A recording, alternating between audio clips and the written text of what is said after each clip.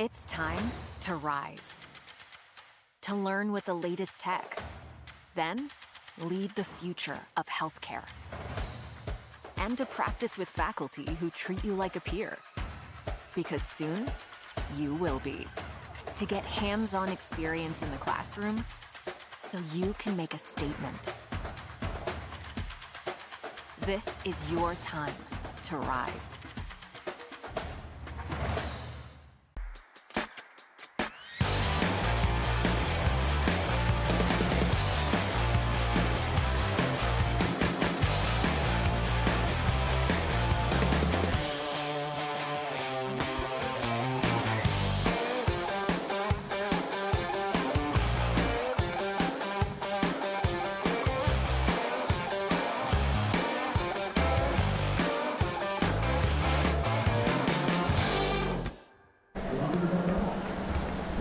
Welcome to the second day of the U.S. Open Adaptive Surfing Championships, brought to you by the University of St. Augustine.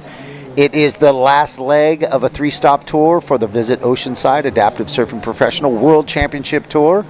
And the waves are pumping, baby. It's Charles Chaka Webb here on the mic with you with Charlie Meeks. Good morning, Charlie. Good morning, Charles. Man, I'm so excited to be here today. The waves look amazing. It's pretty glassy out this morning, looking peaky. You can see the athletes are already out in the water. We're going to be starting with the blind, no vision men's category.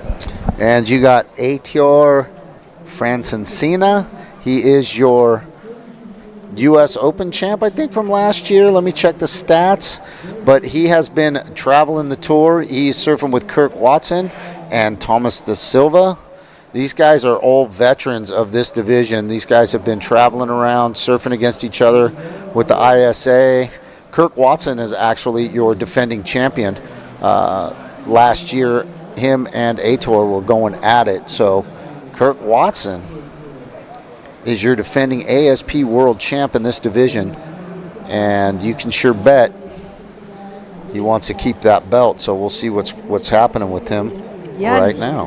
He's third in the rankings this year, and it looks like if he can pull it off this time, he can make it up to first. So we'll see. You know, he's hungry for that title. Yeah, it's going to be hard to beat Aitor, though. He's a little bit behind. Aitor's going to have to fall probably maybe down to third. So mathematically, I think he's still in it. But these guys battle back and forth year after year, man, and it's a great, friendly, loving rivalry on the land, but it's all grit and gnarl out in the water. And the level of surfing for these guys are completely blind. So we have a sight impaired division as well, but these guys have no vision, and you can see that they have a coach out there in the water with them. And that looks like Aitor and Thomas Da Silva taking off on the same wave. Aitor carving back and forth. Just kind of catching the white water, trying to get a reform. He's doing some rail work right there. So imagine being completely blind, and you can see his coach coming to get him. So the difference between the prone assist division and the blind assist division, or the sight impaired divisions, are that in the prone assist, they're allowed to physically touch them, push them in, help them swim. In this division, it's strictly, and this is the life rolls on replay, you can see they're both taking off, both getting some rail work. The difference between the assist is that in the sight impaired division, it's only verbal, so they can't touch them physically, they can't help them push them into the wave, they can't help them get out into the water. That has to happen totally by themselves. But they do have this awesome language between them. The number systems, a couple of guys have different systems that they use to coach their athlete and to tell them how far the wave is from them and how steep it is. So if it's a kind of a mushy grade, they'll maybe have a number that they use of 2 or 3, and maybe a span of 5. If it's 5, it's all peaked up and real steep. So it gives the athlete the option to know like how the takeoff's going to feel. Is it going to be a nice flat takeoff? Is it going to be a real steep, quick takeoff where they kind of have to, stand on the back of the board a little bit more? But the number system isn't used throughout. Some of them use it, some of them don't. They have their own language, and it's pretty cool to experience. Wow, that's super cool. Something else that I was wondering about this category is, do they use the priority system? They do. So the priority system for us is a little bit different. It's not a paddle system. It's a first to take off goes to last in line. Oh, okay. So the reason why we structured it that way was because in some of the other divisions, you're going to have people with more ability and less function sometimes. So some people might have I'm a higher injury in my division. Chris Oberly and other guys like that have lower injuries. So there's a paddle aspect to it where they're always going to be able to maybe paddle a little bit faster than some other athletes in that division. And when it comes to the assist division, some of those prone assist guys, some of the pushers, some of them are very young and super fast, and some of them are a little bit older and not so fast. So having a paddle system that somebody might have a consistent competitive advantage over them at all times and consistently get that. And here it is, Aitor taking off. Getting a little rail work. So that's kind of the reason why it was, if one person takes off on a wave, everybody's guaranteed at least to have priority once throughout the heat. So that's kind of the concept. Oh, wow. And so that system continues throughout the entire heat, not just for the first 2 waves? No. Everybody, it's once you take off, your last priority. So if you paddle for a wave with intent, and here's the life rolls on replay, Aitor, can you imagine, Charlie, being completely blind and surfing on an open face wave? That's, you can imagine it in the whitewater, but these guys are taking off on the open face, and these aren't little ankle biters. Oh, I can't even imagine. It's just incredible. It's really amazing. So Aitor, the first 2 scores for him have come through, and it is a 5.5 and a 4.67. So he has a combined 10.17. Thomas De Silva on that first kind of takeoff where they kind of split that peak. It comes in at a 1.5, and Kirk Watson, your defending AASP world champ, is sitting on a 0.57. So these guys this heat's pretty much wide open. Yeah, it's just incredible, honestly, because, as a surfer, a very important element to our sport is your connection with the ocean. So I can even imagine that these guys probably have to have an even deeper connection with the ocean to be able to surf blind. I mean, it's amazing.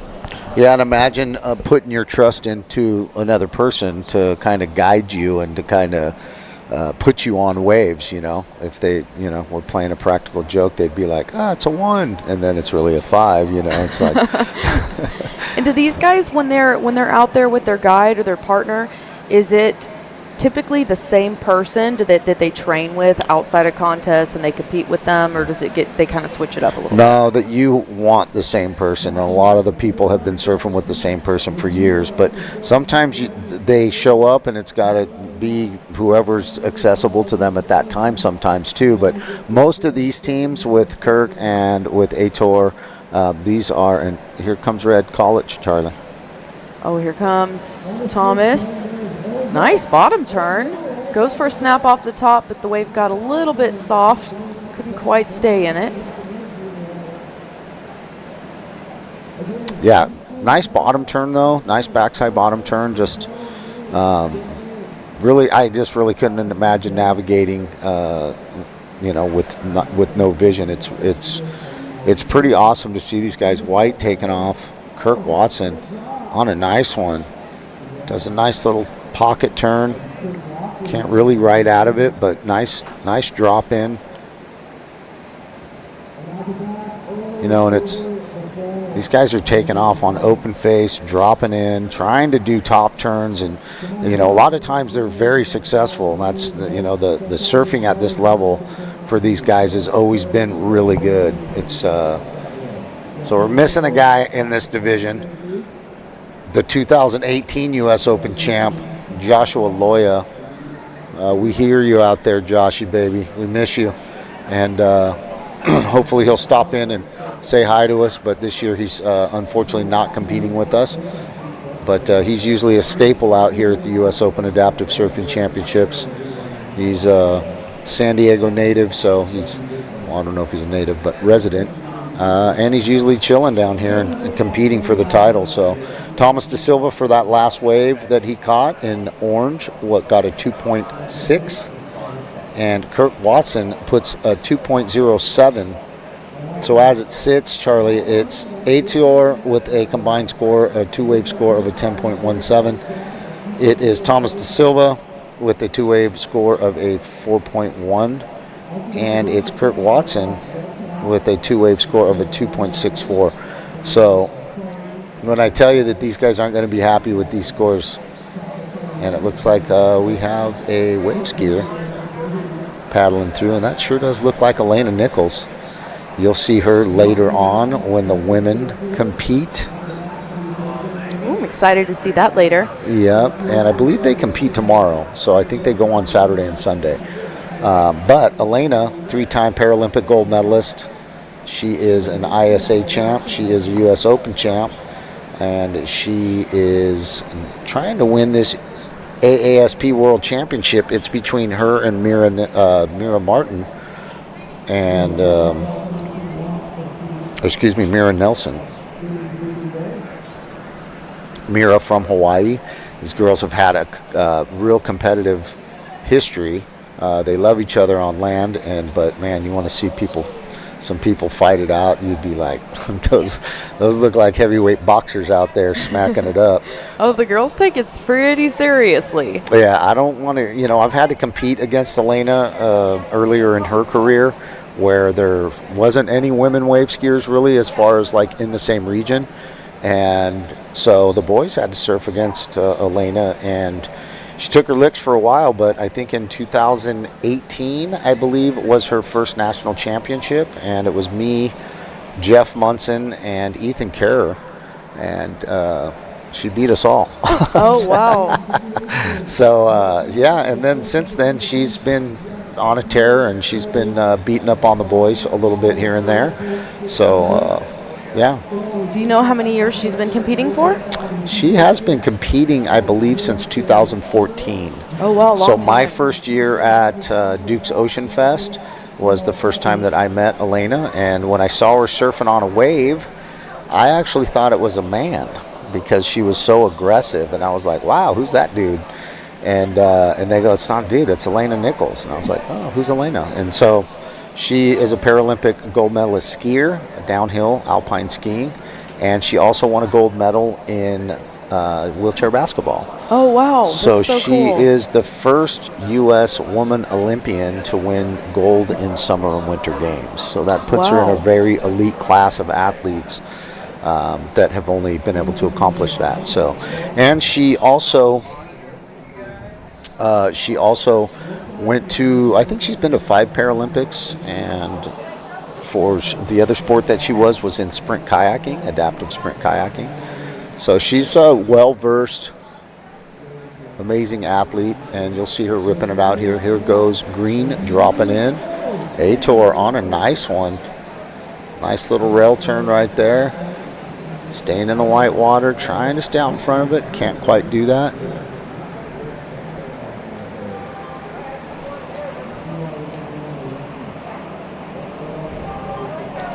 Sorry about that. Looks like we have about 11 minutes remaining. Somebody needs to turn off their phone. Oh, that's me. We have the replay from Life Rolls On. Just doing some pumping there, trying to get out of the white water. Couldn't quite get out in front of that one. So coming up next, we're going to have the unassist prones division for men.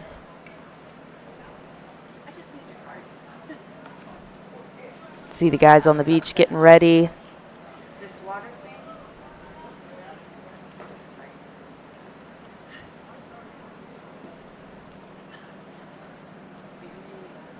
So this is a non-elimination round, but for right now, green is in first place. We've got orange in second place, and white is in third place.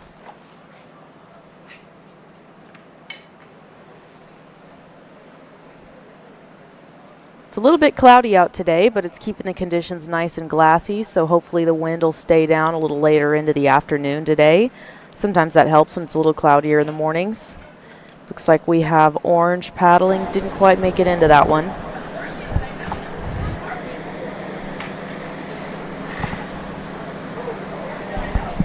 Still got a nice pulse, Charlie. We got some surf. We're just hoping that the wind can kind of stay down from what it kicked up to yesterday. We were supposed to have an onshore flow yesterday, and they really missed the mark on that one. There was no onshore flow. Yeah, I'm looking at the surf forecast here, and it looks like we're going to have really nice conditions for the remainder of the competition. It's calling for 2 to 3 foot plus today, tomorrow, and Sunday. High tide's going to be at 9 o'clock, so the tide is still pushing in for another 45 minutes here, and then we'll have low tide about 2:15 today, so tide will start dropping off here in just a little bit.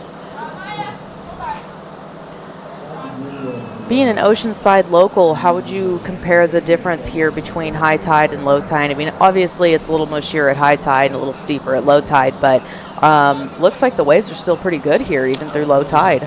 Yeah, the low tide is tricky on the beach breaks, and I'm pretty sure it's probably the same way in Costa Rica. I'm not sure how the tide, I know the tide kind of at Boca Blanca, but here it gets really dicey. Kind of yesterday you saw it wasn't a super drained out tide, and when the wind gets on it, it gets really tricky sometimes. So if it's low tide and it's nice and calm and glassy, you get some really A-framey type stuff. But once the wind gets on it, it gets really shifty, it gets really tricky, and yeah, you have to really mind your P's and Q's. You have to really look around for waves, and you kind of have to put yourself in the right position to really catch what you're looking for. And you kind of saw a little bit of that yesterday. Really nice little peaks here and there, but you really had to be in the right position. You really kind of had to chase them down. Yeah, it got pretty tricky yesterday afternoon, but you know, if they were hunting for them in the perfect spot, like you just said, there were still a few good ones opening up. Looks like we have Thomas. Oh, trying that little float thing there. And according to Surfline, it looks like the wind's going to pick up around 11 or 12 o'clock today. Just right about the time I surf. Kind of like yesterday. Maybe it'll get delayed a little bit. I got thumped yesterday. It's a little nice wave coming in. See green paddling. White on the nice corner. Kirk Wasson getting a nice little drop in, late drop. Looks like Ator still sitting on that 5.5 and that 4.67. And Tomas with the combined two-wave score of 5. He's got a 2.6 and a 2.4. Kirk looking to get rid of that 2.0 on that last drop. We'll see if that works for him. We'll see if that rocks it out. Yeah, Ator is still holding steady in the first place. We only have 6 minutes and 20 seconds remaining. You can tell he's hungry for that title this year. Well, he's had a taste of it. He was the 2022 ASP World Champ. So he's tasted it. He says, you know, it's kind of been going back and forth between him and Kirk, which has been fun to watch, you know. And the cool thing is that both of them have traveled to most of the events on the tour. So that's kind of what you want to see. You want to see the guys traveling, surfing different conditions, surfing different waves. You know, we have Byron Bay, which is a right point break. Then we got Queens, which is mostly a predominantly right reef break. But when Queens is really pumping, you get the right and the left. Oh, and wow. so the left at Queens, when it's going, it is amazing. And then we have Oceanside. We did have Boca Barranca for 2 years, which is a completely different left beachy point break that comes right off the river. So have you surfed Boca, Bien? I have. Yeah, it's a great break. I mean, you're never really going to get barreled there, but I think, but it's an amazing surf break, and we got it pretty good for both years too. So we were pretty happy about that. Yeah, that wave is so much fun when there's good swell and it's super long. You can do so many turns on one wave. Yeah. And that's the one stop. You know, we used the jet skis first at Boca Barranca, and then we incorporated that into Byron because of the beach at Byron, you get swept down the beach really quick. And so we really only used it for the assisted surfers at Byron because they're the ones that needed it the most. So we have been able to implement some jet ski stuff here, and we will be talking to the jet ski extraordinaire, big wave surfer David Langer, local in Nazaré, and we got Thomas Da Silva dropping in. It's not real happy with that one. Kind of see his little bit of frustration. These guys are looking for open face. These guys aren't looking to take off on white water. They want open face. They want to get some turns. I think that they're struggling a little bit to find position because the water's moving a little bit, even though we've got nice calm water right now. It is moving a little bit, so I think that they're having a little bit of an issue just finding one peak to be able to sit on that corner and kind of find that open face. Yeah, there's definitely a little movement going on out there, especially with the tide still pushing in. You can see the next guys paddling out for unassist prone. We're just down to 3 minutes and 27 seconds left in this heat. Heitor is still holding it down in first place. You can also see he got first place in Australia. Looks like a second place in Hawaii. And then the winner in Hawaii is also in this heat, Thomas. Yeah, see, these guys have a good little thing going. Each one of them's getting a little chunk of the pie, a little taste of the victory. So, and it's a little race. It's a little race for the title. If one of them slips up, the other one's going to be right there to pick it up. That's right. Every heat counts. Every wave counts. These guys are definitely pretty competitive.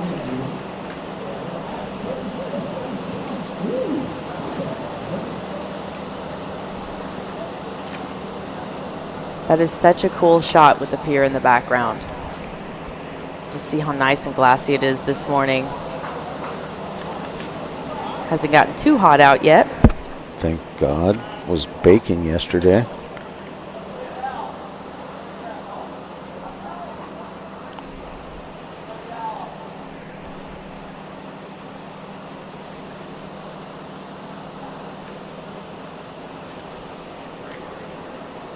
While we're waiting for a few more waves to come in, we want to give a shout out to our sponsors for the event. Thank you so much to the University of St. Augustine for Health Sciences. Our hosting sponsor is Visit Oceanside. And a huge thank you to Stoke for Life Foundation, High Fives Foundation, Sticky Bumps, Surf Gimp Foundation, Senor Grubbies. Senor Grubbies was rocking the live stream in the restaurant all day yesterday. Oh my goodness, that's awesome. And they fed us tacos yesterday. So, and I might have Senor Grubby tacos today too. I'm not sure, but we love Senor Grubbies. Thank you. All of the sponsors from Oceanside. She's got a lot more to go. Oh yeah, huge shout out to King's Paddle Sports, All American Garage Doors, Hanger Clinic, Life Rolls On, Florence, H2O Depot, Access Tracks, Sands Coffee Roasters, the Buccaneer Cafe, Wrench and Rodent, Sebastopub, Silkscreen Shirts, Independent Trading Co., Adapt Functional Event Center, Route 99, and Harbor Fish and Chips. So I was just talking to you about your sister lives here, and I asked you if your sister had taken you to Wrench and Rodent, and you said no. And I said she's sidestepping you. Wrench and Rodent is a sushi restaurant, and my boys Lauren and Dave and Waite own that restaurant, and they run it. And We went in there for dinner last night for an appreciation dinner for some of our sponsors and some of our volunteers. And those guys just, man, they just do it up right. Here goes Ator on open face. Nice. Oh, and whoever had priority right there, there is going to be, there's definitely going to be an interference on somebody right there. And we'll find out who that interference is on. When we come back from the break, we want to welcome you to day 2 of the U.S. Open Adaptive Surfing Championships, brought to you by the University of St. Augustine.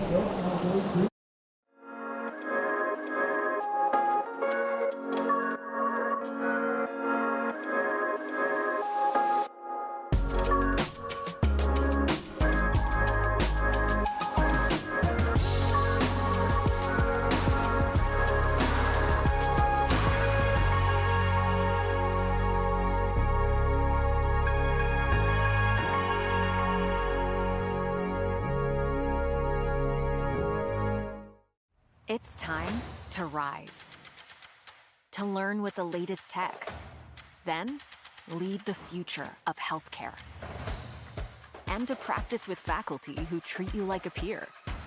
Because soon, you will be. To get hands-on experience in the classroom, so you can make a statement. This is your time to rise.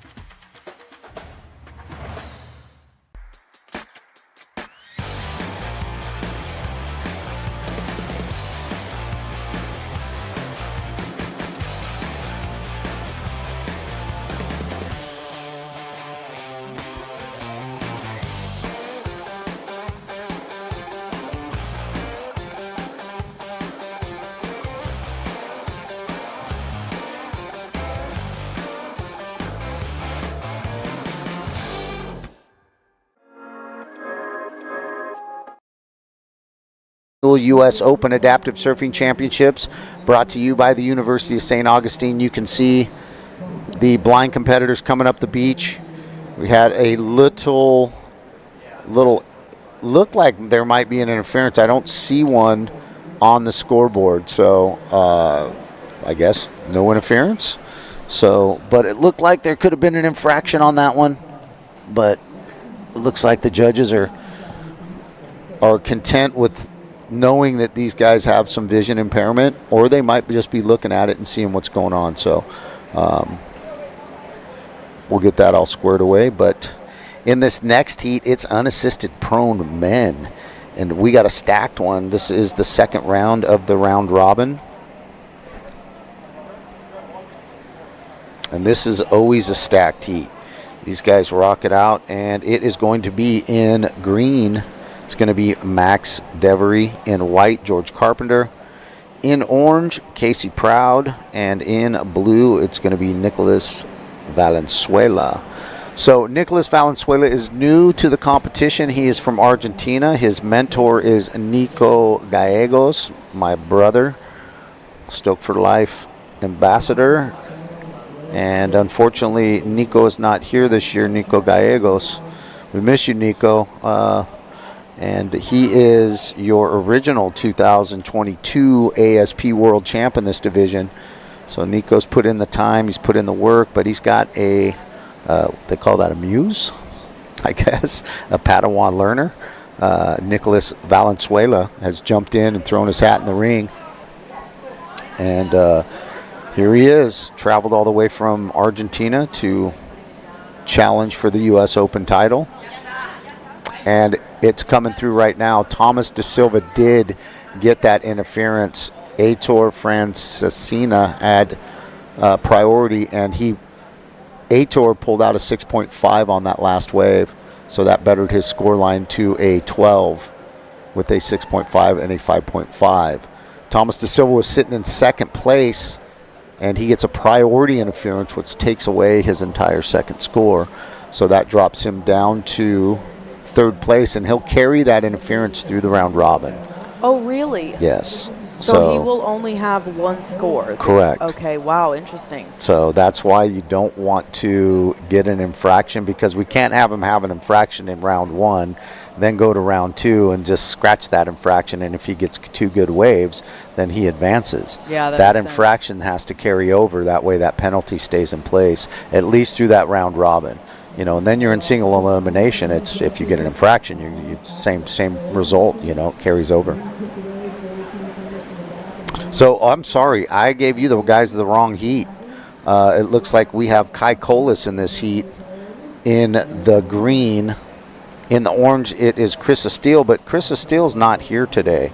So he text messaged me last night. I didn't get a chance to get back to him. So Chris Steele from Australia, we love you, Chris. He's an amazing, shredding, ripping, adaptive surfer from Australia.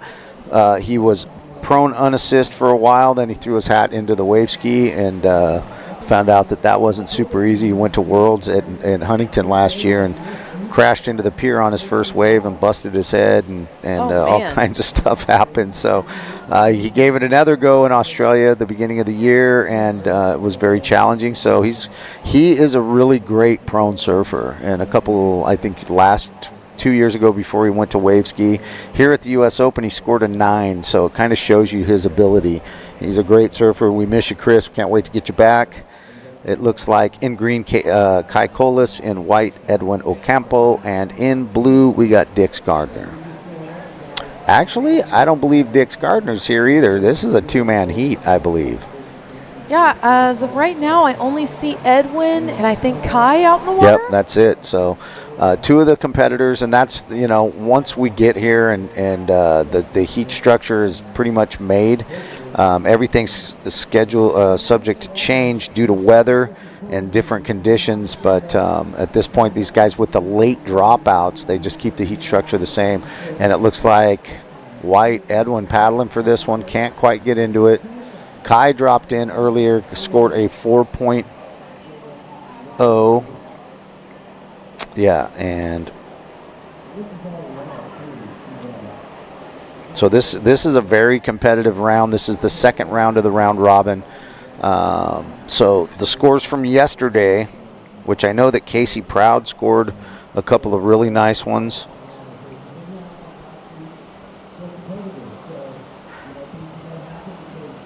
And I know that Kai Colas scored a couple nice ones yesterday, so I'm trying to look up those scores right now just so I can kind of give you an idea of what these guys need and if they really are being pushed by any of the other guys, and if any of them, kind of like how we did with Josh Bogle yesterday, or any of them going to get pushed down the rankings and get pushed out of the semifinals. You always kind of want to see that.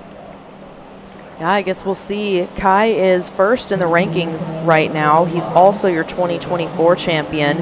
He won first place in Australia and in Hawaii. Amazing. And we also have Edwin Ocampo from Costa Rica. He wasn't able to participate in Australia or Hawaii this year, but made sure to get down here for the U.S. Open. That's that daddy thing, man. He had a baby, so he loves his boy. Fatherhood has been a great joy for him, and it's not a sacrifice for him to miss a couple contests to raise his boy. So I know he's feeling super blessed. And here comes Edwin paddling into this nice little right-hander and can't quite navigate the drop. So he'll be a quick in and out with that one. Just noticed he's got the Costa Rican flag painted on the nose of his board. Super awesome out there representing. Queremos mandar un saludo a toda la gente en Costa Rica que nos están viendo aquí en vivo. Muchas gracias por estar presente para representar y apoyar a nuestro compañero de Costa Rica. Pura vida.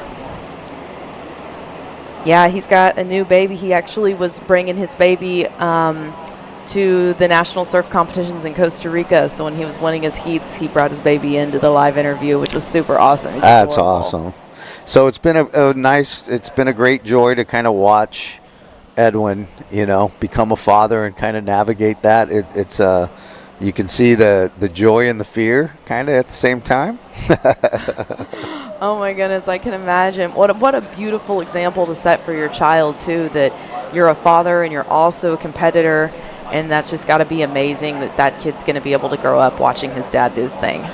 Yeah, we get to watch vicariously kind of what's going on with that, and that's part of the joy of adaptive surfing.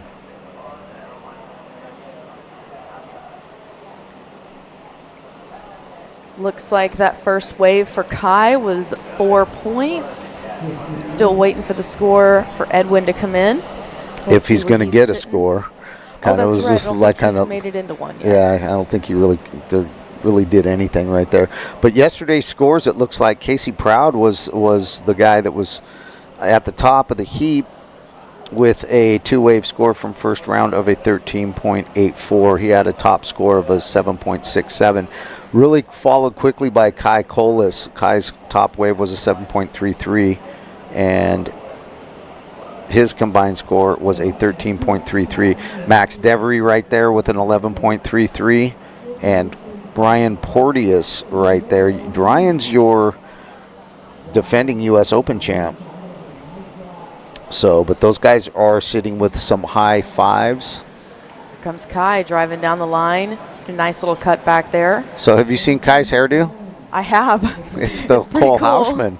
It's the Cole Hauschman. I like it. Yeah, Cole Hauschman. They tagged Cole on an IG post, and I believe Cole Hauschman shared the post on his stream, so or on his feed. So, That's awesome. Kai Colas We have wearing our life rolls on replay. Nice cut back towards the foam. So that drop arm turn that they do, you'll notice that these prone guys do that drop arm turn. They drop their arm and they really anchor themselves to turn, grabbing the rail with one hand and then dropping their arm and anchoring that turn with the other hand. That maneuver was coined by a guy named Bruno Hansen. Bruno Hansen is a 5 or 6 time ISA parasurfing champ. He's a U.S. Open champ. He hasn't surfed on the tour because he suffered an injury a few years ago when the tour started, and he hasn't quite made his way back. We were trying to get Brew here to get him in the booth because he's quite a character. He's a pirate. No, he's a sailor. But he's a great surfer, great waterman, great example for our community. And he really led the way in this division and kind of pioneering a lot of the moves that you see these guys doing. And it's kind of funny because a couple of these guys don't even know who Bruno Hansen is. They might know who he is, but they've maybe never met him. And they don't maybe even know that they're mimicking or develop the style that they've developed has been kind of pioneered by Bruno. So there's a lot of history in this sport from a lot of guys that came before us that got to surf in the ISA in 2015, but have kind of maybe surfed in their own region, maybe don't travel a bunch, or suffered injury, like Bruno. Here comes Edwin. He's driving down the line. Crosses on over. See if he can get that reform here on the inside. There we see him using his arm again. Sticking with it in here. Then goes ahead and pulls out. Made it almost all the way into the beach.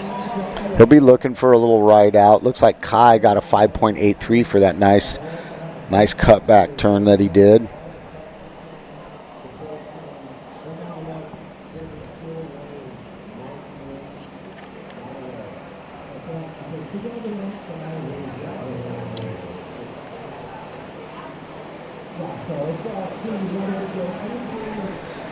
We got the replay of Edwin.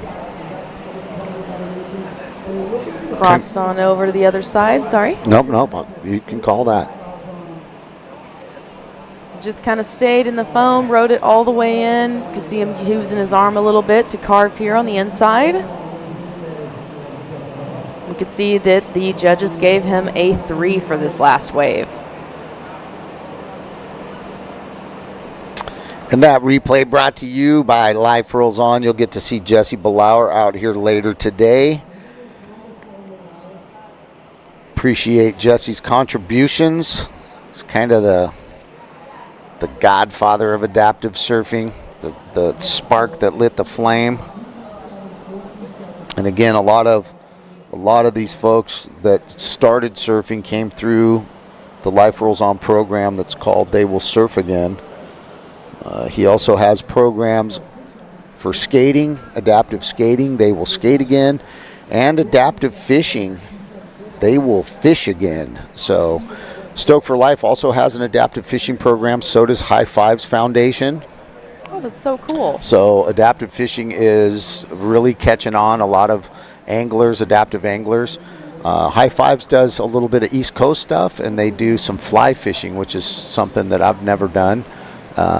Looks very challenging. Looks like a lot of arm work. Looks like Kai out there by himself right now, getting the pick of the litter right here, taking off on this right, and you see that drop arm, try to get up to the top of the wave, cut back, staying in the pocket. Kai just kind of having a good time off the white water, staying with it, trying to wait for that reform.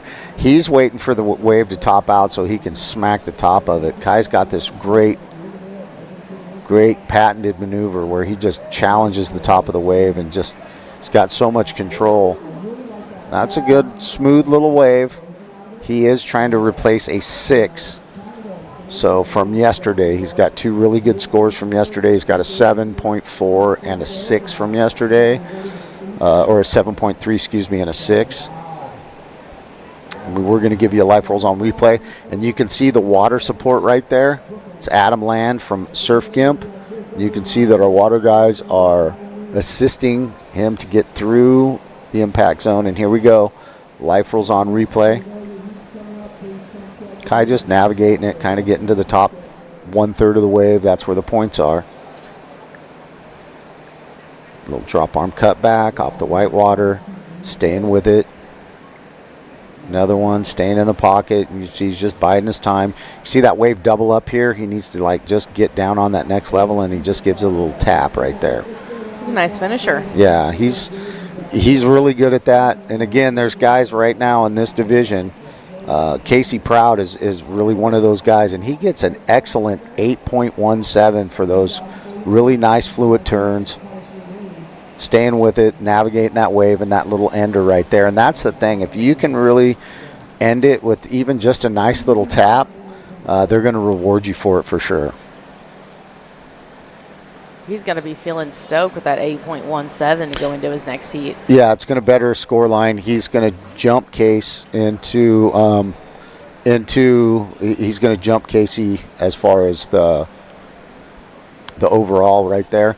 Casey had a 7.67 high score, so that 8.17 is gonna top that. So that'll put Kai in the number 1 slot for now. Casey's coming up in a couple of heats, so he's gonna have something to say about that. You got somebody to fly? You can see him paddling back out now. It's kind of hard to see it from the camera angle here, but we were talking about his hair earlier, and he's got it dyed cheetah print. Super fun little touch to add into the finals here. I don't know if it's cheetah or leopard. I'm not quite sure. It's pretty exotic, whatever it is. Yeah, it's the big cat. We're just going to call it the big cat cut.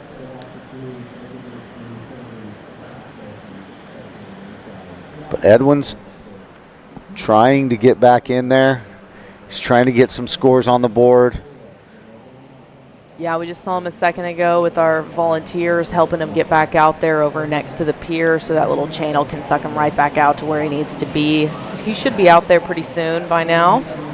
Yeah, inside on the pier right there is super tricky. It's there's a lot of moving water, and there's a nice little sandbar right there next to the pier that just wants to drag you through the pier. And so the Surf Gimp crew's out here, the Jay Leisner crew, we appreciate them. That was Adam Land. He's been head lead of our water crew for 6 or 7 years out of the 8 years that we've been here. So Adam and his boys, Ronnie and his dad Jeff. So right now, Kai jumps up into first with the overall in the round robin. Edwin is still up in there. He right now is in 5th slot right now. So the guys that can push him out right now would be George Carpenter and Parker Olenek. Could push him down. Also Nicholas Valenzuela, who's sitting in the sixth slot. The top 6 are going to move forward to the semifinals. So we're just down to 9 minutes and 30 seconds left. You can see that Edwin has made it back out there to the lineup with plenty of time to post another score up on the board. He really needs to try and get at least one more higher score so that he can avoid getting bumped down in the rankings when the other guys are out there competing in the next couple of heats. So let's see if he could pull it off. Looks like a nice little wave rolling through. Yeah, like I was telling you earlier, kind of what happened to Josh getting pushed down. Edwin's kind of left himself vulnerable in that position without kind of bettering any of the scores for today. He's kind of sitting on the cusp right there on the bubble, sitting on the 5th slot. He's still got some time, though. Maybe he can pull it off. He still has 8 minutes and 42 seconds left. So we'll see what happens out there. Looks like we're in a little lull right now. Still got 8 minutes left and only 2 guys out there, so there's plenty of opportunity for, he only needs 2 waves, and you can catch 2 waves in 8 minutes for sure. Just going to have to get past the little bit of a lull, but, kind of what Sponge did last year at the end of the heat with like less than probably a minute and a half catching 2 really good scores. He showed anything's possible, and you never give up, never stop. And I know Edwin's going to, he knows he's kind of left himself vulnerable a little bit, so I know he definitely wants to better some of those scores. So you can see he's starting to hunt. He's starting to feel the clock, and he's starting to try to put himself into a better position. Yeah, but like you're saying, it is not over until that buzzer goes off. Anything could happen, even in the last second. I've seen some crazy turn of events happen in the last 10 seconds of a heat before. It looks like Edwin's paddling for this one. Didn't quite make it in there. Wave kind of mushed out anyways. Yeah, there's some nice little corners coming in. And even Kai scoring that 8.17, you can see it wasn't super frantic surfing from Kai. He was just biding his time, following the wave, staying in the pocket, keeping the energy, making sure that when he did do a maneuver, it was in the top 1/3 of the wave, so the judges kind of give a little bit better scores when you're challenging the top of the wave. So when he first took off, he did that nice little check turn at the top, and then did a couple really nice drop arm cutbacks, and then got that little tap at the end, just staying with it. Edwin's fully capable of that. Yeah, and I feel like it also helped his score a lot. As you were saying, he didn't look frantic at all on the wave. He looked very fluid. I feel like the judges probably appreciated his flow on that last one. Speed, power, and flow, That's right. That's what it's all about. That is part of our scoring criteria. So when the judges do see that and they reward it, it's something that the competitors need to kind of recognize and remember. I don't know if our cameraman's having a seizure right now. What's going on there? Oh, looks like Edwin's going. Late takeoff. Staying in the white water, and somehow he comes out of that. Now, it's not considered a scoring maneuver. Here comes Kai, and watch this. Bap. Smack off the top, and that's the maneuver I'm talking about. That's Kai Colas's signature maneuver, just smashing the top. I'm almost thinking the judges might go close to excellent with that. You can see those guys kind of coming across each other in the whitewater. Yeah, that was a good one. But that's Kai Colas's signature move, man. He's got really great, he's got a repertoire of maneuvers. He's got a full toolkit full of them. And that drop arm cutback is one of them. He's got a really cool floater maneuver that he does. He's got a really cool drop arm top turn that he does. And that big snap right there is one of those under the lip snaps that he's really known for. Yeah, when they're able to do those types of maneuvers, it really helps them a lot when they're competing too, because I'll get back to that here in just a second. So we have our life rolls on replay. Bam, that was so sick. Just straight under the lip. Yeah, like I was saying, it really helps them. He goes, sorry about that. Oh, He goes good. excellent.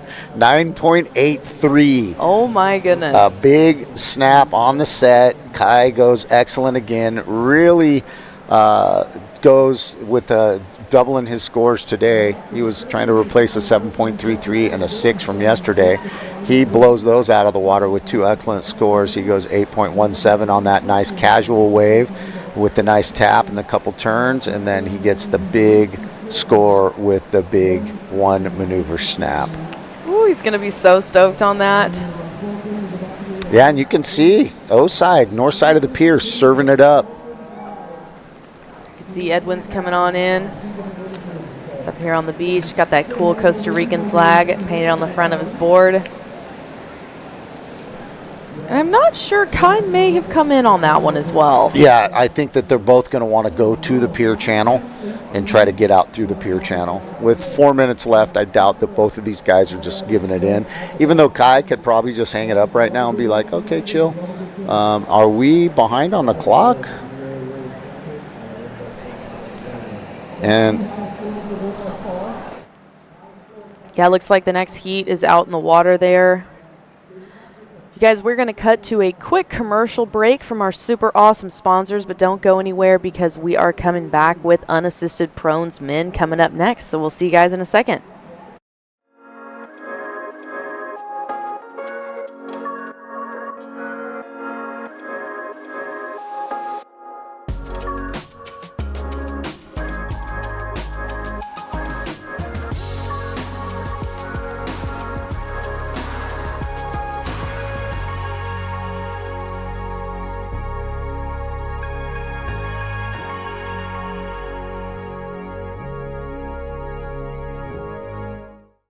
It's time to rise.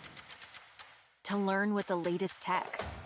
Then, lead the future of healthcare. And to practice with faculty who treat you like a peer.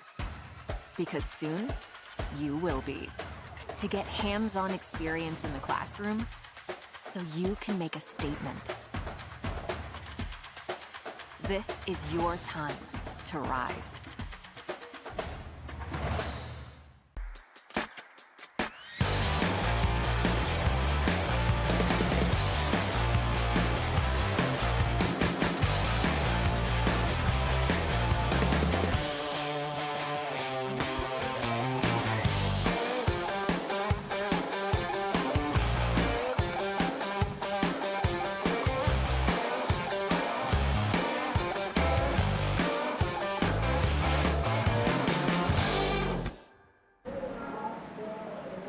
welcome back to the 8th Annual U.S. Open Adaptive Surfing. Welcome back to the 8th Annual U.S. Open Adaptive Surfing Championship. Sorry about that, I was on mute. Right now we got Jose Martinez working it right now. Inside, up into the pocket. Jose just making it happen. Your current ASP World Champ. Giving it all. You can see he's stoked on that wave right there. Sorry, we had a little bit of quiet airtime right there. I was on mute. I was talking to myself. Charlie, I was just out here and you were looking at me like, what are you doing, dude? I was like, oh no. But Jose, it looks like we've got a couple of scores already dropped. We'll probably get those Life Rolls On replays when we get a chance. It looks like Matthew Luna from Costa Rica scored a 5.5. Jose almost going excellent with a 7.0. Nice cutback top turn right there. Jose staying in the pocket. Deep cutback right there. Nice bottom turn, staying high and tight, top third of the wave.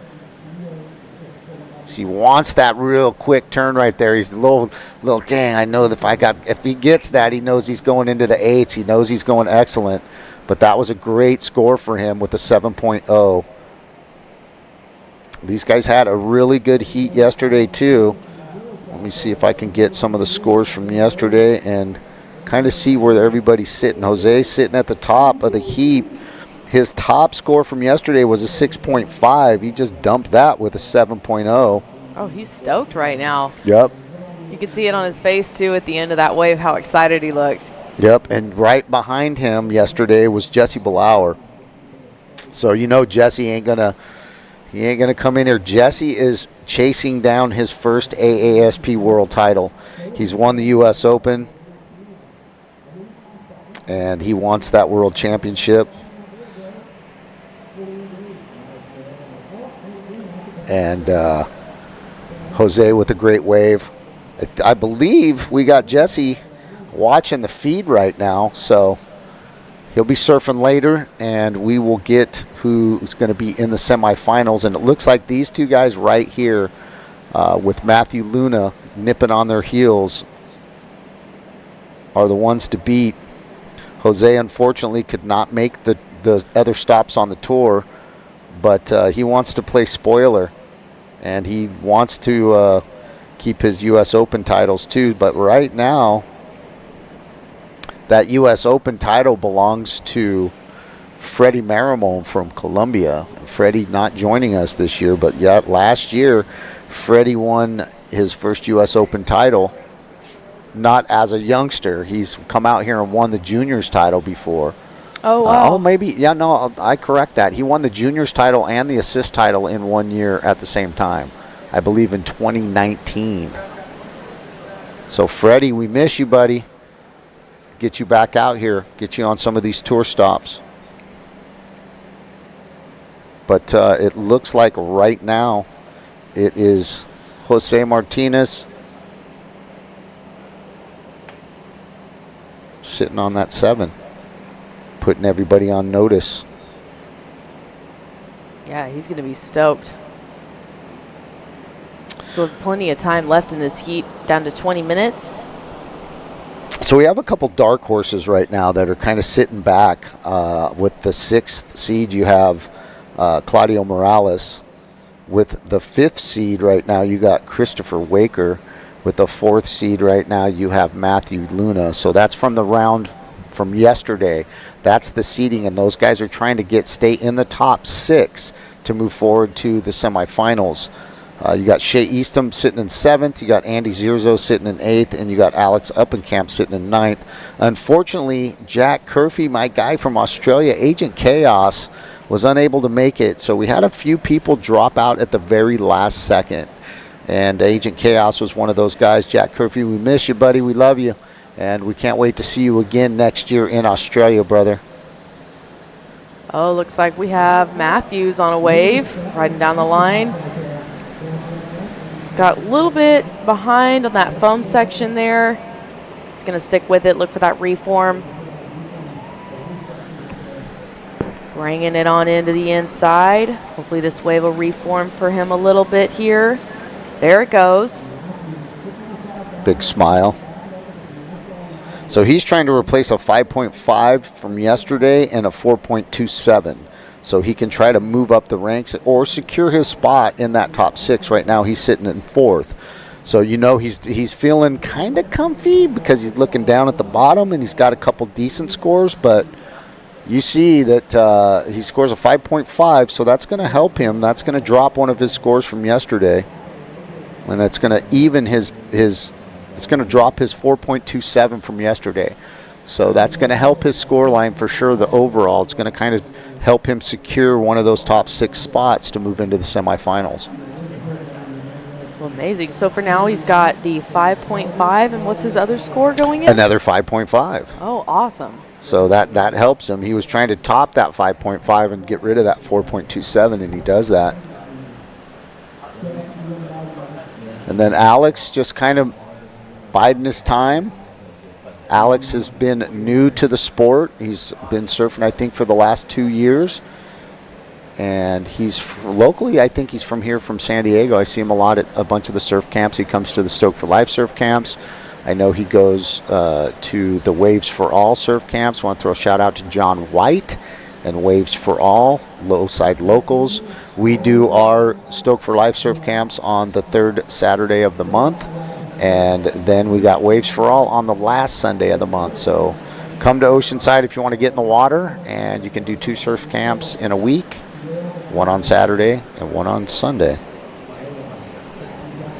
So the guys that are really trying to maneuver up and secure their spots are Shea Eastham, who's outside of the 6, Claudio Morales, who's at 6, Christopher Waker, who's at 5th, trying to secure their positions. Matthew Luna with that 5.5 betters his position and secures a little bit spot where he's sitting in 4th. make sure that he's not dropping down or somebody's not pushing him down and jumping him. But we have other heats. Claudio is from Chile, and he won his first championship in Costa Rica last year at Boca Blanca. Oh, that's awesome. So, yeah, represents HighFivesFoundation. He's a great athlete from Chile. He's just a charger, and he's really put in a lot of time traveling to a ton of contests. And to watch him make his mark in Costa Rica when some of the best were there, Jose was there, some of the best guys were there, Matthew Luna was there. We had a really good field, and for him to come out on top, man, it was a beautiful thing, because once you meet Claudio, I don't think your life's ever the same, you know. Got a little bit more shine, got a little bit more pep in your step once you meet Claudio, and he gives you that smile and gives you that hug and that love, man. Oh, yeah, he's a ray of sunshine for sure. So I wanted to ask you, since you are the founder of the HighFivesFoundation. Stoke for Life. Stoke for That's Life. okay.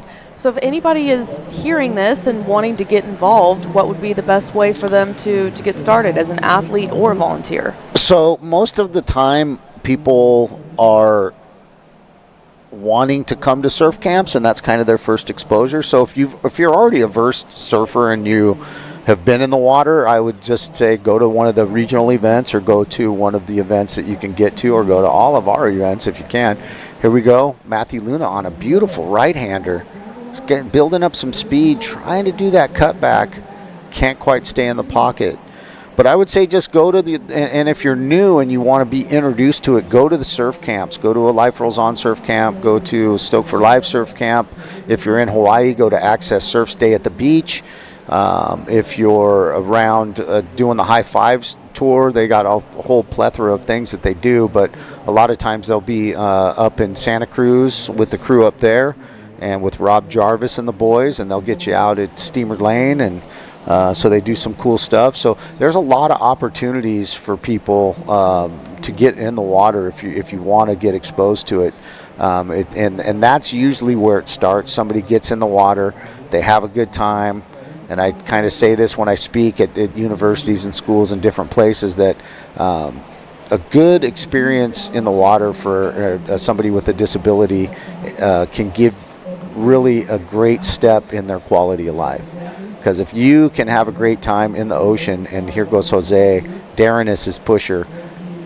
Jose on the right, sick little bottom turn, just can't quite stay with it. They're just hitting that fat spot right there on this rising tide. I think you said the tide gets high at 9, so it's just peaking out right now. Oh, yeah, that's right. So hopefully pretty soon here it'll start to drop off just a little bit. So that wall will stay open a little bit longer. Yeah, so Jose's sitting on that 7. He's trying to get rid of another higher score, I think a 6.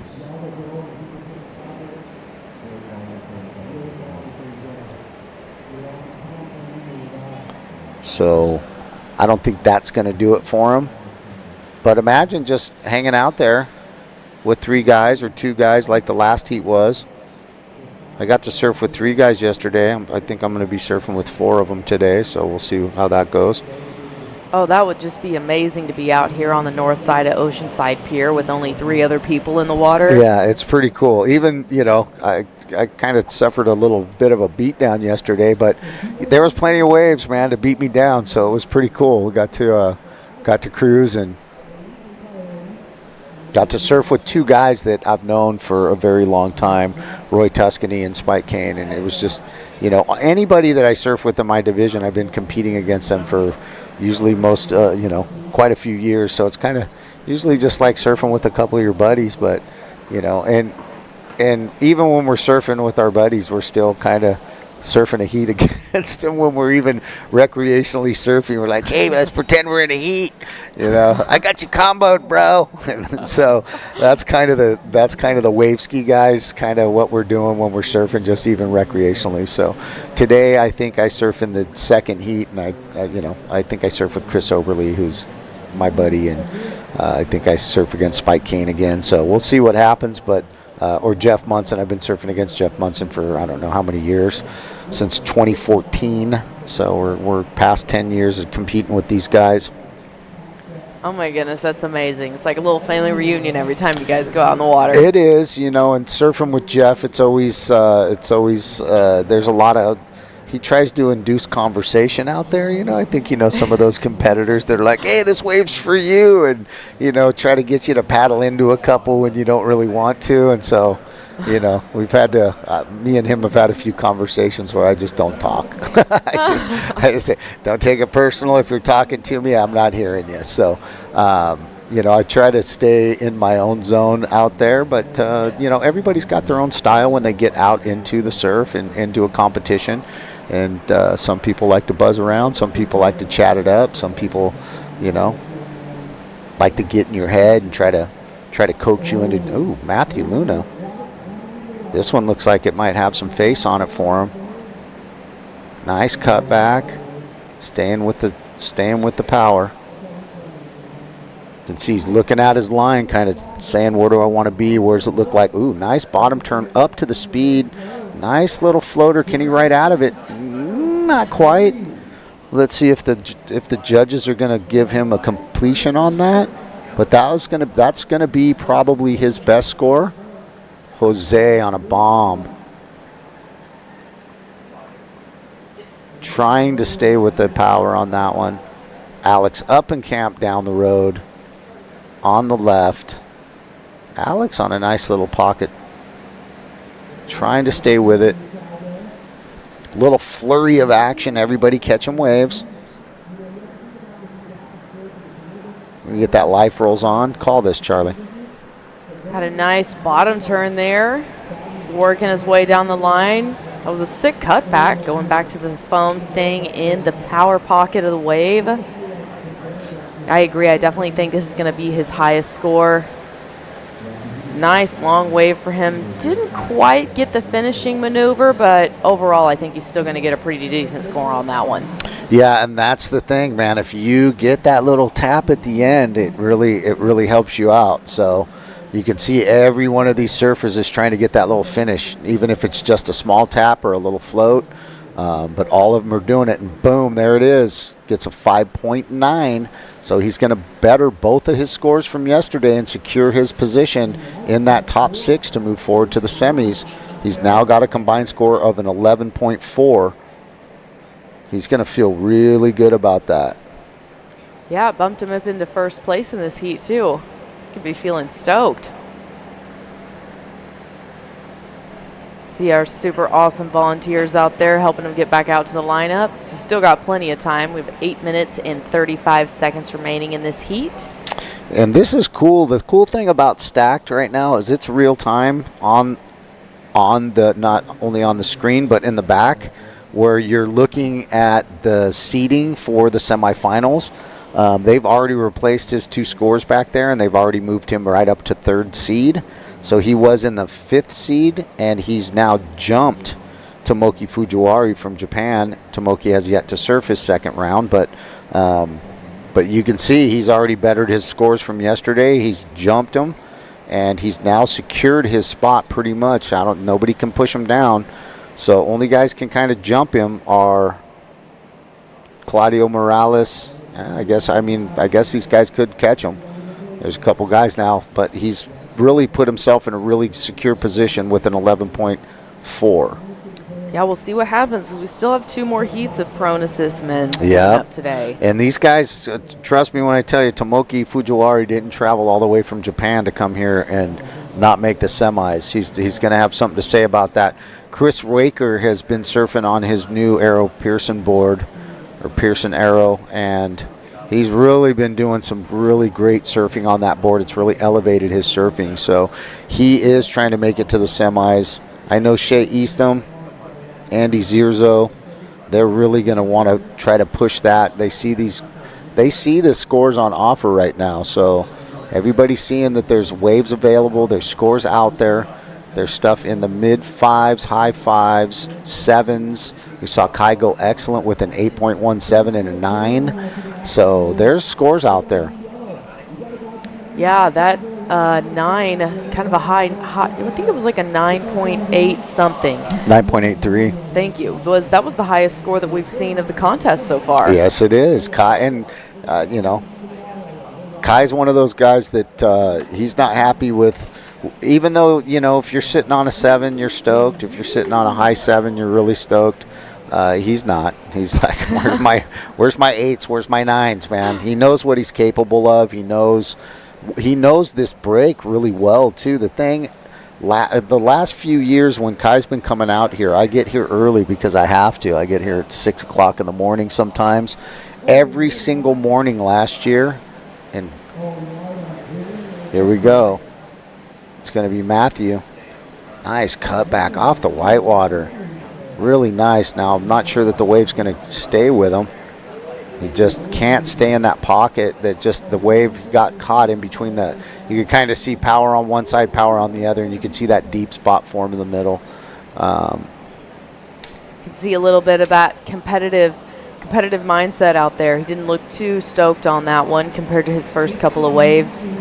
Just shows that everybody's passionate. Everybody wants it, Yeah, and if he can hear the judges, he knows he's bettered his score, so he's pumped, Oh, there we go, 6.5.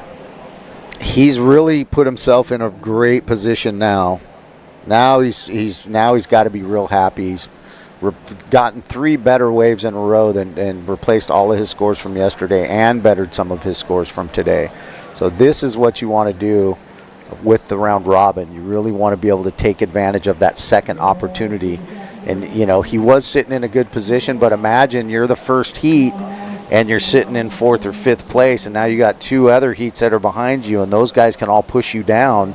So you have to fight to secure a higher spot to make sure, okay, these guys that I have to watch surf, I've had to sit there and watch guys in my second round push me out of the heat, and it's painful. It's like, man, it's like there's nothing you can do. You just go, oh, okay, I just watched my semifinal go out the window. So you really want to take advantage of your second chance in the round robin, and that's a great example right there, man. Yeah, so he's going to be sitting a lot more comfortable now that he's bettered his scores in this heat. Like you were saying, it's a lot less stressful. That's got to be pretty crazy when you're getting out of the water, if you're in that 4th or 5th seat, just watching the other heats, waiting to see what happens. I'd be losing my mind. Especially it's like 8 guys or 7 guys, and that's a big number, and if you only need to get bumped down 2 or 3 spots, times 8, you're like, oh my God, man, that's it gets stressful, and it gets real anxious, but when you're able to do what Matthew just did, he's going to come out of the water feeling really good. He's put himself in 2nd place, jumping Jesse awesome. Belauer. Yeah, he just jumped Jesse, so he's got that 6.5 and that 5.9. Now Jesse's got a 5.67 as his high score, and he's sitting on, a 6.5 and a 5.67 from yesterday. So when I tell you that Jesse is watching this right now and he's already brainstorming, him and Baxter are probably sitting there going, all right, here's our game plan. Here's what we're going to do, because now he's been pushed down 1 spot. Okay, so now he's sitting in 3rd, pretty comfortable, but now there's still another 8 guys that need to serve. So, technically it's those guys in that 5th, 6th, and 7th spot that are really fighting. And, maybe the 5th spot's not feeling super comfy. 7th spot's feeling the pressure of wanting to move up and get into that, break through that window. Here comes Jose. Nice little cut back. Staying with it. Needs to cut back a little bit more. You can see that wiggle. Bam, gives it a little tap right there. See him just leaning on that rail, pulling that handle. That's where he's gaining a lot of that speed. That was a sick one. Yeah, that's going to help Jose's campaign for sure. Again, he was trying to replace a 6.5 now that is his low score. Of course, if you can replace the 7, you want to do that, but call this replay, Charlie. We have our life rolls on replay. Staying nice and high on the wave. Started with a carve there. Staying in the power pocket of the wave. Sick little cut back there. Brought it all the way into the inside. You can really see him leaning on his board, trying to get that rail in the water. Just putting it all out there. That's definitely going to be a good score. So it looks like it comes in at a 5.8. So it doesn't go into his score line. He's still trying to drop that 6.5 from yesterday. He's already replaced one of his scores from yesterday. Look at the smile on that guy's face. Oh, he's so stoked. Yeah, he's jazzed. He knows he's pretty much secured his spot. He's still sitting in first right now, but when I tell you that Jesse's going to come out here and he's going to do something spectacular, that's going to be the heat to watch, because Jesse Baxter and Jesse Ballauer have a really great connection. And you know, the boards that Jesse picks to surf are specifically pulled out. Oh, we're going to go to a commercial. Thanks for joining us at the 8th Annual U.S. Open Adaptive Surfing Championships, brought to you by the University of St. Augustine. We'll be right back.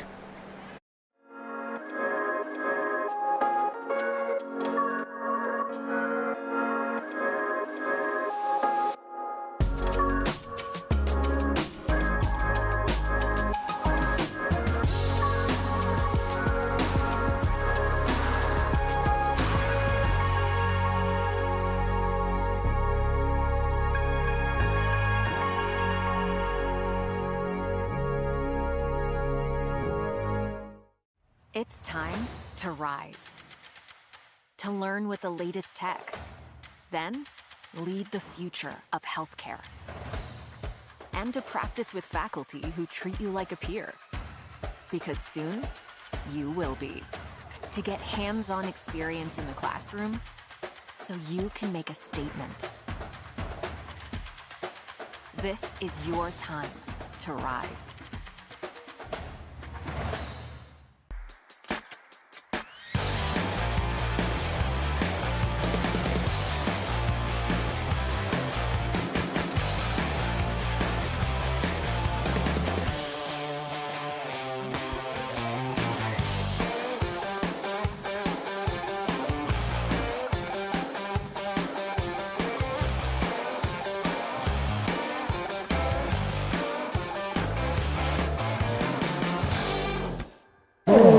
Welcome back to the 8th Annual U.S. Open Adaptive Surfing Championships action. As we come in, Casey Proud, aggressive drop arm cutbacks, 2 of them off the whitewater. Casey with the third one, and a little snap right there. Can he ride out of it? And he does. Casey Proud from Hawaii just making his mark right now. Watched Kai Colas put the 9.83 and the 8.17 up, and Case comes out and says, nah, dude, you ain't leaving me behind, buddy. He's like, I got work to do out here. Here we got Parker on a bomb. Parker digging rail, not able to stay with that one. So, story about Casey Proud from Hawaii, moved here to Oceanside. Life rolls on. Call this. All right, here we have our Life Rolls On replay. Nice little cutback there, brings it back to the foam. Sticks his arm in to get that good pivot there on that cutback, back to the white water again. And a strong finisher as well. That's going to be a good score for him. Comes through at an 8.67, Charlie. So like I said, Casey was watching Kai better both of his scores. Casey just bettered one of his scores on his first wave. So he's starting with some action only in the first 2 minutes of the heat. Gonna be feeling good. I tell you, the prone unassist division, the prone assist division, these guys are animals, man. They just put it out there. They surf aggressively, and you can see Casey moved here to Oceanside. I believe he still lives in Oceanside, and he, over the last few years, man, he's been putting in a bunch of time here at the pier. And it shows. You can see that he's very familiar with the wave. He's very familiar with how to surf this wave. So big ups to Case. Goes excellent on his first score for day 2 campaign. He's going to be stoked. Parker going over on that one. They're going to give him a 0.5 on that. Park's not going to be real happy with that, so he's going to want to better that. How's Casey sitting on the lineup right now? He was first as far as the rankings in the ASP. This is his first event this year, but as far as the round robin goes, he was at the top with a 13.47, I believe.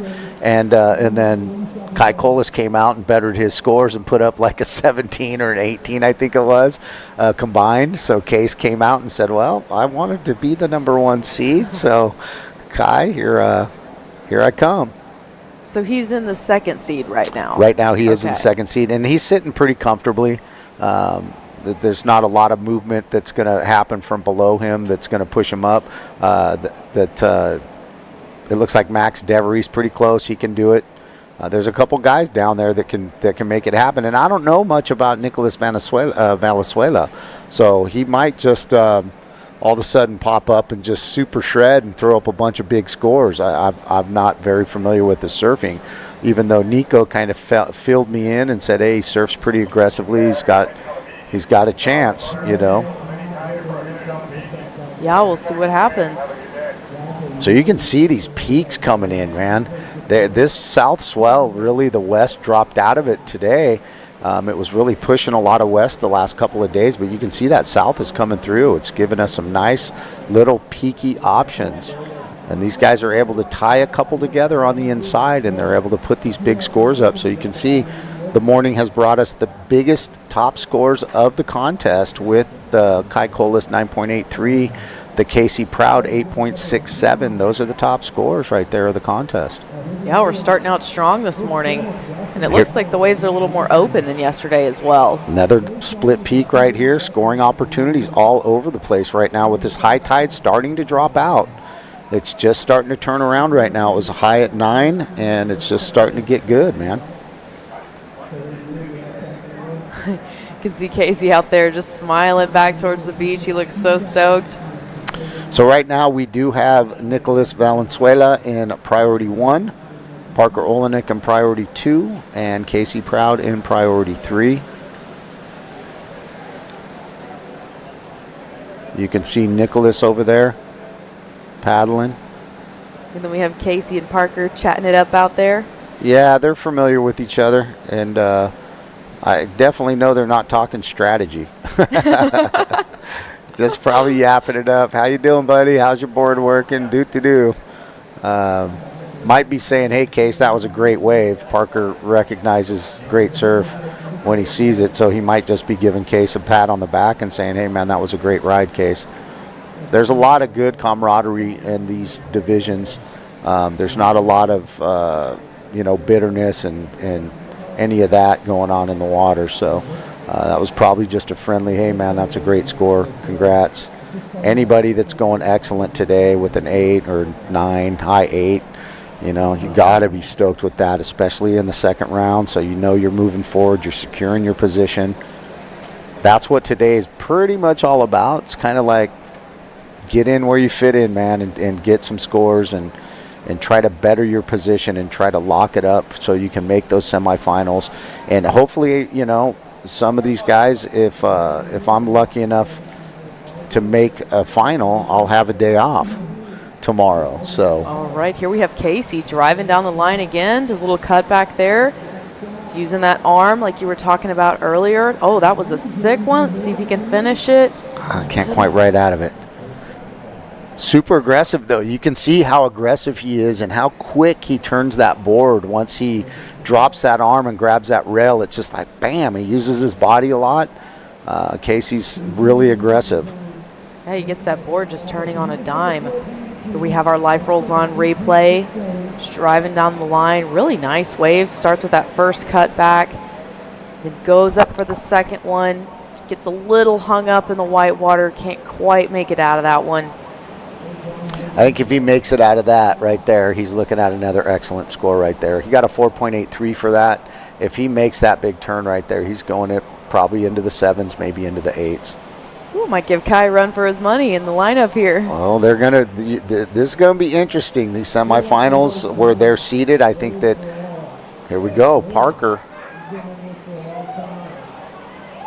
Nice top turn by Parker on his Kings. Keeps that nose out of the water for a second, but he gets that nice little top turn. Park's trying to find his way into that semifinal top 6. See what that yields him and see where he's sitting in the results right now. I think Parker's just kind of sitting in there, or he might be just on slightly outside of the top 6.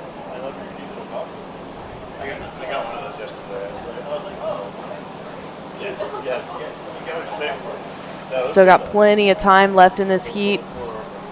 Anything can happen. We still have 16 minutes and 15 seconds left. Yeah, Park is sitting in the 7th slot, so he's looking up at 6, and he's looking up at Nicholas Valenzuela. So Park with a 4.1. It's going to better his score line. I don't know if it's going to bump him up in there, but he's sitting on a 4.6 from yesterday and a 3.27. That 3.27 is now gone, replaced by the 4.1. He's making his way up there. He See how close he is. Though.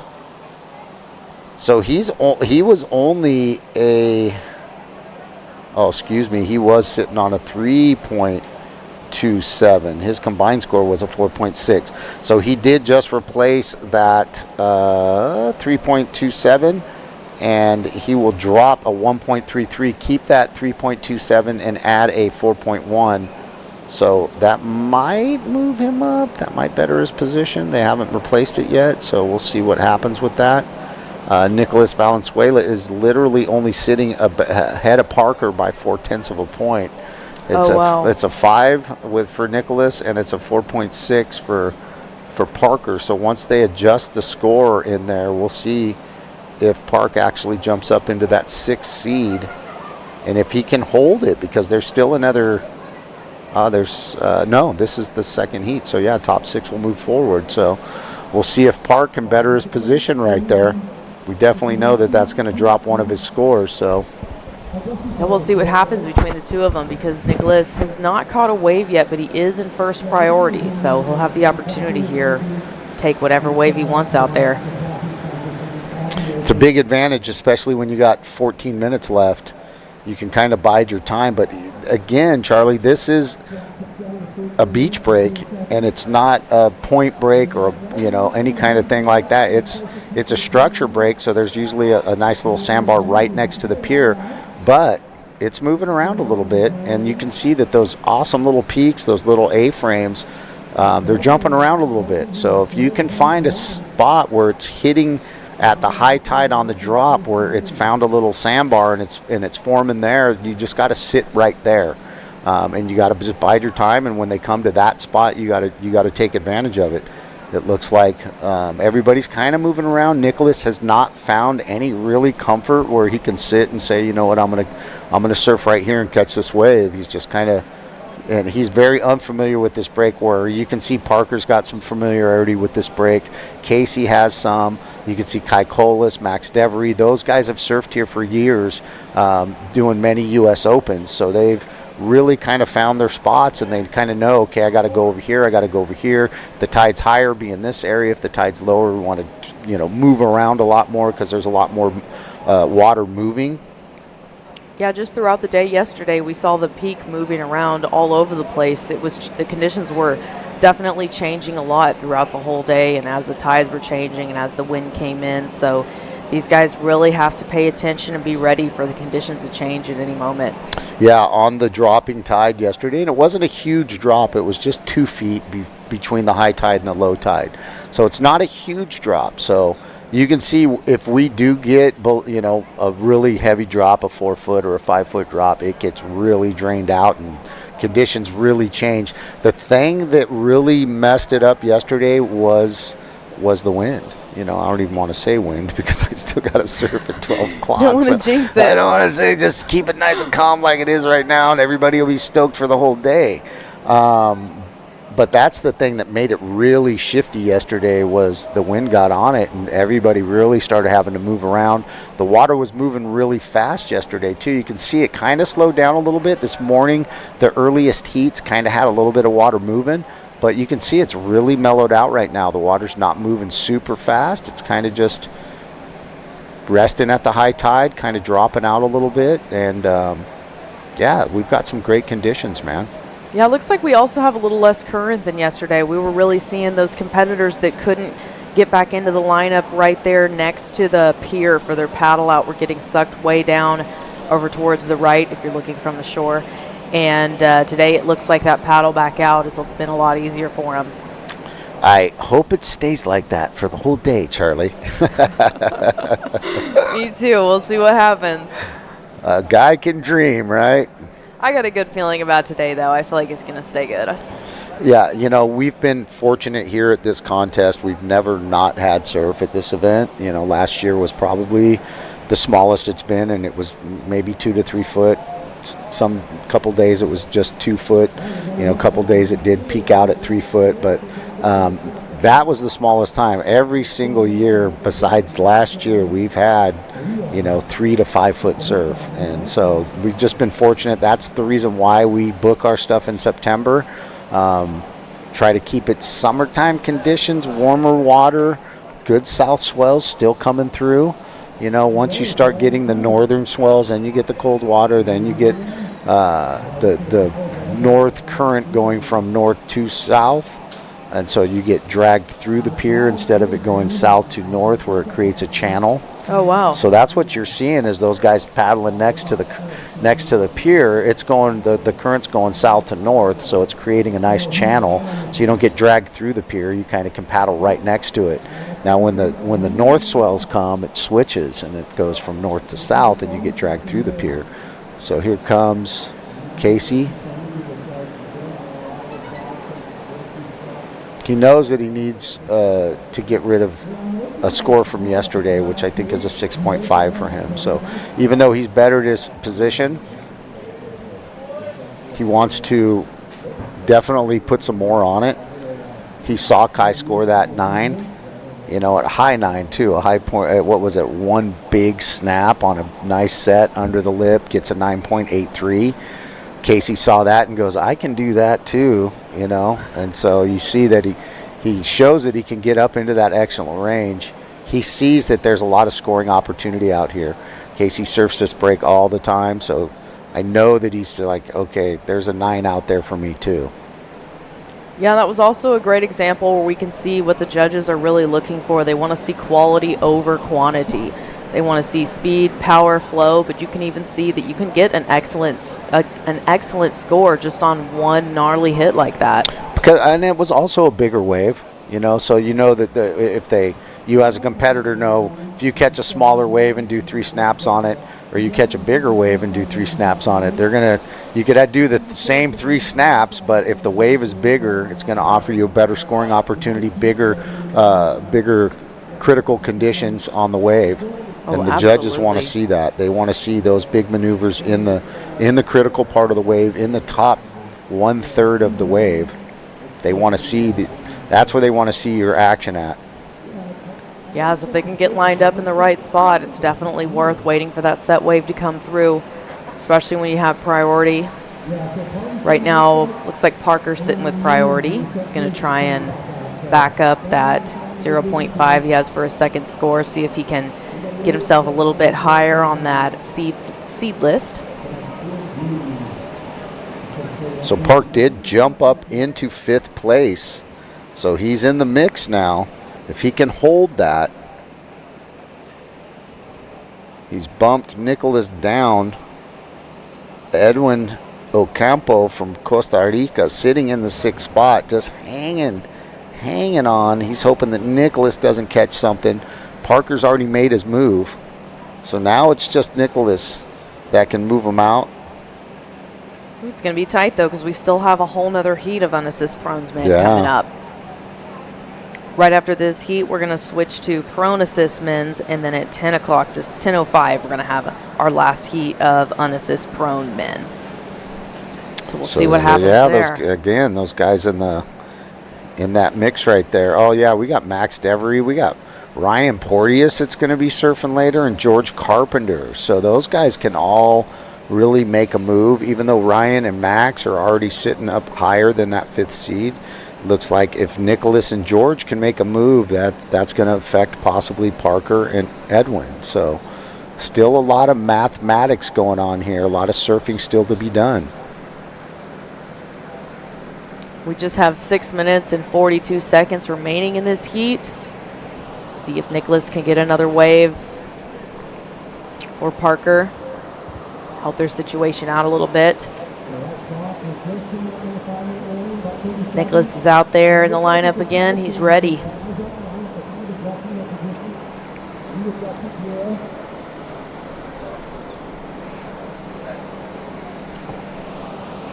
Had a lot of action today. Just want to thank our sponsors.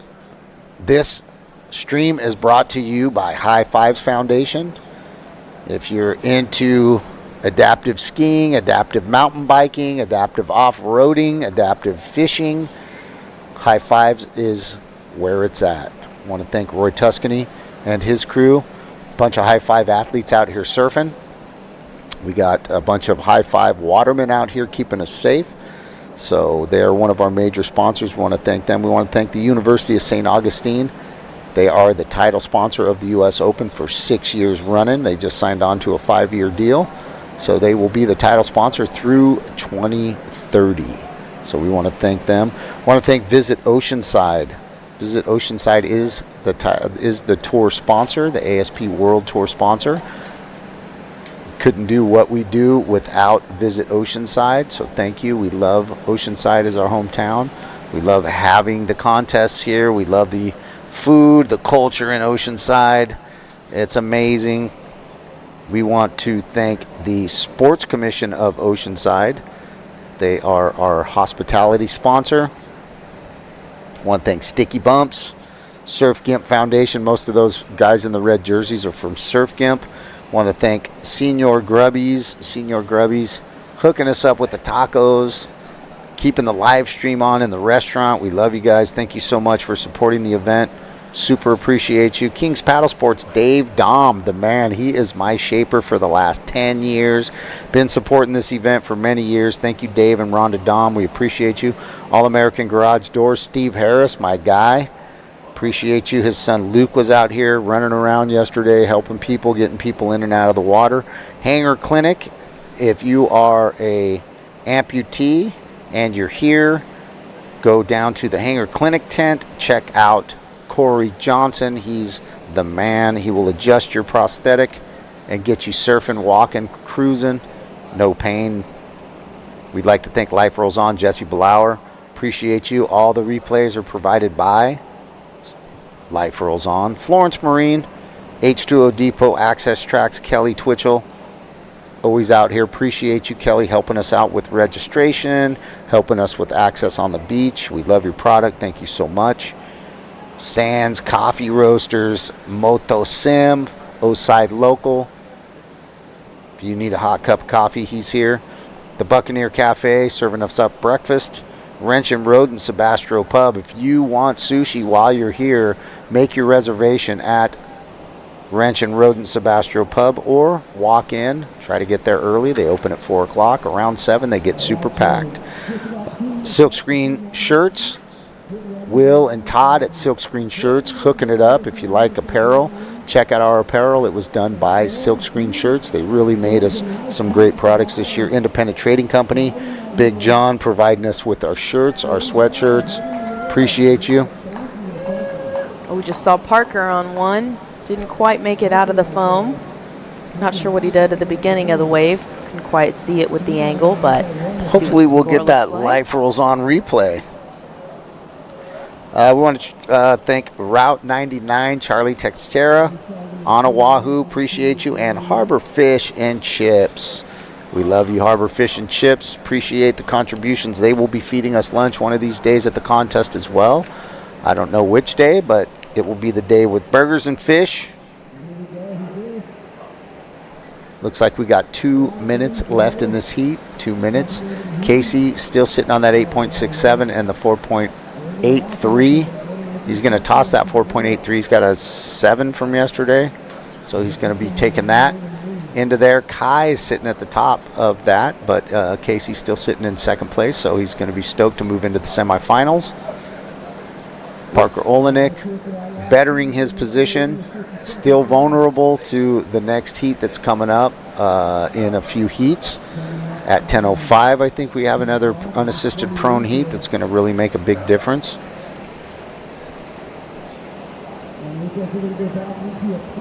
All right, looks like we have Nicholas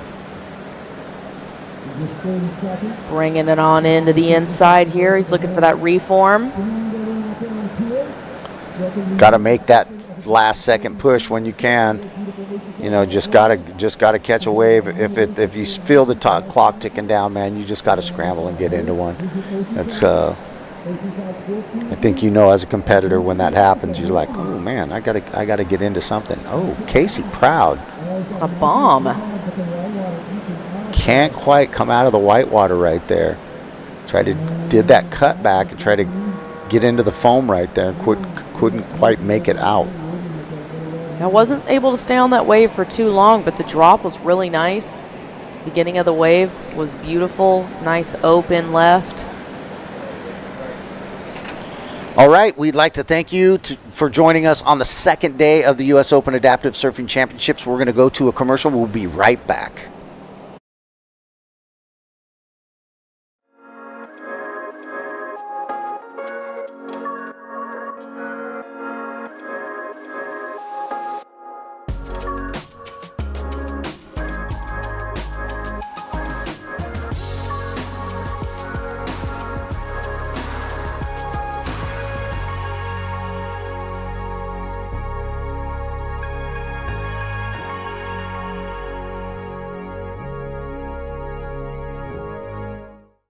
It's time to rise, to learn with the latest tech, then lead the future of healthcare, and to practice with faculty who treat you like a peer. Because soon, you will be. To get hands-on experience in the classroom, so you can make a statement. This is your time to rise.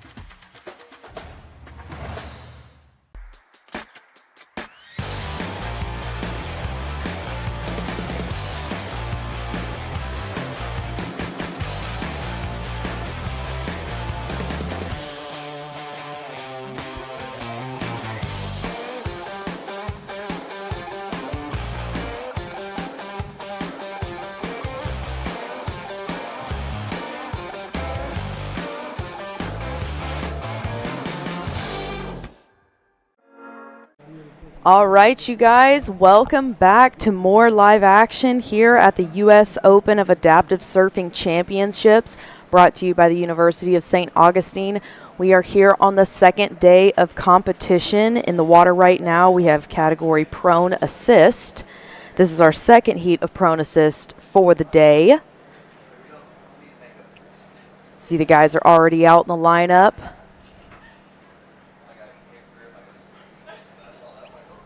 We've got some awesome conditions out there this morning. It's super glassy, really peaky. We've got rights and lefts coming through. We have much better conditions than what we saw yesterday, especially with the wind. We haven't had any wind on it yet this morning. We're hoping that'll hang off for a little while. There you can see the shot from the beach. Got the Oceanside Pier in the background.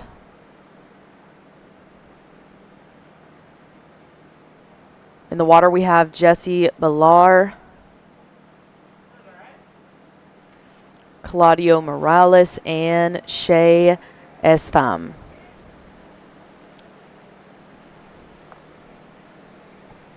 Shea's from the U.S. Claudio likes to be called the Chilean Chilean. Is from Chile. And Jesse is from the U.S.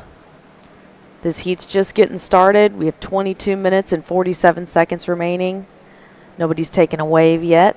There's tons of time out in the water.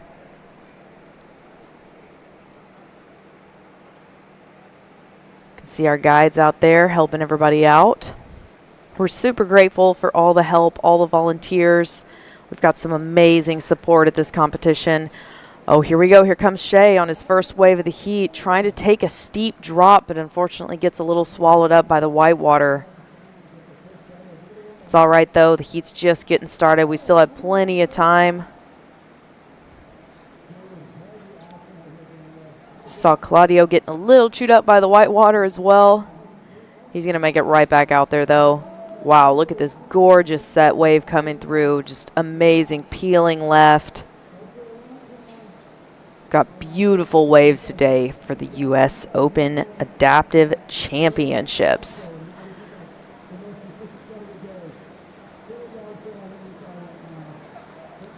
Looks like this is one of the bigger sets we've seen roll through today. Everybody's getting kind of swept out on the inside.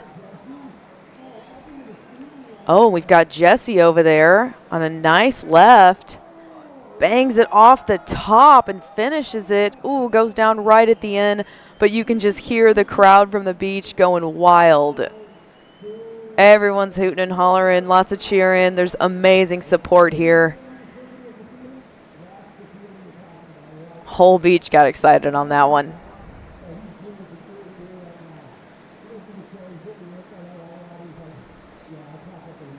We have the Life Rolls On replay. Just bangs it off the top there. But unfortunately, right at the end, he dug his rail in. I'm not quite sure if the judges will count that as completed, and looks like they did. It was an 8.5, starting off with a super strong score for Jesse.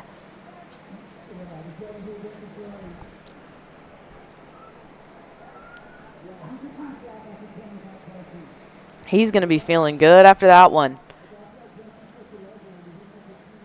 See, everybody else is just kind of trying to make their way back out to the lineup after that big cleanup set just came through.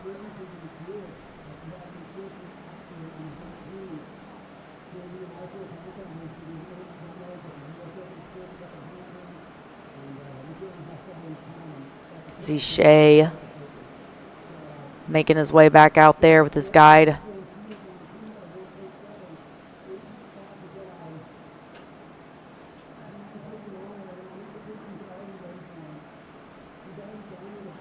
Here comes Claudio. Looks like they're just coming in. It's with this guy, Jeff, bringing him back into the beach, probably to run him back down over towards the pier, because there's a really nice channel right there by the pier that can help him get out much more efficiently. Now that he's a little bit further down the beach, he's going to hop out, run back down there, and take advantage of that channel that's going to pull him back out to the lineup, get him back into position. But it's all good because there's still 19 minutes and 20 seconds remaining in this heat, so he's got plenty of time to get back out there and get the scores that he needs. You can see the whole crew helping him out. And the Stoke for Life Foundation, we've got some amazing volunteers this year. Everybody's lending a helping hand. I'm back. And I missed Jesse's 8.5, but I could hear the beach just going bananas. Yeah, he had a super sick hit off the top and landed it. As you said, the crowd just went wild on that one. But we also had one of our, probably our biggest set of the day come through and clean everybody out.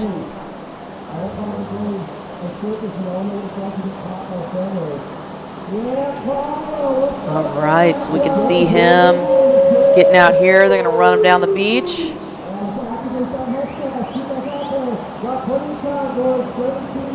He's going to get right back out there for some more action. There we go. There's the team getting it done. He looks stoked. Claudio Morales from Chile. Throwing up the shaka. He's got a big smile on his face. Mr. Cool, man. That guy's Mr. Cool. The Chilean. That's what they call him. Got Shea making his way down too.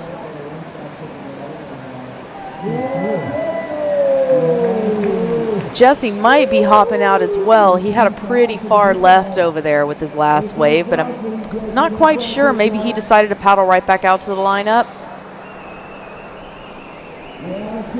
Like I said, Jesse Baxter and Jesse Ballauer, the team has been, yeah, they're running them up the beach right there. The team has been together for quite a few years, and I'm telling you, man, the Zen master, Jesse Ballauer, and he saw Jose, of course, catch that really nice 7, and what did I tell you? Jesse's watching, and he ain't going to be happy about getting knocked down there. And boom, what's he do? He comes out here and tops it out with an 8.5, and he's back right up into the #1 seed. So that quick, Jesse on his first wave just rectified that whole situation. Yep, and just the first 2 minutes of the heat, too. He was ready for it. So Claudio is sitting in 6th place, so he can't be super comfortable.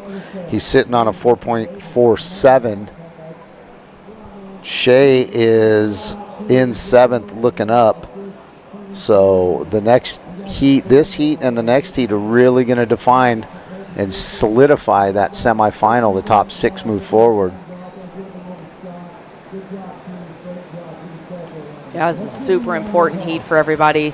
This is our last heat of prone assist. Oh, I'm sorry, that's not right. We have one more prone assist heat after this. Yep, and that's going to be the heat that really sets that semifinal in stone. And who's going to get pushed out? Who's going to get jumped in? Got a lot of opportunity in there. But the guys right now that got to be not comfortable sitting in 5th and 6th is Claudio Morales and Christopher Waker. Christopher Waker will be in the next heat, the next prone assist heat that we have after the following heat. But him, Claudio, Shea sitting on the outside looking in. Claudio sitting right on the bubble at 6. Christopher Waker at 5th. And Tomoki Fujiwari also in 4th. Can, possibly get pushed down if Claudio, Shea, and Christopher Waker make a move in this heat and the next one, then that could affect the 4th seed. So still a lot of surfing, a lot of scores to be had, a lot of action going on still. Yeah, we still have plenty of time to see changes. I mean, really anything could happen. We still have half this heat left and one more heat of prone assist. So we'll see what goes down. And the waves are really good right now, so yeah, we've got that going for them too. Looks like the Lord's smiling on us today. He's given us some great conditions, some great waves.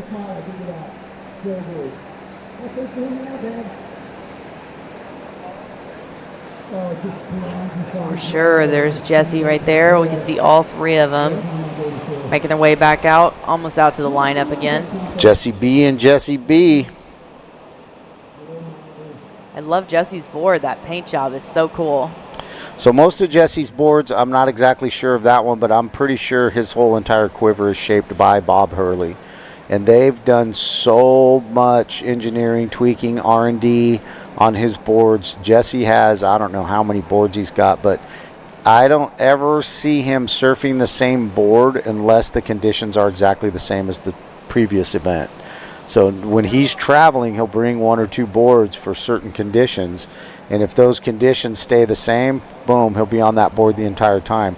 If he goes to Hawaii and the conditions are different, he'll be surfing a different board. The boards that he surfs for the beach break, he's had some really good luck. He's got a black and purple board I think he's had some really good luck on. He's just got such a knack for staying in the power pocket and finding and just milking out every ounce of the wave here at the U.S. Open. He's really good versed at these beach breaks. He surfs, his spot is Malibu, so he's got a long point break that he gets to surf and he gets to hang out. And but he's really mastered the beach breaks here at Oceanside in La Jolla when we had to surf La Jolla for the ISA events. He really mastered that. So, he's showing that. It's on display here. That 1.83 is not it. We hear some out the back action. So it looks like there's a big old bomb set coming through. Let's see if one of these guys can take advantage of it. Yeah, that last set that we saw where you were out for just a second was pretty big. I would say it was definitely the biggest set of the day. Had everybody happen to hop out, run down the beach, and get back in. So we'll see. It looks like the waves might be growing a little bit, which is exciting. It'll give them some higher scoring opportunity. Just got to make sure they get in the right position for it. Looks like Shea's in position here. Here he goes. Dropping in on a beautiful right-hander. Shea on the outside looking in at the 7th seed, trying to make his way up to the 6th seed, waiting for that reform. Oh, here we go. This little finisher there. That should be Shea's best wave. He's sitting on a 1.17. He is trying to creep. So it's he is in the 7th spot, and he needs to get out of that 7th spot. Let me see what he's sitting on. He was sitting on a 3.67 as his high and a 3.5. Nice drop in by Shea. Nice little fade cut back, stays up in the pocket, tries to get higher up on his board to get that speed, leaning forward, gets that, trying to get that reform, catching the open face right there, staying high on it, trying to get that tap. So we'll see what Shea of the day gets. He gets a 3.33 right there. That is not going to go into his score line. It's not going to help him from the scores from yesterday. He's still sitting on a 3.67 and a 3.5. So that just outside the score line to help him. Are you able to tell what score he needs to be able to move up in the ranks? That, I mean, I can tell what score he needs to move into first place on this heat. But I can't tell what scores he needs to actually move forward. I could do the math in my head. He needs to... Claudio's sitting in front of him with a 7.97. Shea's sitting on a 2-wave score of a 7.17. So he needs somewhere in between the 4 and 5 range. If he could get a 4 or a 5, a high 4, a mid 4, or a low 5, that would better his position, and he would jump right over the top of Claudio, and he might even jump right up to Chris Waker, because the difference between 7 and 4 is literally about 2.5 points. Oh, wow. They're all pretty stacked They're all in there. bunched up in there. So if somebody can pull out a 6 and a 5, that's going to shoot them right up into 4th place, and that's going to push everybody down. So that's literally the scores that they need are right in the mid 5s. Somewhere like that would really help Shea, because he doesn't need a lot right now. He just needs to better that 3.5 or that 3.67 and that 3.5 that he has. If he can get up into the 4, mid 4 range, because Claudio is sitting on a 4.47 and a 3.5, so he needs a 4.48 technically. Oh, okay. Because they both have the same bottom score. So if he can match his top score, which is that 4.41, what was that? The 4.47. So if he got a 4.48, he'd beat him by a 1/10 of a point. So we'll see what happens. He's still got a little bit of time. 8 minutes and 45 seconds left in this heat. He's making his way back out now over by the pier. Shea is. You can see that we have Jesse and Claudio out there waiting for the next set to roll in. So you couldn't see on camera because it was down where Jesse is like the 2nd or 3rd peak at the pier. Claudio's sitting on 2nd peak, Jesse's sitting on 3rd peak. When we heard Big Bomber set outside, it was coming in at 3rd peak down there. So you saw Jesse just, let's go down there. And you're going to see Jesse Blauer has 2nd priority. He's not challenged by anybody right there.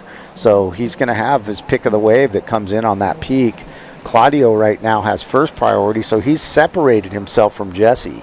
So he, with 1st priority, does it serve him to go sit on Jesse? Not really. It serves him to kind of separate himself and get a wave that he can just pick, even though he's got pick of the litter, or pick of the peak, whatever you want to call it. He gets 1st priority. Jesse's already got his waves, and Claudio's just merely trying to move up the ranks and secure his spot, sitting on the bubble in the 6th seed, knowing that there's another 4-man heat behind him that he could get bumped out by even just one of those guys if they advance.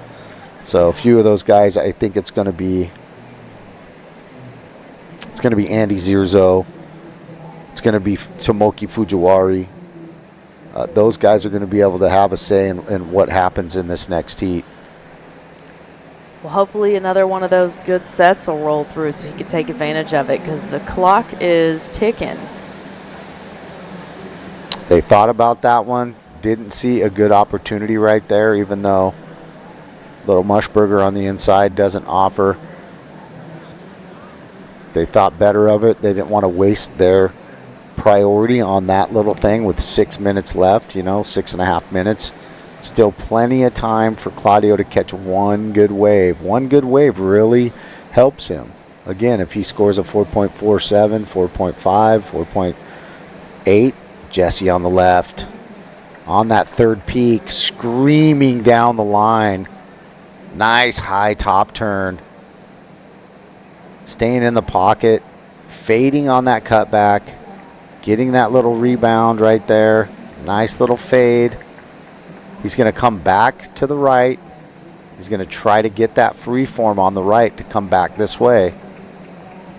You see, just navigating. You can see him looking down Claudio on a bomb. Can't do it. Claudio with his priority just can't quite put that together. I believe Jesse's going to really get a great score on that last wave. It was a huge bomb. You can see water safety swimming right to.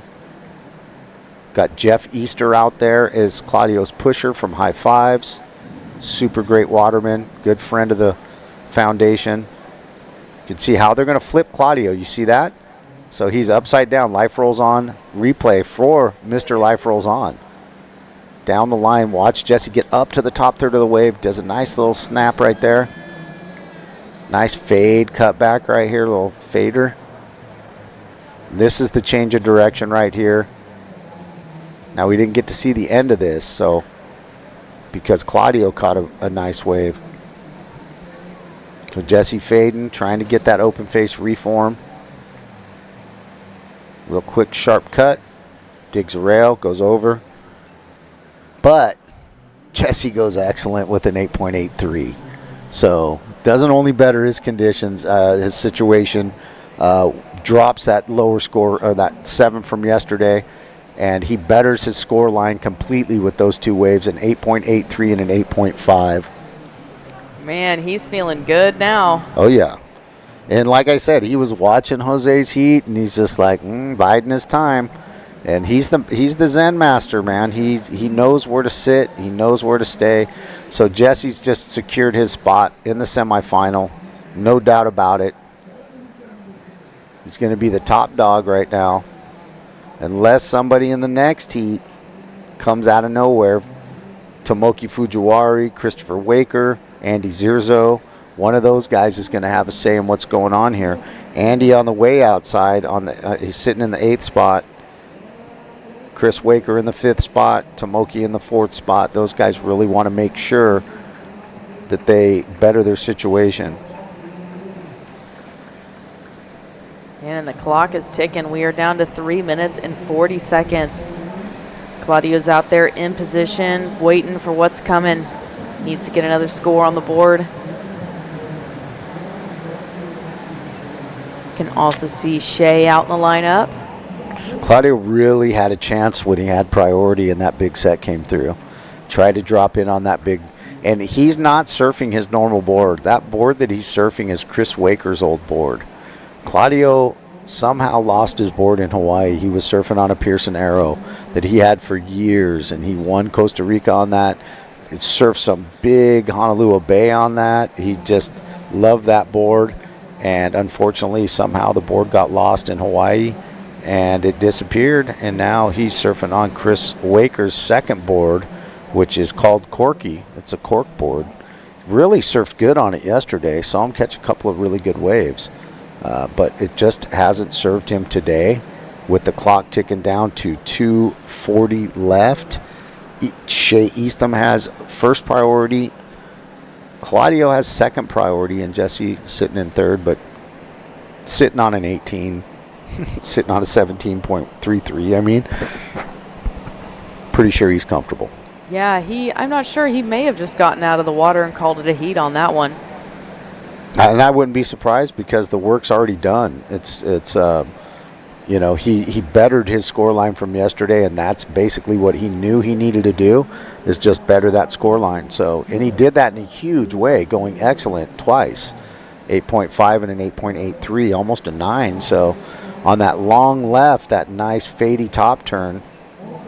Oh, here we go. Shay's coming down the line. Staying in the power pocket of the wave.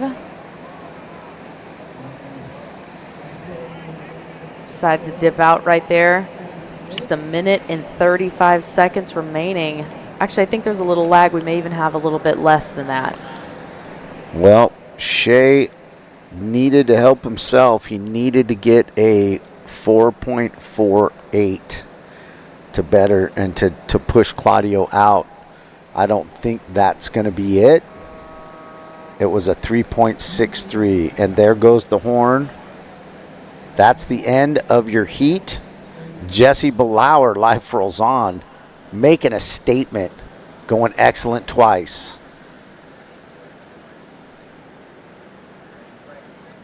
And we are happy that you're here joining us at the 8th Annual U.S. Open Adaptive Surfing Championships, Day 2. We'll be right back.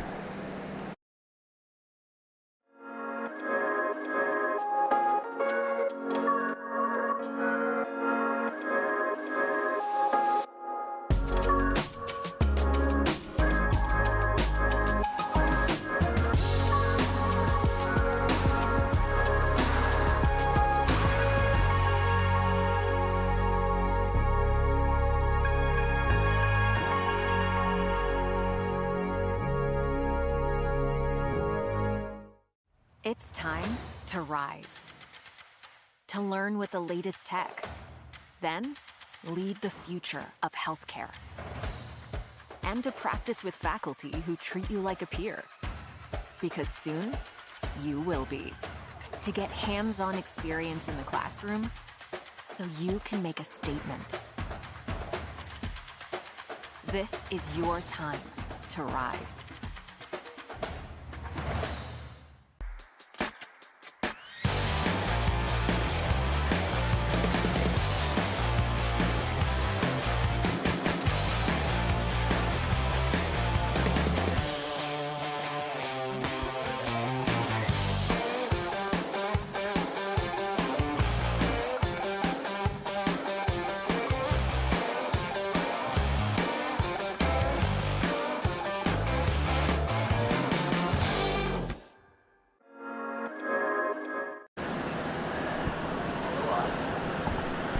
Welcome back to the 8th Annual U.S. Open Adaptive Surfing Championships, brought to you by the University of St. Augustine. Thanks for joining us for Day 2. Conditions are beautiful today. We have our prone unassist heat. In green, you got Max Devery, who has put a 4.17 on the board. This is the second round of the round robin. Top 6 will move forward. In white, you have Ryan Porteous representing High Fives. Also High Fives, George Carpenter. I'd like to welcome everybody. Thank all of our sponsors for joining us. We want to say a big shout out to Visit Oceanside, your AASP World Tour sponsor. Wouldn't be here in Oceanside without them. We love you. Thank you so much for your support. This live stream is brought to you by HighFivesFoundation, and all of the replays are brought to you by Life Rolls On. And here goes George Carpenter digging into this one. And at the end, Max Devery trying to dig out of that, or excuse me, George Carpenter trying to dig out of that one. George going right, racing it down the line, digging the outside rail, but helping his campaign right here.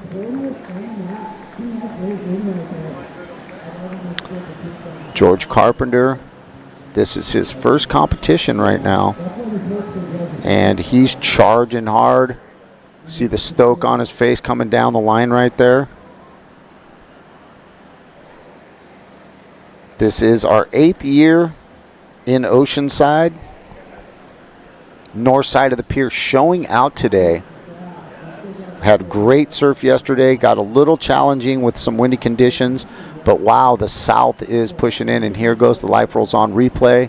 You can see George Carpenter, nice little turn right there. Nice cut back into the whitewater. Gets back into the power of it, racing the whitewater. Getting up on it and digging that outside rail, not quite able to finish it. That comes through at a 5.67. Ryan Porty is digging that one out white down the line on the replay. Nice change of direction by Ryan. He is your current U.S. Open champ, your defending U.S. Open champ. Ryan just racing back towards the pier.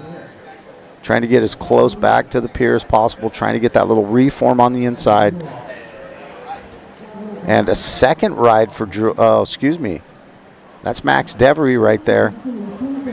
Got a flurry going right here. Max kind of tapping the top of that one. That one is going to be his 2.83 on the board. We missed his 4.17 earlier. Everybody, just a big flurry right there. Everybody catch and serve. North side of the pier delivering, southwest swell. A lot of west was in it yesterday, kind of pushing a little bit more. A little bit wallier than it was today, but you can see that south coming through with the nice peaks, nice scoring opportunities. Everybody getting some good scores on the board.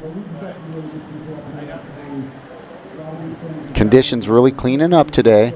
Yesterday, really windy, a lot of challenging conditions yesterday. But today, very nice, clean, peaky, really nice corners. Looks like Max was maybe taking a look at that one.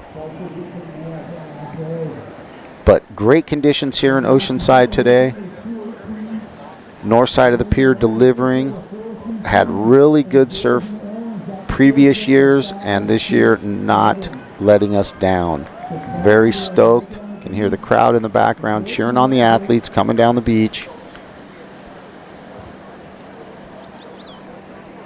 And how we're looking in this division right now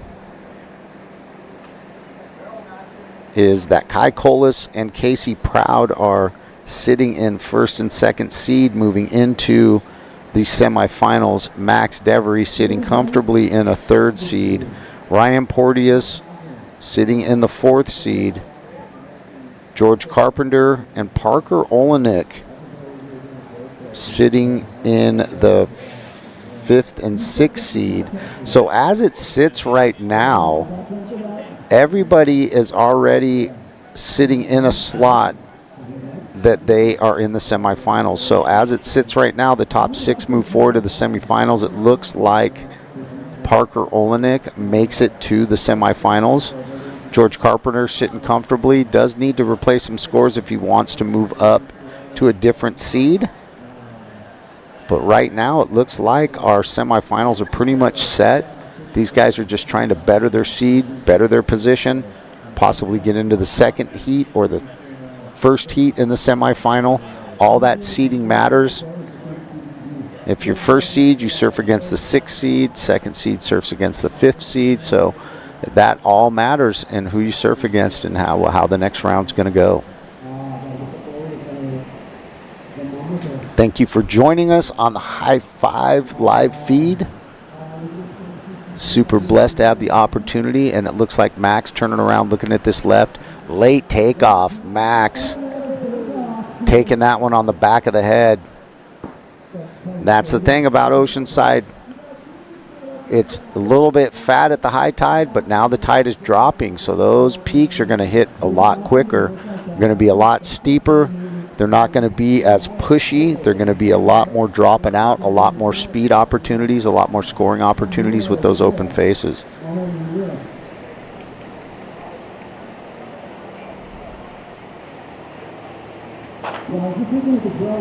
A lot of great surf coming through. Could you imagine surfing a three-man heat with just three of your buddies out there with beautiful surf, great conditions?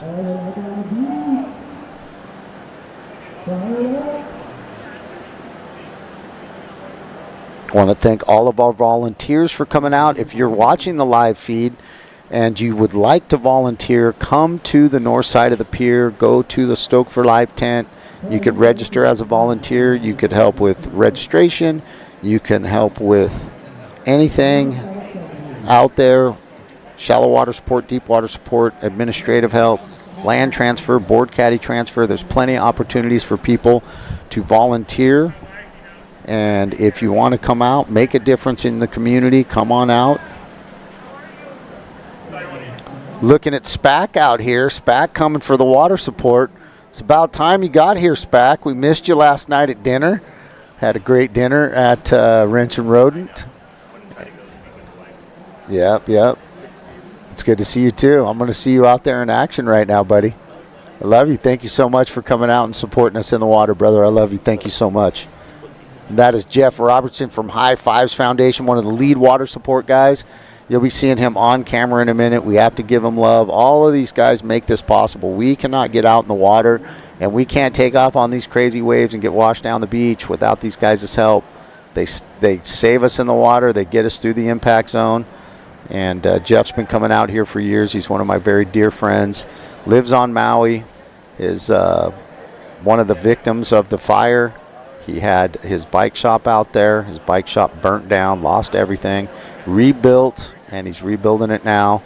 And we just want to send Jeff all of our love. His wife, Crystal. They just endured all of it with the entire Lahaina community. And they chose to stick around and stay there and rebuild. So that's what they're doing. So you got to love them. Wow, he's a man of the people.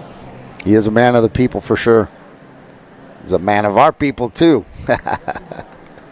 Yeah, the surf's coming in, man. It's hopefully this burn off won't add any kind of wind. It's kind of burning off a little bit. Sun's coming out. Yeah, it's definitely getting sunny out there now.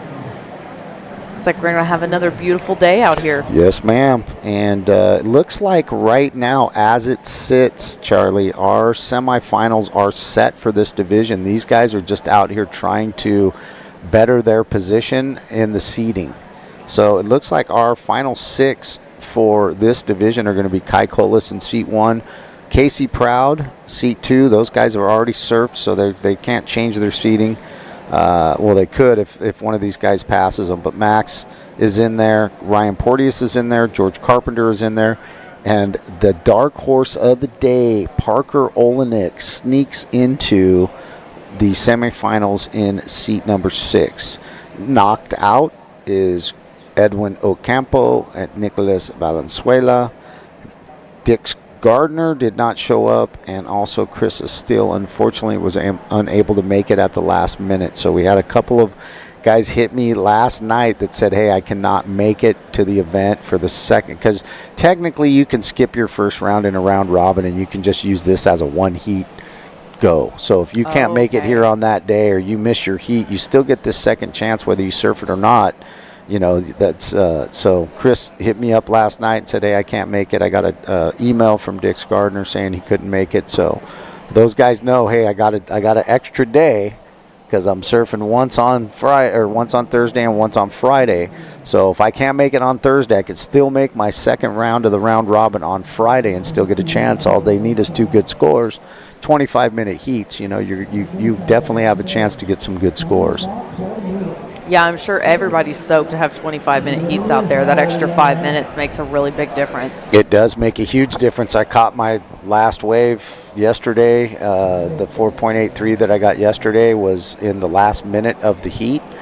The reason why we were able to expand it to 25-minute heats was due to the 75 people. So we got 75 people. Once you get up into the 85 range, 83, 85 range, it really adds a lot more to the day, and you really put a lot more pressure on your judges, so you have to dial it back to the 20-minute heats. And then you have 25-minute final heats. So that last day when there's not so many stacked up heats or round robins, you can extend those final heats to 25 minutes. But because we had 75 people, we said, you know what, let's do 25-minute heats. 75 is a great number for us. Between 70 and 90 athletes is considered a very successful event in adaptive surfing. We've got 16 countries here today, so super blessed to have that many athletes traveling from across the world to come to the event and make it what it is. Wow, 16 countries. I mean, I just wanted to repeat that because that is a outstanding outcome from all over the world too. I mean, we've got athletes literally from the other side of the world out in the water right now. We have Australia, and we've also got lots of athletes from Japan. We've had athletes from Spain. Like, it's just amazing the turnout that we've had here on this event. Yeah, it's been great.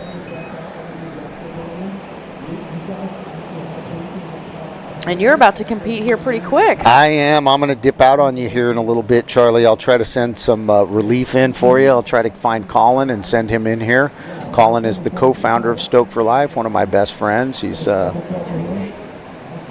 was doing the contest with us for many years. He's been tended to family and health issues, and said, hey, you know what, I'm going to come out here and join you. And I asked him to get on the mic with us, and he said, I'd love to. So I'll send Colin in here. Charlie, it's 10:20. I surf in just about 45 minutes. So I'm going to go change my clothes, and I'm going to go get out in the water and hopefully catch a couple good waves. All right, amazing. Hopefully not take the header I did yesterday. You got it. Good luck out there. We'll be excited to watch you from the live stream. All right, I'll bring Colin in here pretty quick here. He'll be joining you soon. I'll be back, guys. Take care. Sounds good. We'll see you here in a little bit. We have 10 minutes and 24 seconds remaining. Still gives them plenty of time to post another score up on the board. But again, like Charles said, we now have our 6 official spots. All of these guys are in the top 6 to go on to semifinals. They are just out here having fun, enjoying the rest of their heat right now. Got George Carpenter in the shot right there, and Max Devery.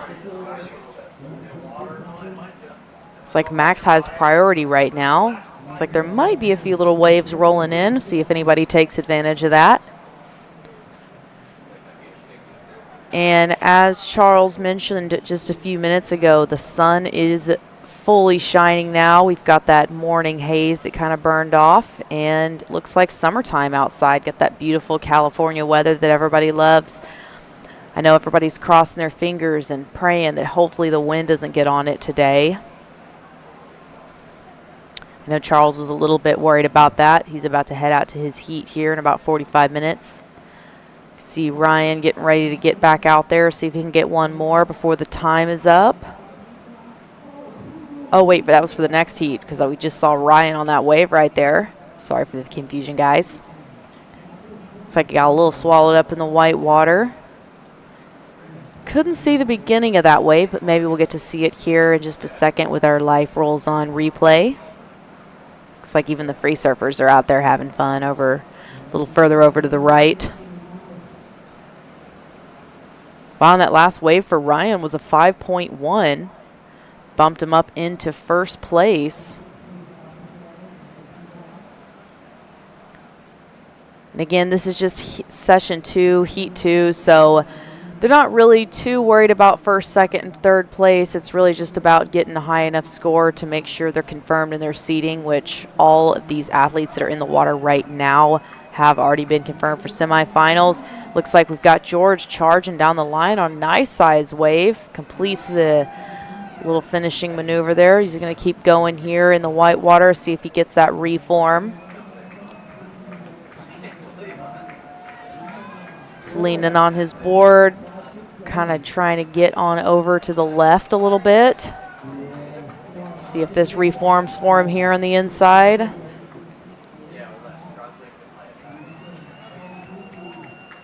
All right, brings it all the way into the beach. He's stoked right now.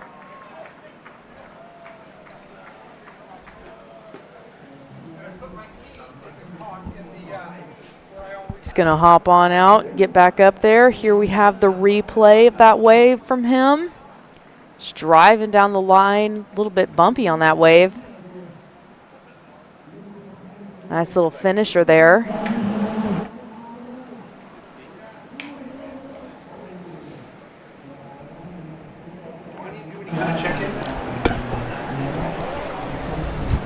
All right, we want to welcome Colin into the booth. Colin, how is it going this morning? Thank you. It's been going amazing. I had an opportunity to go out there and watch some of these sets coming in. For instance, Jesse Blauer just blowing up that left-hander. I love getting an opportunity to watch. As a co-founder, I'm usually running around the sites and getting everything prepared and making sure everything's running smoothly. But in this capacity, I'm really excited to be able to get to watch most of the heats that I've probably watched out of the 7 years that I've sort of been involved.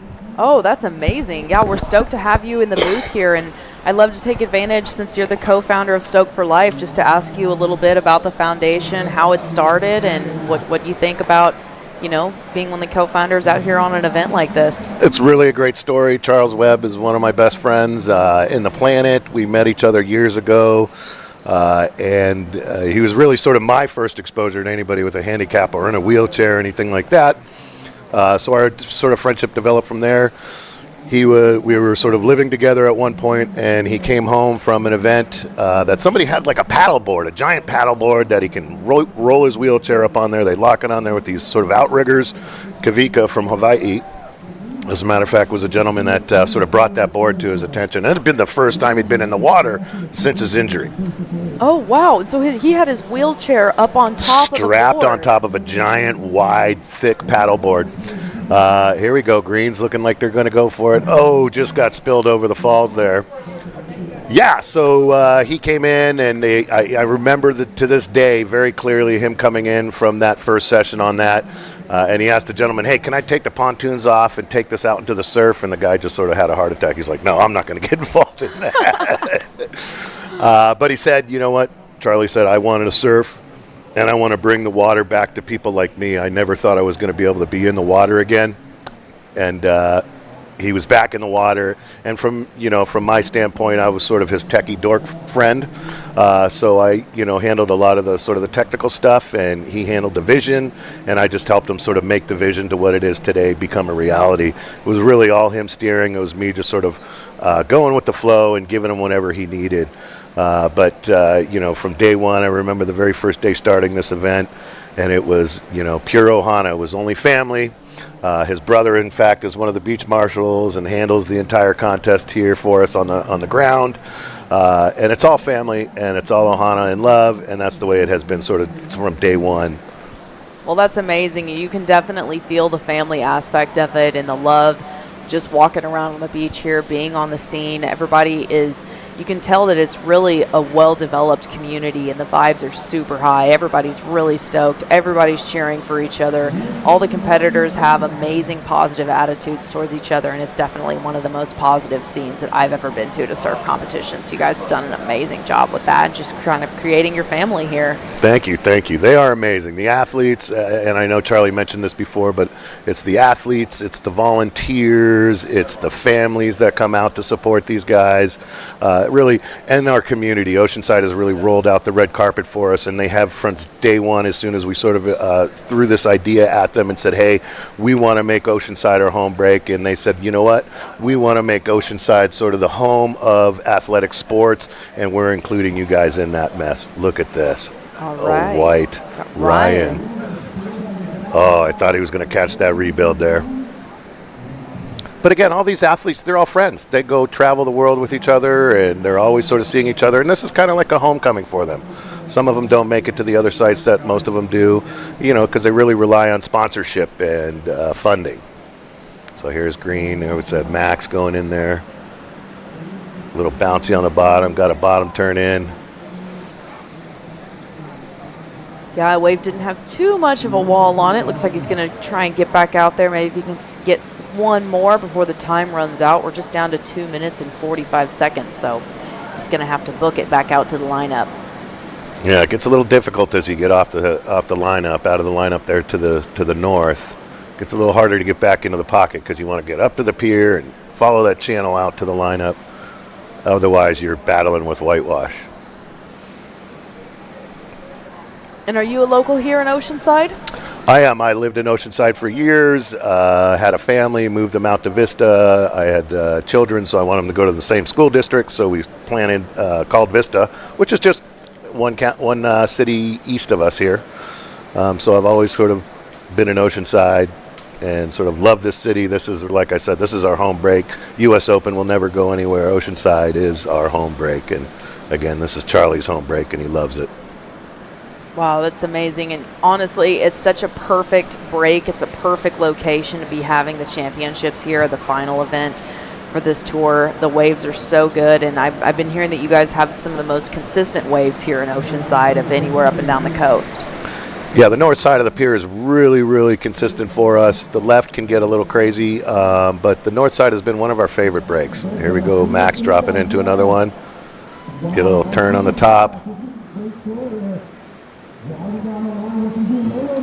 Look at him go. He's got an arm in the water. He's just dragging it. He's still going. Excellent turn right there to avoid a water support.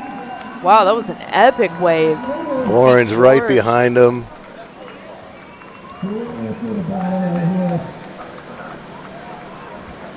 What's really great is you see these guys come from these wipeouts. You can see the smile on their faces. These guys are just stoked to be out there competing and just enjoying the waves. Oh, yeah, he throws his shock up. Yeah, for sure. You can just tell every single athlete that gets out of the water just looks so happy. You guys, we're going to cut to a quick commercial break to see some videos from our super awesome sponsors, but don't go anywhere because we will be right back with the next heat of Prone Assist. So we'll see you guys in a few.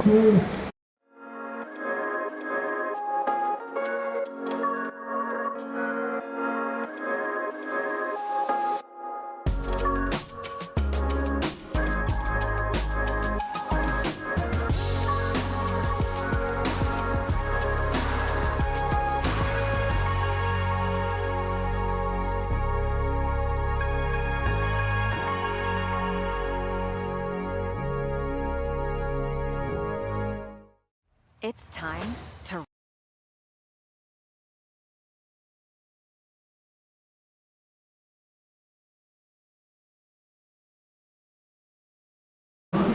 All right, you guys, welcome back to the live stream of the 8th Annual U.S. Open Adaptive Surfing Championships, brought to you by the University of St. Augustine. We just saw Tomoki on a wave right there. We are in category Prone Assist right now.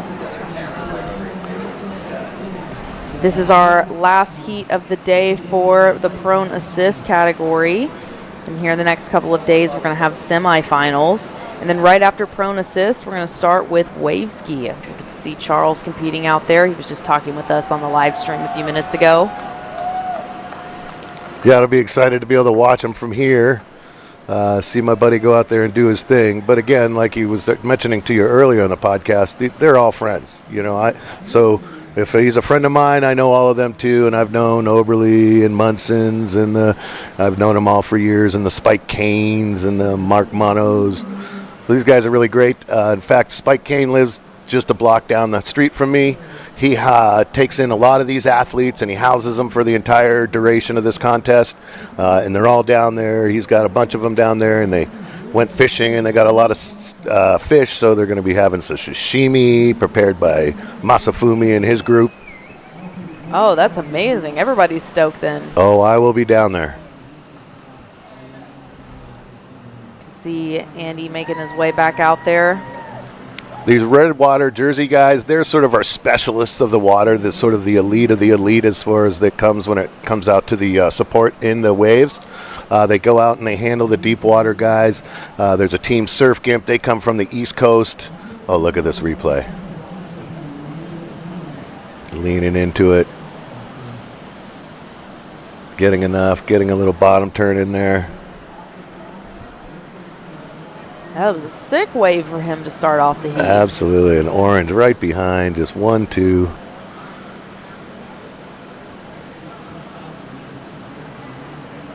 Nice little carve there for orange. This wave stayed nice and open for him. You can even see green out there on the back too, took another wave. These guys are hungry. As the contest goes along, it becomes more and more imperative that you score a high-scoring wave and sort of bump your lower scores out so you can remain in the standing for the semis. So you can see that Green's first wave was a 7. Wow. Moku feeling good on that one. And then Christopher's first wave was a 4, and Andy's first wave was a 3.5. Excellent job. These guys are just charging today. Yeah, they're doing amazing. We have awesome conditions today. I know everybody's hoping that the wind doesn't get on it, because if the wind can stay off, the waves are so good right now. We've got lefts, we've got rights. It's super peaky out there. Still nice and glassy. Is everybody making their way back out to the lineup? Yep, that channel is hanging out, staying in play there along the pier, so at least they can get drawn out to the lineup. Yeah, everybody's definitely been using that pier to get back out. We've been noticing that people that take the lefts and get kind of further down the beach, it's really hard for them to paddle back out with that current ripping through there. So almost everybody's getting, when they get a long wave, they get out onto the beach and head back down over towards the pier to get back out in the water again. Which is another reason we're so grateful for all of our Stoke for Life volunteers that are helping everybody get down the beach as fast as possible, just because that clock just keeps on ticking, you know? Yep, every second counts to these guys. And believe me, if you don't hear it, they're on that board. They are jockeying for position, and they are very, very set to go out there for the challenge. They are not playing around out there. And that's where these, in this particular case here with this division here, you see those water support teams, their teams. You know, it's important that they communicate well and that they sort of are knowing where the individual wants to be. And teamwork is really a big thing with these teams, with the pushers, these prone assist teams.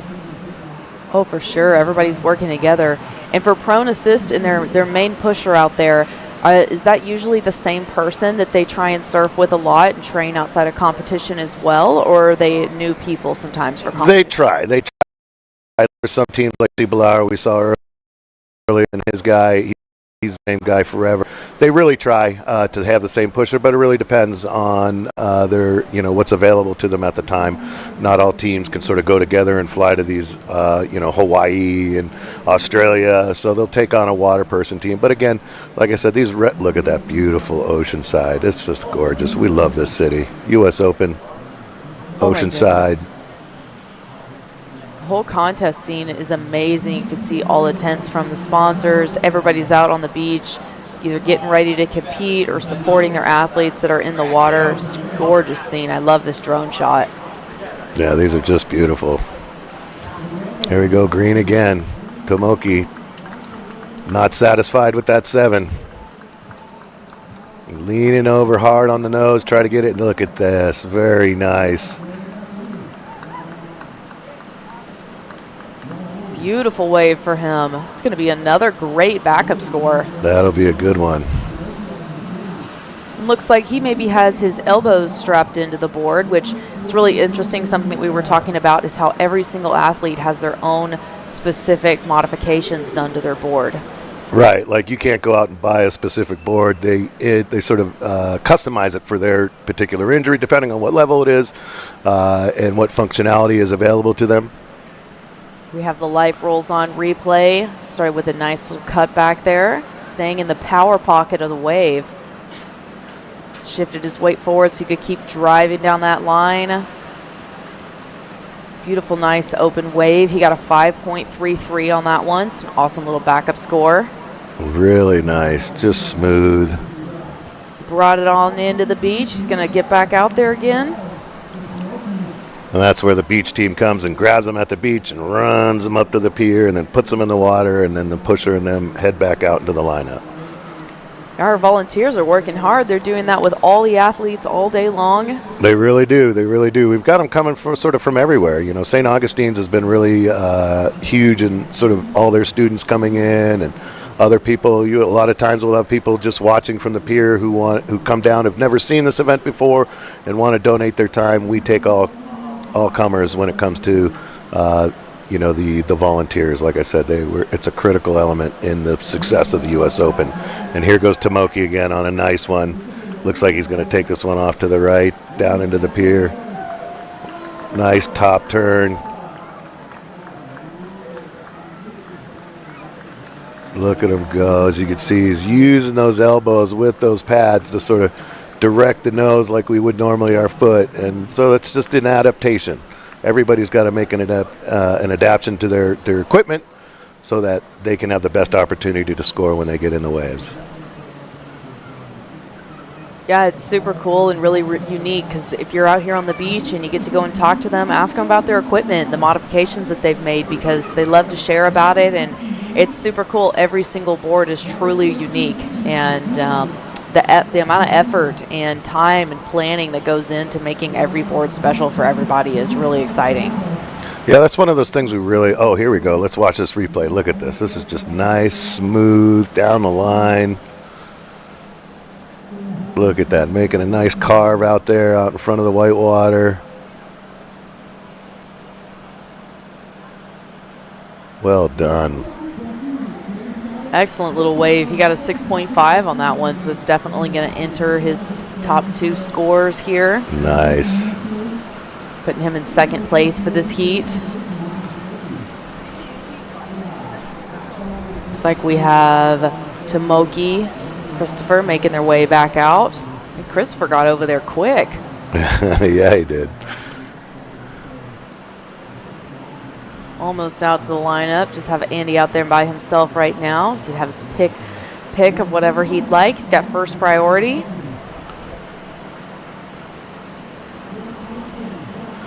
Yeah, I was watching some waves earlier this morning that I wouldn't have dropped in on, that's for sure. Yeah, we had a couple of bigger sets come through today. We did have some bombers rolling through there. I think it's so inspiring and exciting how they drop in on these waves, because dropping in, staying on your belly, to me is way scarier than hopping up to my feet. Super sketchy, especially depending on how steep it is. Here we go. Andy's dropping in. Look at this. He's got a nice one. Coming off to the right. Get a little help with that whitewater, boys. Come on.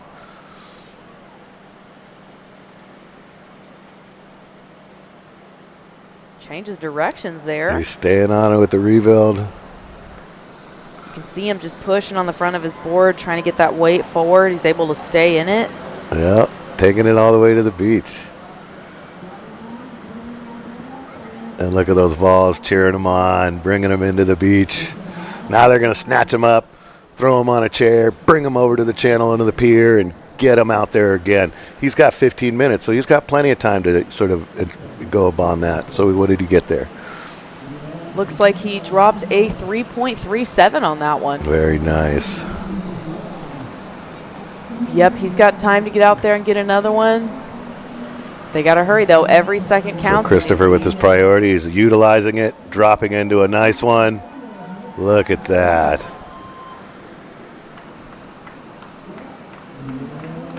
Ooh, you can see him smiling all the way from here. Oh, looks like he's going to get a little reform action here. Look at those little turns he's throwing in there. That was a sick one. That is amazing. You know, you got to keep in mind, these guys in this particular division, they're using all their upper body to do those turns and those bottom turns and those carves. You know, it's not their legs, it's not their hips, it's all in their upper body, and that's why I have that specialized equipment to be able to pull those sort of stylish moves off. So to see this division advance from where it has been to where it is today has been really a joy. How many years ago did you guys start the Stoke for Life Foundation? We started it, I would say, probably about 12 years ago, and it started just with sort of beach surfing. You know, we do beach camps out on the beach and just get people out into the water. Here we go. Here's Tomoki going again on the green.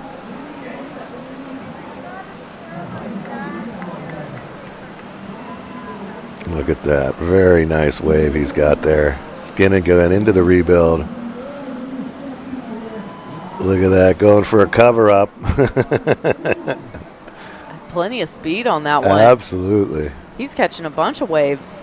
Absolutely, yeah, they are really going out there and getting after it today. Trying to replace those low-scoring waves from day one and earlier. Yeah, everybody's looking for their spot in the semifinals.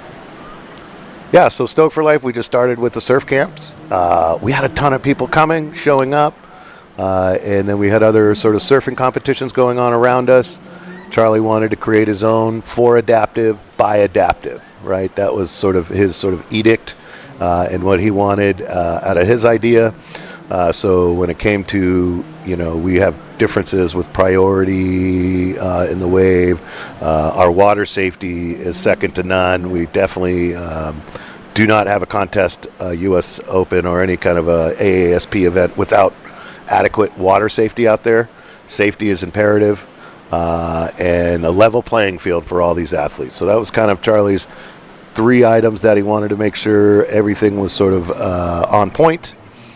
So we started the U.S. Open, and the response was Richter right out of the gates. Look at this. We have our life rolls on replay of this last wave for White. Pretty good sized wave there. You can just see even the foam ball is pretty big still. Makes it into the reform. A few more little carbs Little here. Carbs. Looking nice and flowy. We have the replay for Green's last wave. Tomoki. He's not going to go to bed. He's going to stay in it. Yeah, he's been really active this heat. Mm-hmm. He just comes out of that with a ton of speed right there.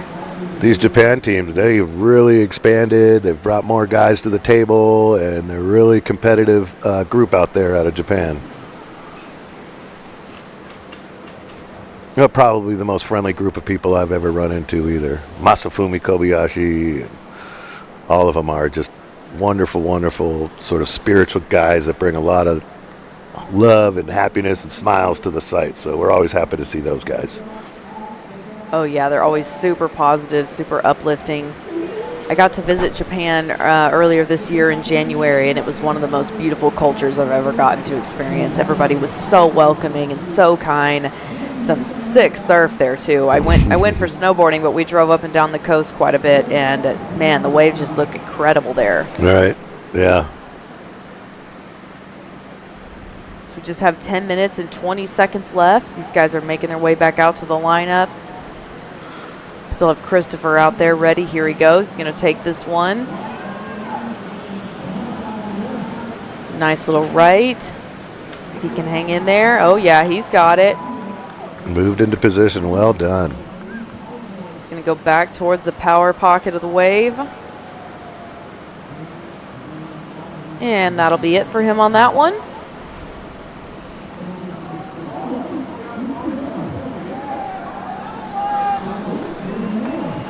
All right, Oh, he's wait, going there's again. more.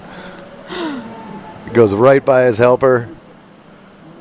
Yeah, wave just came through. He got that one on his own, putting him in the perfect position to paddle right back out for some more.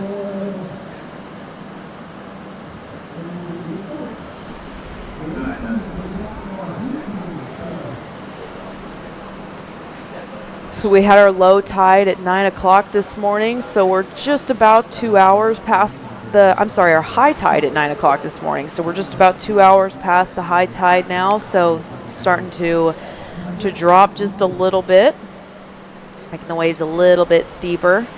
It looks like they still have a really nice formed wall on them. Yeah, there's still opportunities out there. But the good thing I've been noticing about Oceanside in this break here is, I mean, the waves are still good, even at dead low tide. Yeah. Well, we got those multiple sandbars that really sort of help us out in that. There's one up close, and then there's one out deeper. We have our life rolls on replay here. Started out going to the right. And he changes directions here. Heads over towards the left. He's looking for that reform. That wave kind of petered out at the end though, but then you can see this next one just got him, and he rode it all the way back into the perfect spot for him to be able to paddle right back out in the current against the pier.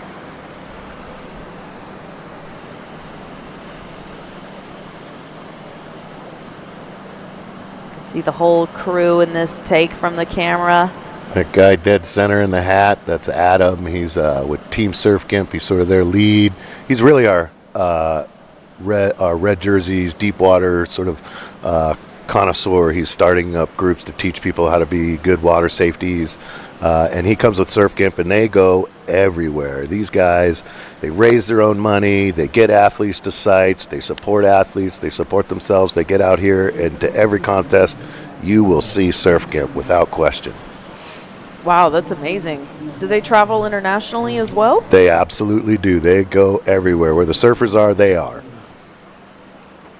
Wow, that's super awesome. Another amazing benefit of just being part of this whole community is having the opportunity to travel and go and see all these new amazing countries and places. Our on the tour here. We're in the finals right now, but the first 2 stops were in Australia and then Hawaii. So, I mean, you really can't complain. They can't complain. Yeah, and the Surf Camp's a really great story and how we sort of met and connected with them. In fact, we do a Jay Leisner Award, which is really what they kind of sort of grew from.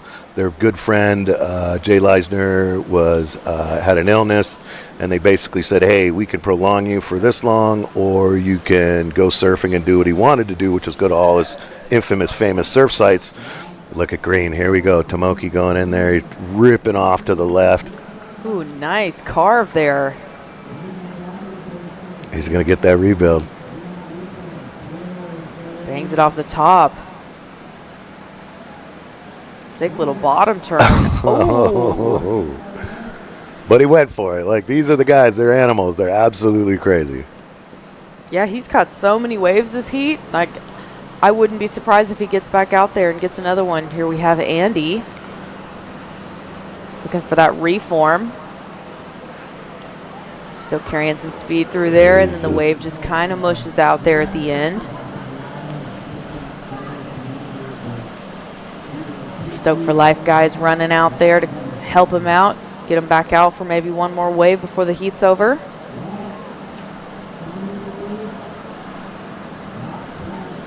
It's getting down to 5 minutes here. Yep, as soon as we finish up this heat, we are going to be moving on to the wave ski sits division. We're going to get to see Charles competing, and everybody's really excited for that one. He's moving out there. Here we go. Got a replay here. Just looking for that reform. Changes direction. Goes over to the left a little bit. Here we've got that reform. He's able to hang in there for a little bit, and then the wave just kind of petered out on him there at the end. You can see some of the wave skiers out there priming up, getting ready for the heat to switch over for them. Oh yeah, this is going to be an exciting one to watch. I love watching the wave ski category because it's so cool how they're surfing, how they really use that paddle to turn, and it's such a functional tool for them.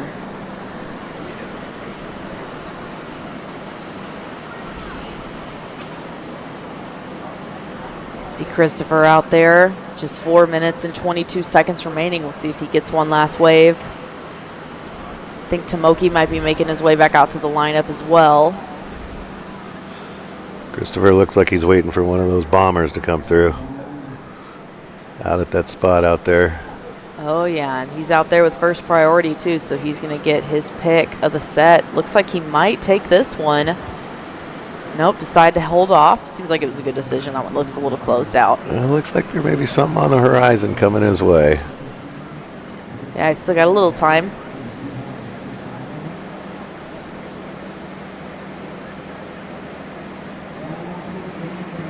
Let's see what happens out there.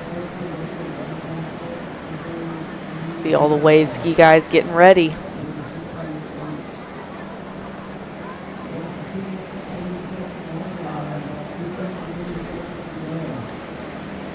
While we're waiting for some more waves to roll in, I want to say a huge thank you to our sponsors and supporters, but I will actually get to that when we come back because we are going to cut to a quick commercial break. Thank you so much, everybody, for watching and being here with us. We will be right back, so don't go anywhere.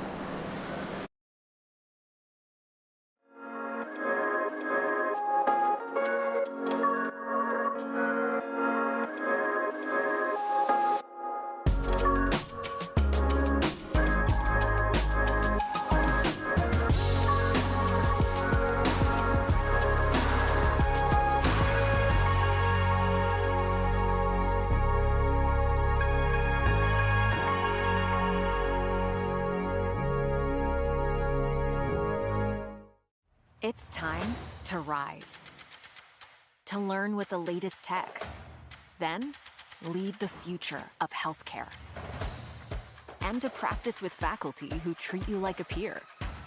Because soon, you will be. To get hands-on experience in the classroom, so you can make a statement.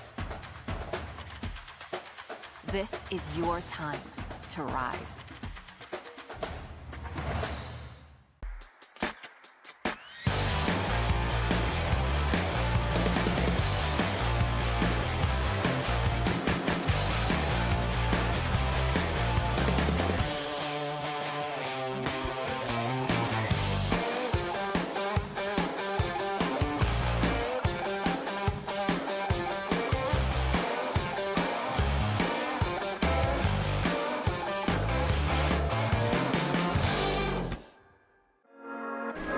All right, you guys, we are back with more live streaming from the 8th Annual U.S. Open Adaptive Surfing Championships, brought to you by the University of St. Augustine. We are super, super stoked to be here. My name's Charlie. I'm here with Colin. We are going to be commentating for you guys. And out in the water here, we are starting with category wave ski sit men's division.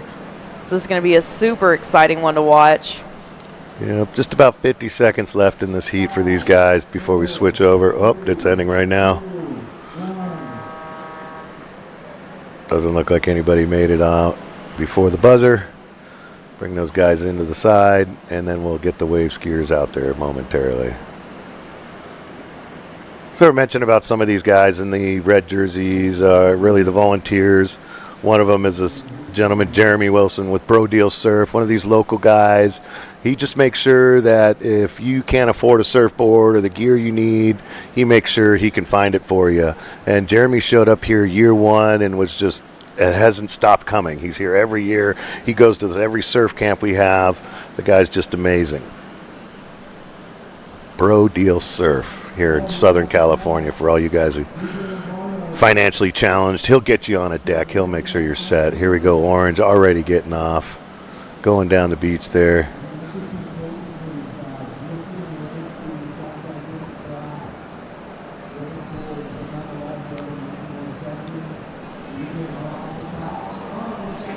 Oh, I was thinking that Charles was going to be in this heat, but I guess he's going to be at the one that is at 11:45. So we're going to have this wave ski sit category, and then we're going to do one for the below knee stand, and then 11:45 we'll have our second heat of wave sit ski.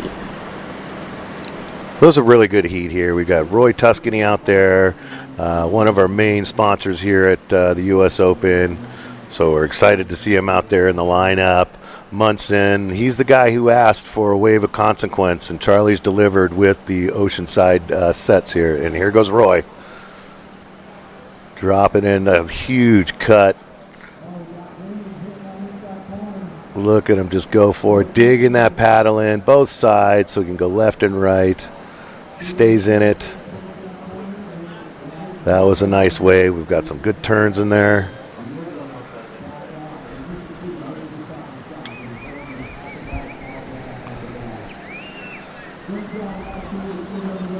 This high five team's going to be cheering him on. I can hear him over here from the booth.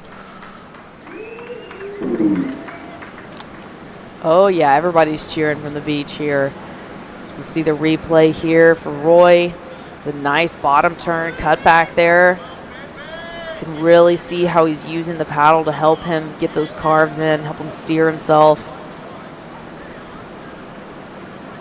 Multiple turns on that first wave.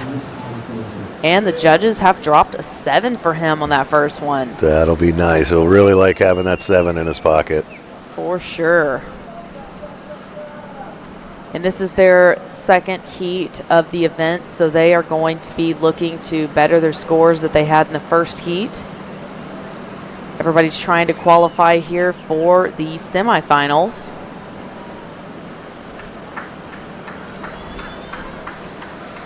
This is where it all comes down. Just down the road in Del Mar where the surf meets the turf. They've got to show up and get them some of the highest scores so they can climb that ladder. Yeah, Roy's sitting in the 5th seed right now for the lineup for trying to get into the semifinals. They take the top 6. So even though he's in 5th, we still have another heat of sit-ski behind him, so it's important for him to try and beat those scores from yesterday, see if he can climb up in the rankings of the seed just a little bit to secure his spot in the semifinals. I've also got DJ out there. He's in the 3rd seed right now, so he's looking pretty good for making it into the semifinals. And we have Jeff, who's in the 6th seed right now, so this is going to be a really important heat for him, see if he can get a few scores that maybe beat yesterday's scores so he can crawl up in the seeding a little bit, make sure he's safe and secure for the next heat coming up. It's interesting. I don't see Jeff Munson out there. Is he coming? They putting him in the water. We've got just Roy and DJ right now out there in the lineup. Oh, that's right. Now that you mention it, maybe there we go. Mr. Wave of Consequence himself. You want to talk about a guy who could put up a wave score? I've seen him do it at the U.S. Open right here many times.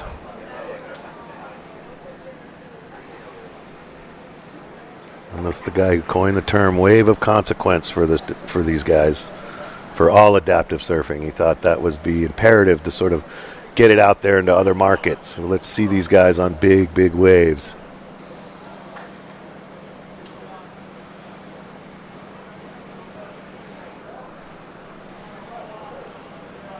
And now he's digging to get out into the lineup. Oh, yeah, he's on his way out there. Join the battle now. Here goes Roy. Fearless. Ooh, on a bomb. He's Doesn't still go down, though. That was impressive. That lip crashed right down on him. DJ's looking to dig into the one behind it. Wow, Oh, nice sick turn. drop. Look at that. Staying in the wave and the power.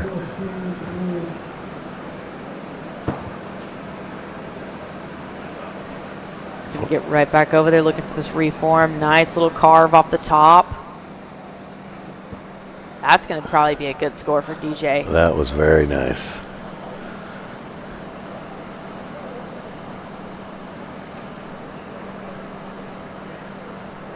Roy from High Fives, one of those fearless guys. The nice thing about him is what he's going to do is he's going to take all the champions.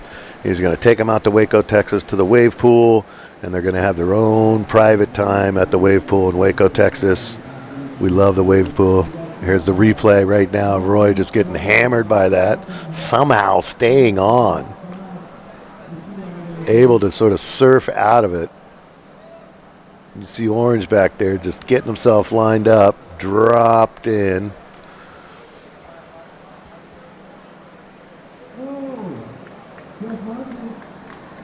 Just ripped this wave.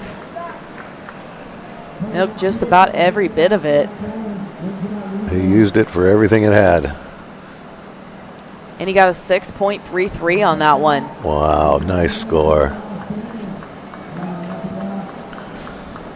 Looks like Muncie got a little bit of something out there. We'll have to pay attention to his score. We didn't get to see it. Another one of those fearless guys. He's going to make his way back over towards the pier to get in that channel. Make it a little easier for him to get back out there.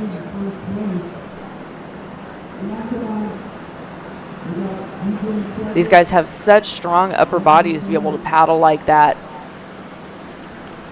All right, here we go with the replay. It's a sick drop. Look at how far he's got to lean back. It's taking him so fast forward. Gets a little action.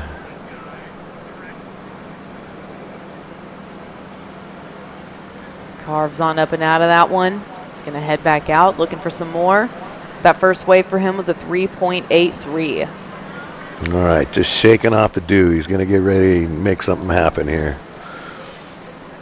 Again, they're getting their way out to the lineup.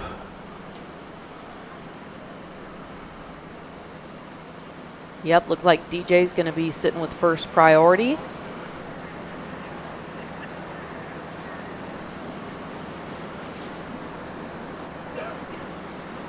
Oh, here we go again for Jeff. He's getting into it. Makes the drop. Using that paddle for a nice bottom turn there. Carving again. Nice cutback. Brings it back around. Couldn't quite stay in that one. That'll be a nice little backup score for him. That was a nice one. One of those OG guys, been here forever. Really been fun to sort of watch him develop over the years and sort of go down the line with us. Saw our buddy, our old friend Mark Thornton out here today or yesterday at the site. Always good to see him. He was one of the first guys in Southern California that would go to any surf contest and they'd look at him like he was crazy because he had, was in a wheelchair. Says, well, why can't I surf? Well, you're in a wheelchair. He didn't care. He wanted to go out there and surf with the able-bodied people. Oh, So he's that's one of awesome. these guys that helped us develop adaptive surfing to where it is today. He sort of was one of the pioneers. Walk up to a regular old surf contest and want to be in it. Wow, and after being in this for so long, I can only imagine how exciting it is to see how much it's grown. We'll talk about that here in just a second because we've got our replay here of this last wave. Nice cutback. Really see how he's using the paddle to steer himself. Yeah, he's a real tall guy, so he can move his body around a little more than some of these smaller athletes and sort of use that to his advantage, right? And again, that just sort of comes down to sort of the adaptations they make on their wave ski. They can sort of offset it by the adaptations they make on their own wave ski. None of these wave skis you see out there are the same. They've all got minor adjustments, rail size, shovel nose sort of angles and backrests. You can see some of our Stoke for Life volunteers on the beach. We're super grateful for. But yeah, it's got to be incredible for where you saw the adaptive surfing start to what it's become today. It's amazing. It really has been sort of my honor to sort of be involved at the level that I have. I've been stoked every single second of the time that I sort of spent the late nights, Charlie and I, making these promotional videos and staying up and doing everything. We really put, 80 to 120 hours in. We worked really hard to get it, the U.S. Open and SFL and the AASP to where it is today. So it's nice to see it all sort of coming to fruition and watching it happen in reality.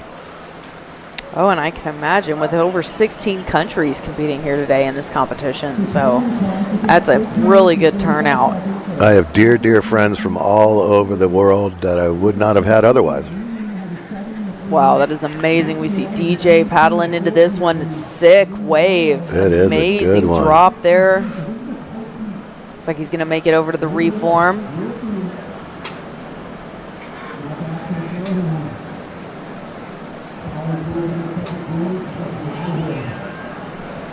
Oh, it's a nice wave for DJ.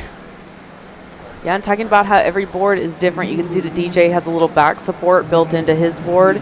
Some of them don't have them, just depending on the athlete's abilities. Yep. But it really is so cool how you can see that every single board has been made just perfectly for them. They're like fingerprints.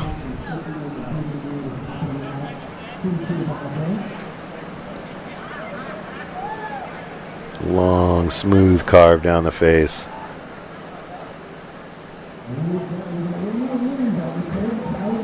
Really awesome to see him move that board around like that. A lot of that was just without the paddle.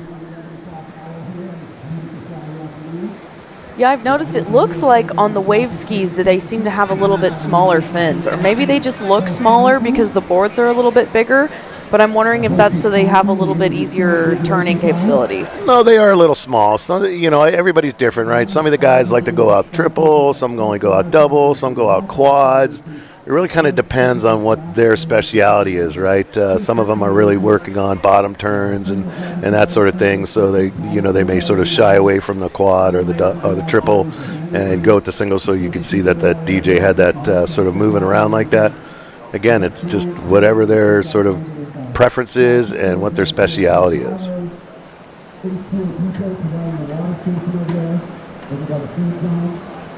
See DJ paddling back out there. Royce hanging a little bit closer to the inside. Plenty of time in this heat, 12 minutes to go. Again, as you mentioned earlier, that tide is dropping, so that's going to sort of make their chances. They got to start sort of being more selective on the waves coming in. Yeah, and Roy's got priority right now, so we'll see if we can take advantage of that. Back up that 7 a little bit. Yeah, DJ was able to sort of squeak himself up there above Roy. Roy was sort of holding the lead in this heat there for a minute until DJ threw that last wave in, and that sort of bumped him up. So, yeah, DJ's last wave was a 4.77. Here we have the drone shot. The HighFivesFoundation, all of our amazing sponsors and their tents. Just a beautiful contest venue.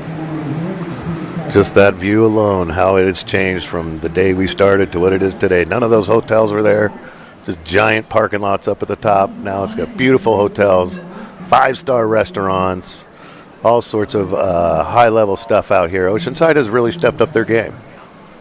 And that's only been in the last couple of years, I'm hearing. Absolutely. Only in the last 4 to 5 years have they really sort of stepped up their game and really, brought it. Unfortunately, last year we had the pier burn. That was kind of a bummer, but we didn't lose the whole pier. We're going to rebuild, and we're going to bring it back even better.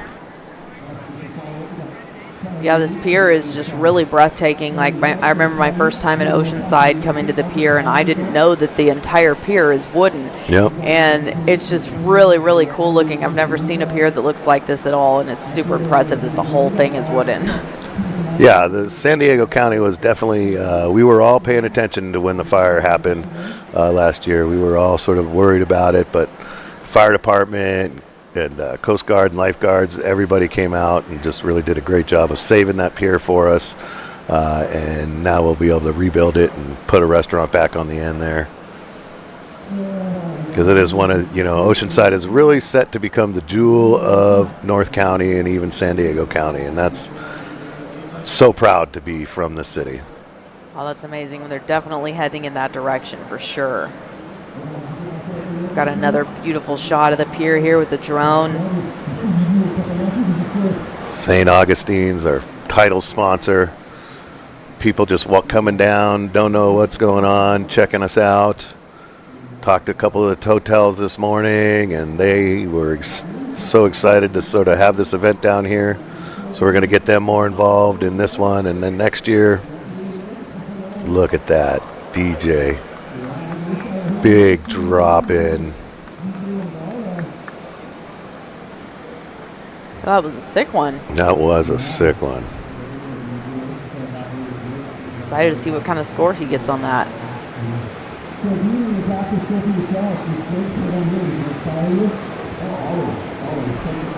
See him getting himself back up on the board. That is a workout. So he's got to drop his paddle. He's got to find his way back onto the board. You got to then collect his paddle. So it's not just sort of rolling over your belly onto the board and paddling out. Here goes Roy. Oh, he sort of ducked out of that. I don't think that was a good call. I think that would have closed out on him.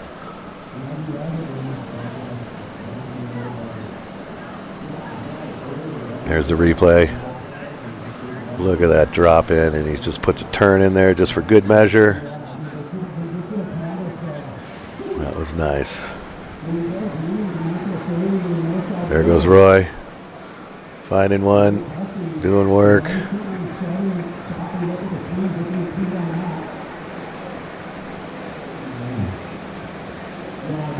Saw his wife and kid out there today. Glad to have Alana in the lineup out here coming down to support her man.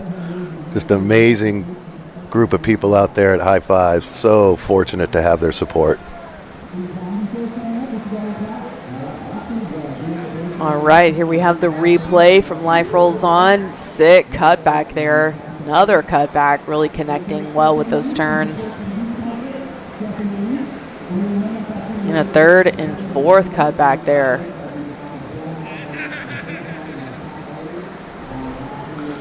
Those Life Rolls On replays are really nice to have. Thank you, Jesse Blauer and Life Rolls On. I went home last night and I watched the replay on YouTube, and I kept reversing and forwarding. And that's what's really nice about these webcasts is you could go on, you pull them up and watch them again. Because I know I want to go and I want to rewatch that wave ski this morning and that prone with Jesse Blauer, that left-hander he took off on. Oh, yeah, that was a sick one.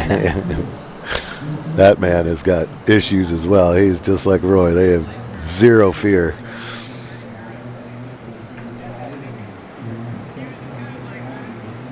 Yeah, and here in the sit ski division, Charles was explaining to me earlier that their paddle is actually their leash, and so they don't have a regular leash tied to them for this one. They're using their paddle, so it's super important for them if they have a wipeout that they keep hanging on to that paddle, because that's what's physically keeping them connected to the board, and they're not connected to the paddle either, so they got to make sure they keep hanging on to it. They get detached from their board.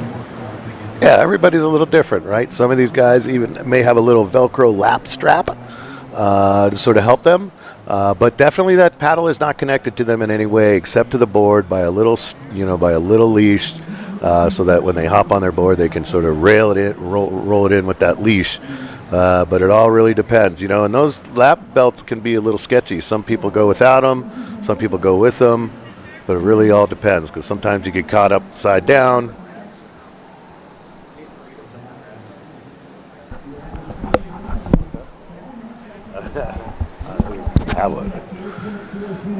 All right, here we have Jeff. Nice cut back there, Look bringing at it that. all the way back to the foam, changing the direction of his paddle there. Oh, this is going to be a good one for him. Well, that's Munson. That's Munson on that TL board that Tyler lost in one. He's just, I tell you, this guy, he's got some style. He's got some pizzazz. When you see some of these guys, they sort of are incorporating style into their moves, which is really nice to see. And Munson is definitely one of those guys. Like I said, he's one of us older dudes. Been doing it for a while, and definitely not afraid to sort of go for it. Here he is. Big carving turns, just getting after it, leaning back. That first cutback was so smooth.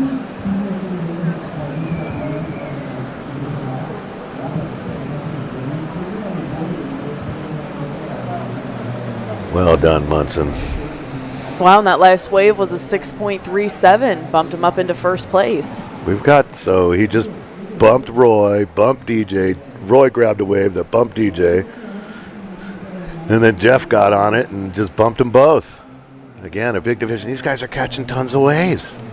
Oh, yeah, we've just seen wave after wave after wave in this heat. Just getting after it. These are the kind of heats you want to see in professional adaptive surfing, people.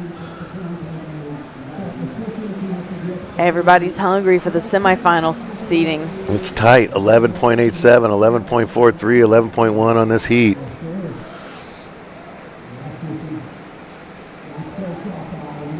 We just have just under 4 minutes remaining, but they're all out there in the lineup. Let's see if we get another couple waves. Looks like we might have a little set coming in on the horizon. Look like Muncie's doing his chit-chat out there out in the water like he is known to do. Trying to get people to go on waves he wouldn't. Oh, my goodness. Oh, that's funny. Charles was joking about that a little bit earlier, too. Yeah? Oh, yeah.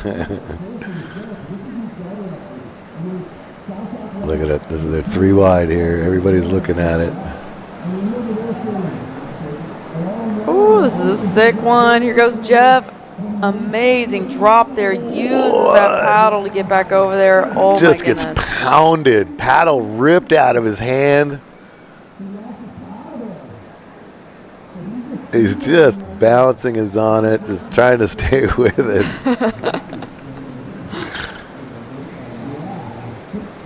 Oh, looks like the paddle got detached from his board, too. You can see the Stoke for Life guys swimming over there to grab it. Yeah, that was an impact zone that he definitely encountered there. Let's hope he's all right. He looks to be okay. But getting the paddle ripped out of your hand like that and the strap ripped off can't be fun.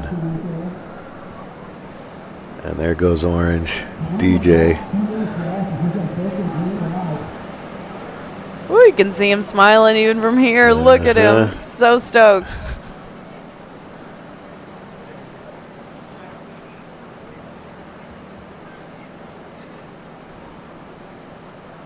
So we got 2 minutes left in the heat. I've seen Roy on last second. Let's watch this. Oh, look at that.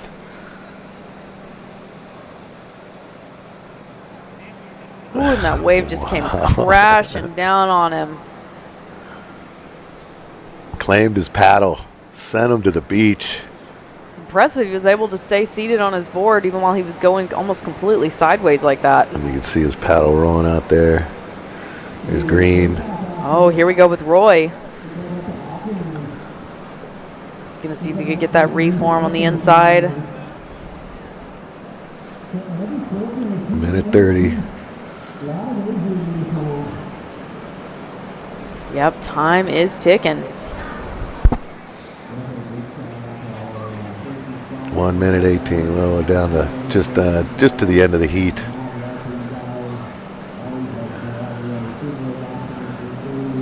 Yep, as soon as this heat's over, we're going to go over to our below knee standing division. That'll be a super exciting one to watch. So there's Muncie's paddle coming out. I don't see the strap attached to it.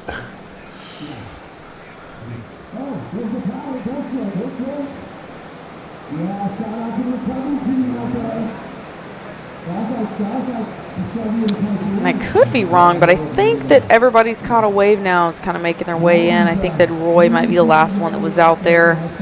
Yeah, I think you're right. I think they sort of not enough time to get back out into the lineup. There's the buzzer.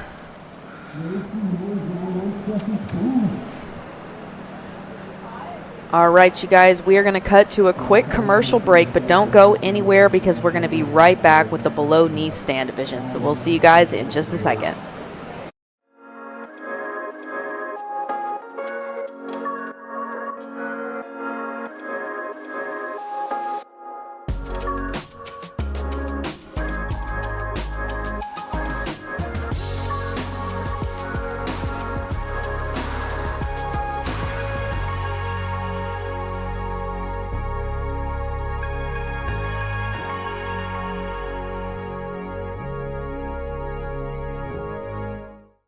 It's time to rise. To learn with the latest tech. Then, lead the future of healthcare. And to practice with faculty who treat you like a peer. Because soon, you will be. To get hands-on experience in the classroom, so you can make a statement. This is your time to rise.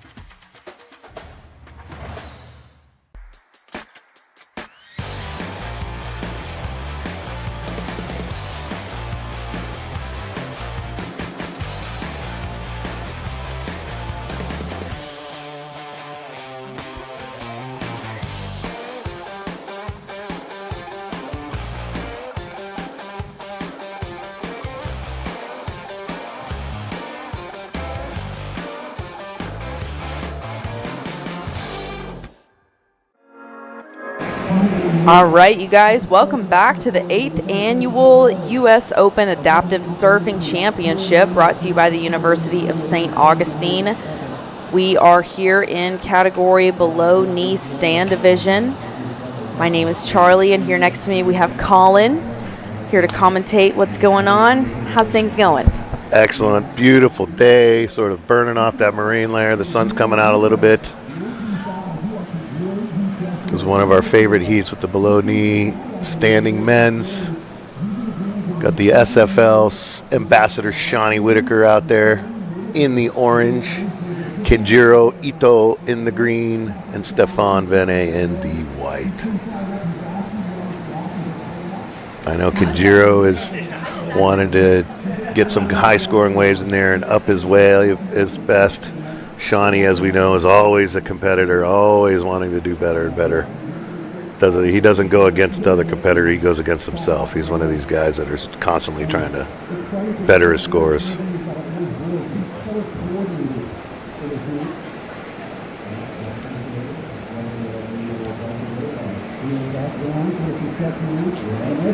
Yeah, we're just getting started with this heat. It's only been 2 minutes so far, so anything could happen. And again, another one of these. Here we go. Stefan. Oh, he was digging for it. Another one of those divisions, highly customizable on the prosthetics alone. Yeah, for sure. And in this heat right now, we have Kenjiro, Ito is tied for first place in the rankings right now with Notchman. So we'll see what happens. A super important heat for both of them. Notchman was your 2024 overall champion, and then Kenjiro Ito was second place overall in 2024. So they're tied for first right now. So Yeah, we'll see he's what happens. hungry. It's again one of these divisions that just come out of nowhere. The competition level comes up with everybody coming in, and these guys share their knowledge. With the newbies coming in, the younger generation coming in, it's team. Everybody shares their information. They don't want to hold anything back. They want this every division to be sort of the most exciting and shocking division to be in. So these guys definitely knowledge share. They definitely drop it down to the younger generations. And here goes Kenji. There he is up. Nice cutback. Staying in the power pocket of the wave. He's pumping a little bit. There we go. Wow, sick carve. Just nice and smooth. Goes for the snap off the top. Gets a little bit tall there, losing his balance. But talking about Ito, he was a finalist at the 2024 ISA Para Surfing World Games. So everybody's definitely got their work cut out for him. He had a 6.83 on that last wave. Very nice. Here's a replay. Look how smoothly he gets up right into that carve, coming into the whitewash, coming back into the set here to try to get a little capture off the top there. Nice and smooth. Great balance.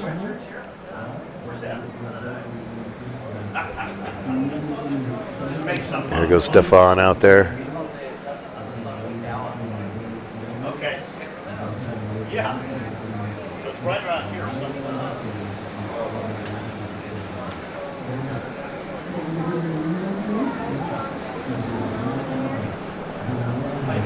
Yeah, and Shawnee was one of our podium finishes here last year at the U.S. Open. He was super stoked to be there. He's one of these guys that, I think he lost his leg last year, and we had to go find him another one. And, he's just a really versatile guy, awesome person and character. That's why he's a spokesperson or, one of these ambassadors for Stoke for Life.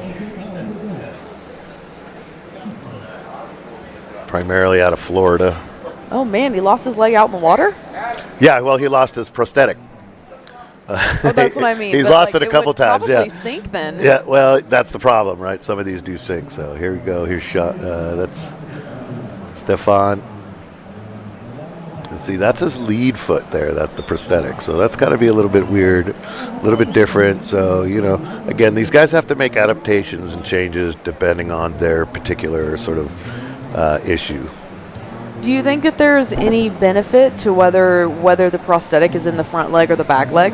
A lot of people say just go goofy footed, right? It's harder to have that front lead prosthetic than it is to have the right rear, because you figure your rear is plant, right? So it's really your base, where the front you need a little more functionality and movement around it as you're going up or down the board. So as you can imagine, just sort of what would be easier from the handle. So a lot of them say, hey, just go goofy foot if you're front. Oh, Shawnee going nose first there into the water. It's not easy to get up on these guys, on these boards with these prosthetics. It's a pop-up, right? So you got to get up there in one move. And as you can see, Shawnee uses like a full faux foot kind of a prosthetic, where Kenji, as you can see there, sort of has just sort of a pad footing for that rear base foot.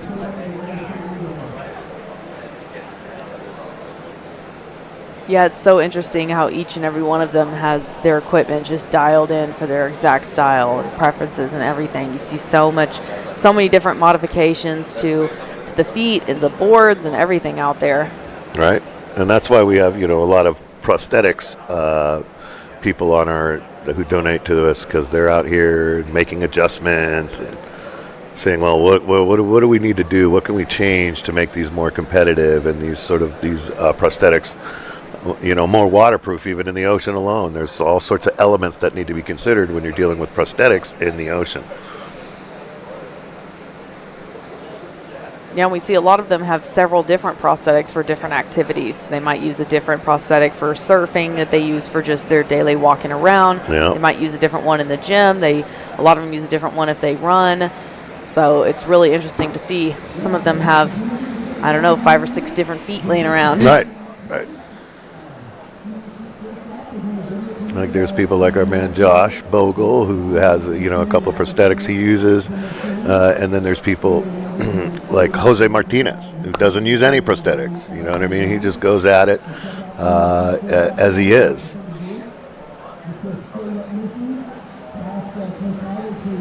One of our veterans.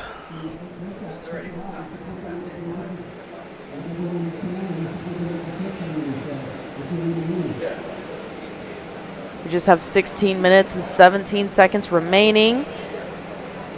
Here we go. He's up and riding. 6 snap there. Throws a nice little spray. He's pumping to get some more speed. Driving down the line. Another snap. Throwing more spray. Carving back towards the white water again. Then back behind him we have Stefan. Ooh. Flatten him out in that middle section there. Wasn't expecting it. Kenjiro's is so smooth. He's just got really a nice smooth sort of style here. We'll see it again. But once he's up, he's got a really nice smooth turns, good style. Little whip coming up here. Wham! Wow, that was a sick one. He's got great style. And he wanted more out of it. See how competitive these guys? But you see Kenji smile when he comes up on the beach. Ooh, and Kenji dropped an 8.17 on that one. An excellent range. Yeah, he says he's going to be happy with that. Let's hope he can hear it from the judges' booth. Yeah, sometimes it can be a little hard to hear what's going on out there because even though we've got really big speakers, it can get a little tricky, especially if the wind turns onshore or if the waves are big. Yeah, that whitewater is just pounding. We've got a couple of military helicopters out there flying by. We're just south of Camp Pendleton military base. So we've got a lot of flyovers from our military. In fact, we have a bunch of military volunteers here that have been sweeping mats and feeding these guys and helping out with whatever they can, feeding all our plants. Super stoked for our local military guys to be out here too. Everybody just sort of comes from all over and pitches in, and we're really, really, really fortunate and honored to have all the help that we do have. Yeah, you can really feel the community vibe just walking around the event here, how everybody wants to jump in and help. Everybody's very connected with each other. And it's a really beautiful thing to see. Yeah, and if you're sitting at home and you're watching this and you're anywhere near us, get in your car, drive down here, volunteer. You can come out, and you don't got to be doing anything dangerous like these Redwater guys. You can just be out here helping, sweeping, just getting people anything they need. We take all volunteers. We need more every single day, so please don't hesitate to come down, even if we've never seen you before. Everybody's coming. We've had people that have started from day one and have never left, and they always come back every year, but they just sort of rolled up on our beach one day and said, hey, can I help? I think this is awesome. We put them in a jersey and we give them something to do. And, again, if you're here, you just come down to the site, walk around. It's an open site. I like to always sort of remind everybody, come down. Don't be afraid to come walk through the site, talk to the athletes, sort of look around, be pokey, see what's happening down here. It's really sort of one of these sites that we really want to impress upon our local communities. We're here for you guys. Please come on down and check us out. That's what we're here for, not only the athletes, but our local community who support us so much. Yeah, it's definitely amazing to come down here and volunteer and just be a part of it, especially if you're one of the people helping the athletes in and out of the water. Just getting to share their joy with them is so special. Everybody's so stoked down here coming out of the water and catching such good waves. Here we have Kenji again. Kenji. He just made that happen. It was like a rough start, but he stayed on it. Ooh, he's showing us he's got what it takes backside and frontside. We have our life rolls on replay. Got almost a little hung up on the drop, but was able to pull through. Just waiting for some speed, waiting for the reform here. Got a nice little frontside snap.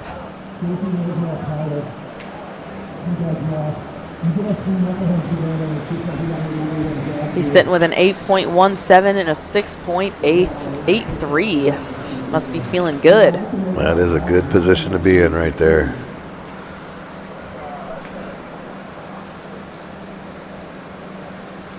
See all of them pretty close to the lineup out there. Kenji's making his way back out. Got Stefan and Shawnee waiting for the next wave to come in. Shawnee's got priority, so we'll see if we can take advantage of that.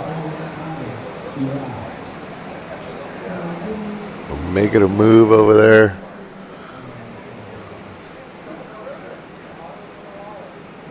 All right, now we've got them all up in the lineup there. Kenji's hanging out a little bit more on the inside. It could be because he's got third priority. Plenty of time for these guys. Anything can happen. Stefan's been sort of going for it. Shawnee's still waiting to sort of find the one that he wants. And sort of jumping off on ways that he sort of maybe wasn't happy with. But I see that level of concentration. I know it. I've seen it before. Highly competitive individual.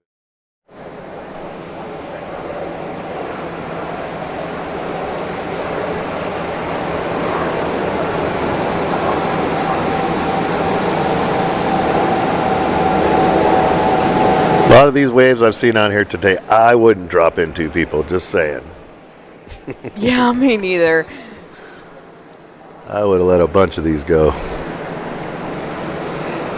They've taken a couple of big sets on the head, too, and they just get right back out there.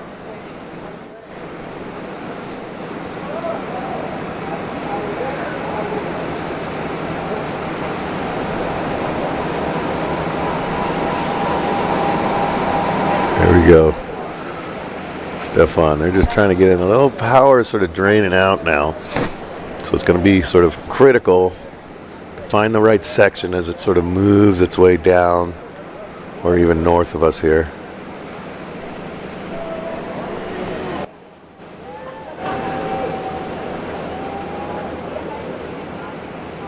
It's still a little bit inside peak, but it's just too close to the pier.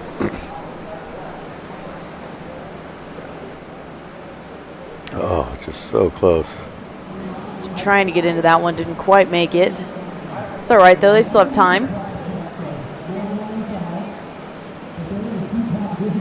Go, he's paddling hard. Is he going to make it in? Oh, and he makes it in. Just a little front side snap there.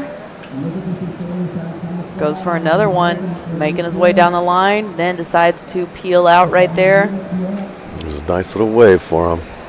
That's going to be a good backup score for him.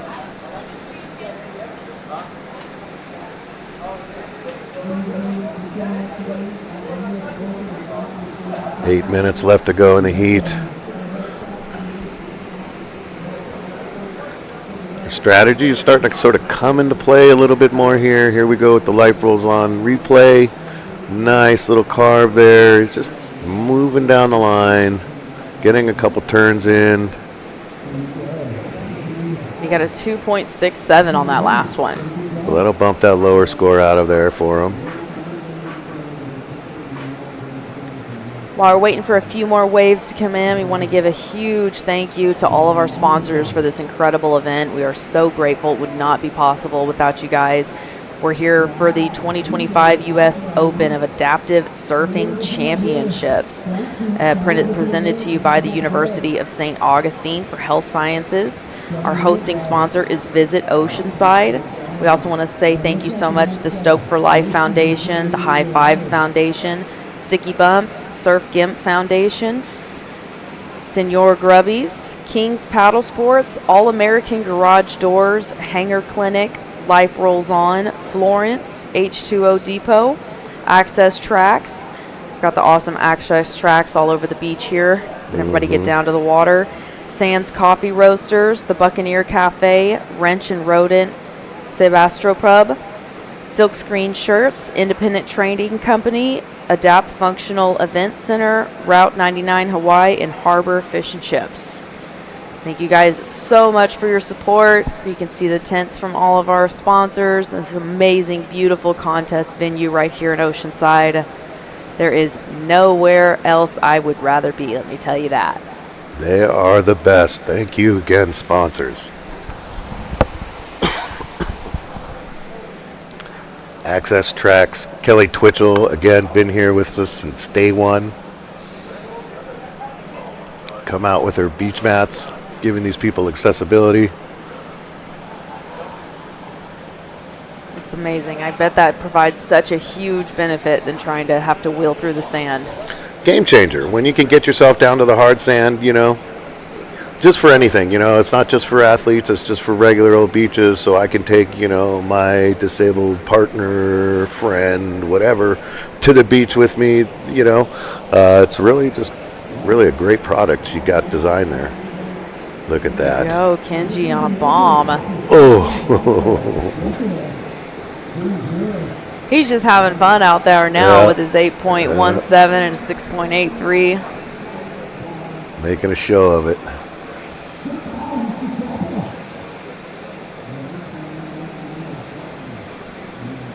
We are down to just 5 minutes and 45 seconds out here.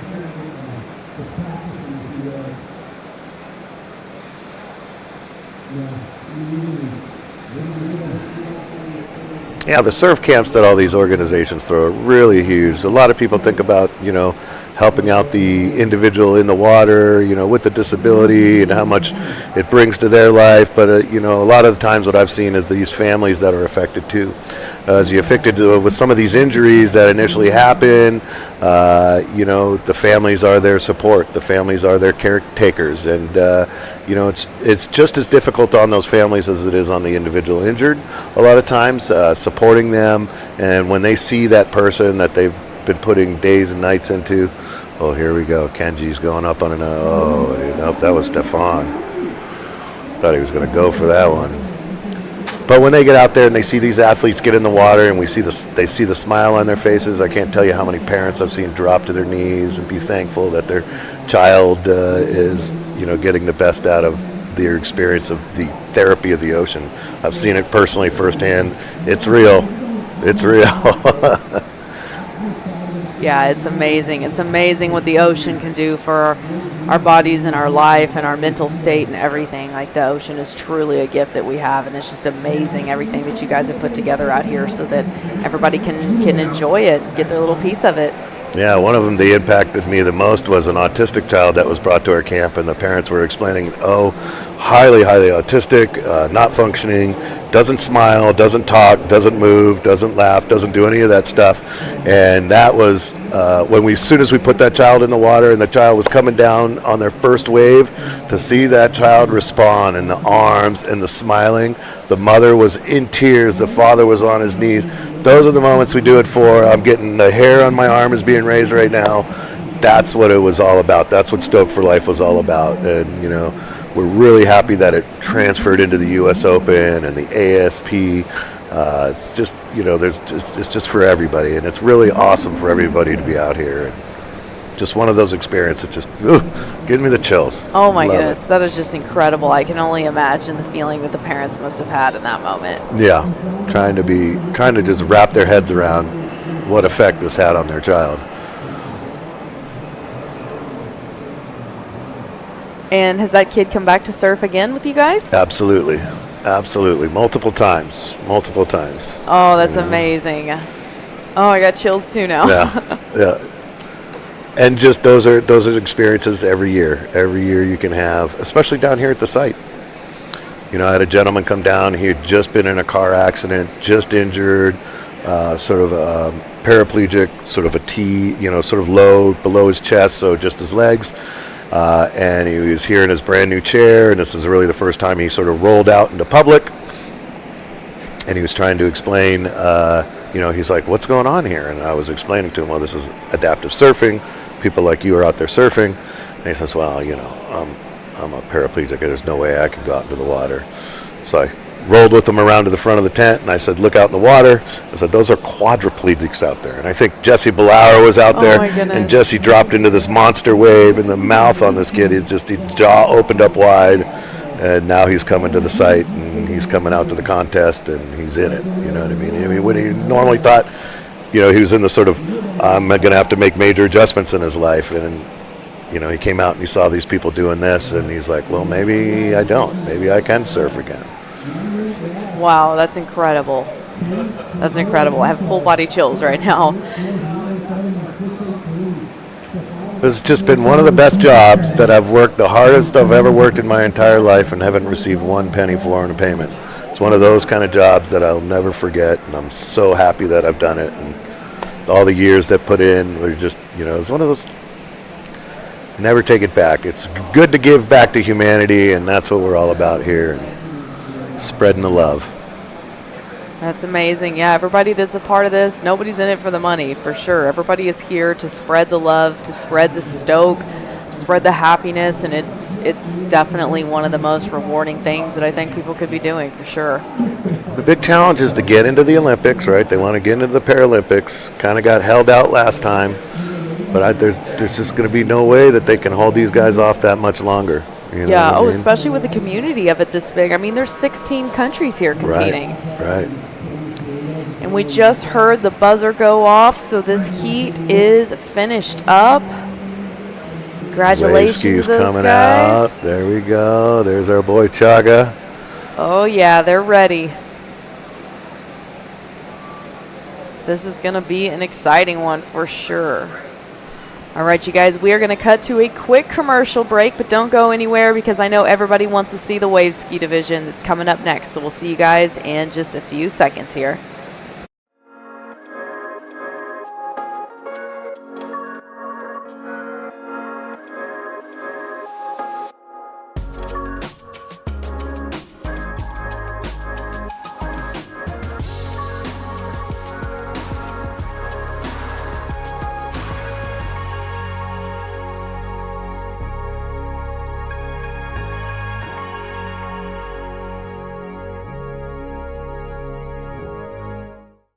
It's time to rise, to learn with the latest tech, then lead the future of healthcare, and to practice with faculty who treat you like a peer. Because soon, you will be. To get hands-on experience in the classroom, so you can make a statement. This is your time to rise.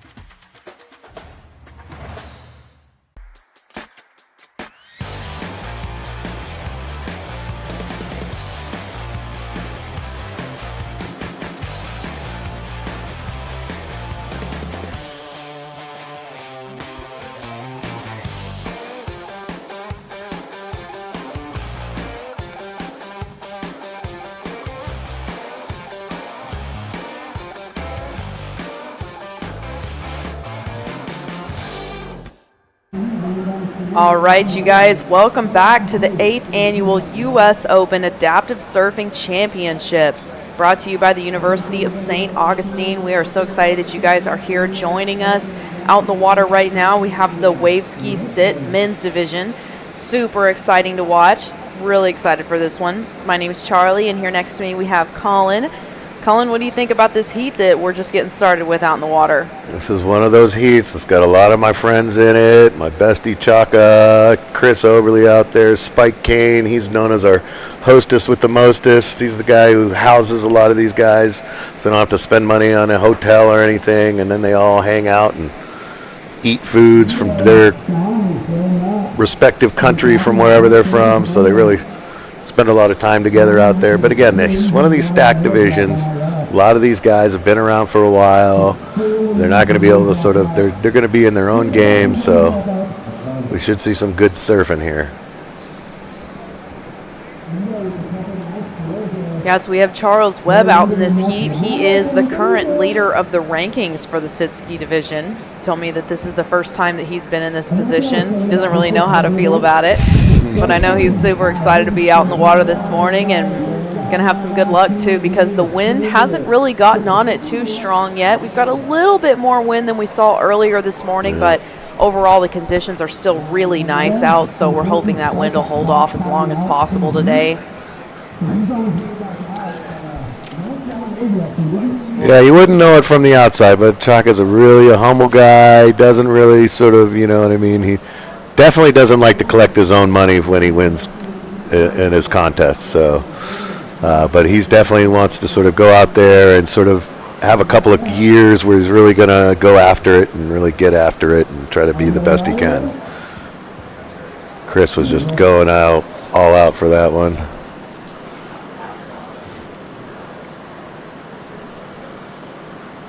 Yeah, so we're just getting started with this heat. We still have 22 minutes left, so it's going to be an exciting one. Nobody's taken a wave yet, so we'll see what happens here. Everybody's fighting for those semifinal spots. There goes Chaka. He's going to get it. He's got it. Oh, plunges. Nose first.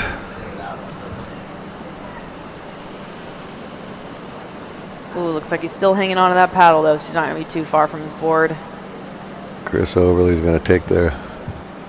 Nice one. Uses the paddle to turn back up towards the wave. Wave kind of closes out on him, though. Almost like he did with Munson, but he hung on to his paddle.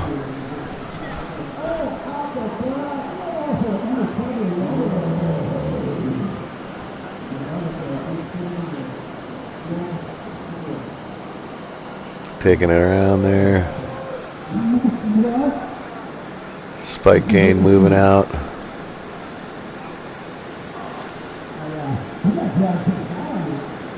Gotta look out for that whitewash coming for him. So we have Chris out in the water right now, too. He's currently second in the rankings. So super important heat for him and Charles. Absolutely.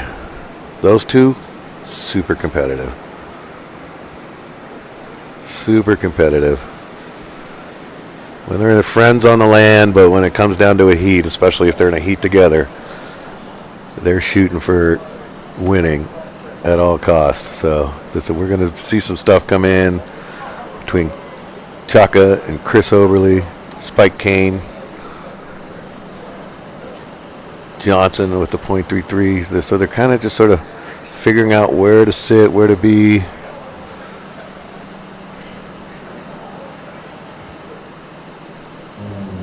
Getting Chris back on his.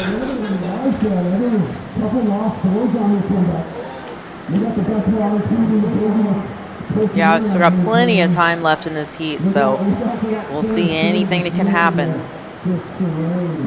A couple of these guys took some pretty epic dumps right out of the beginning, so let's see this.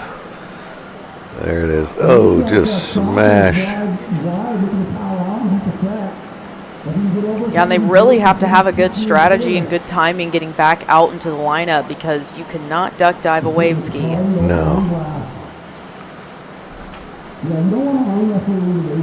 And in this particular division, there's not a whole lot of help that the water support can give you. They're really just there to make sure you don't sort of drown. But they are restricted on the sort of level of amount of help they can give you. Once you're on, you're sort of under your own power.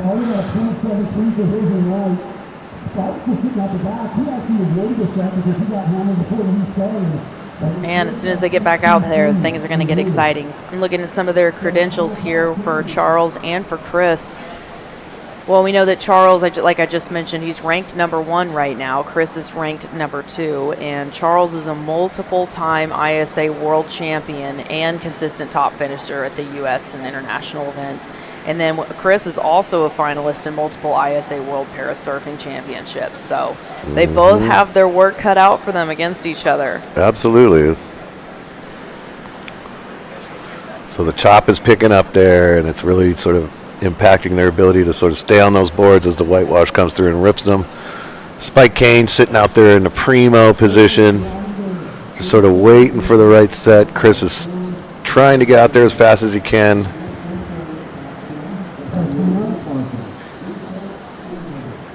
Yep, Spike's got priority right now.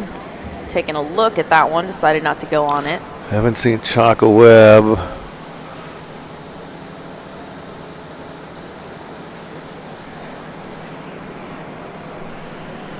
All right, Chris is up. They're going to move him back into the lineup here. Ooh, Spike's trying to get into this one. The wave kind of mushed out on him. Wasn't quite able to get in there.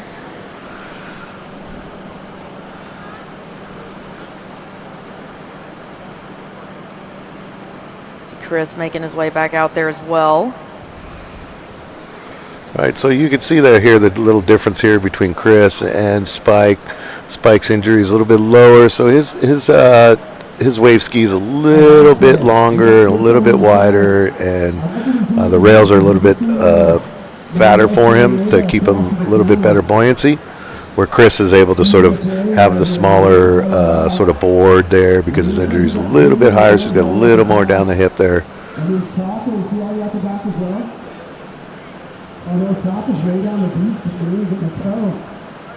It looks like Chris dropped a 4 on that first wave, so he's going to start out in first place.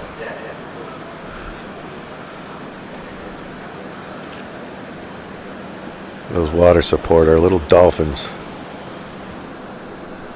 There goes Spike. He's not afraid to go for it, though, ladies and gentlemen. Ooh, nice wave. Cut back here. Brings it back over to the foam. Staying in the power pocket of the wave. All right, Spiky. Look at that. Wow, you can really see how he uses the paddle to cover himself. He does a little roll-outs here. He's got that one fin.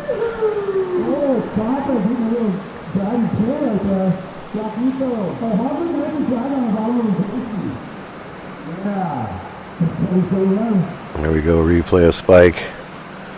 See, it's just a question of being in the right spot at the right time. Charges down the face, gets a couple turns in. Right at the bottom turn, nice bottom turn there. Coming along the ridge.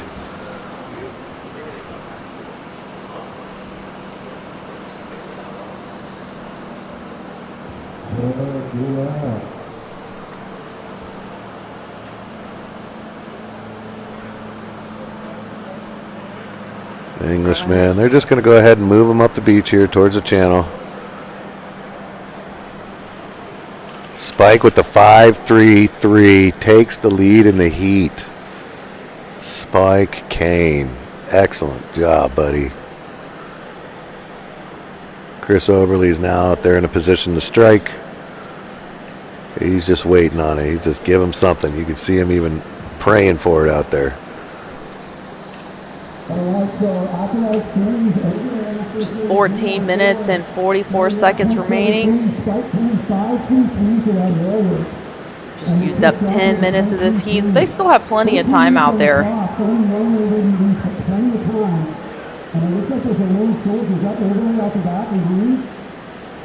Here comes Oberle. He's riding for it, trying to, he got it. Oh!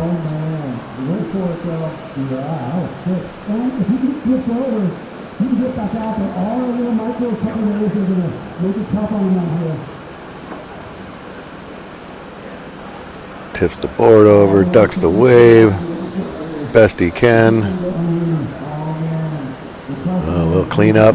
Ooh, he's going to take this little set on the head here.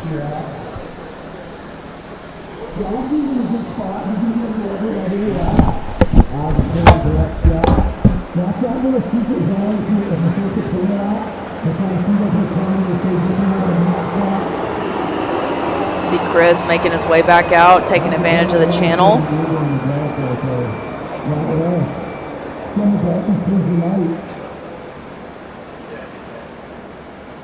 And there's Charles making his way back out as well, up there next to the pier.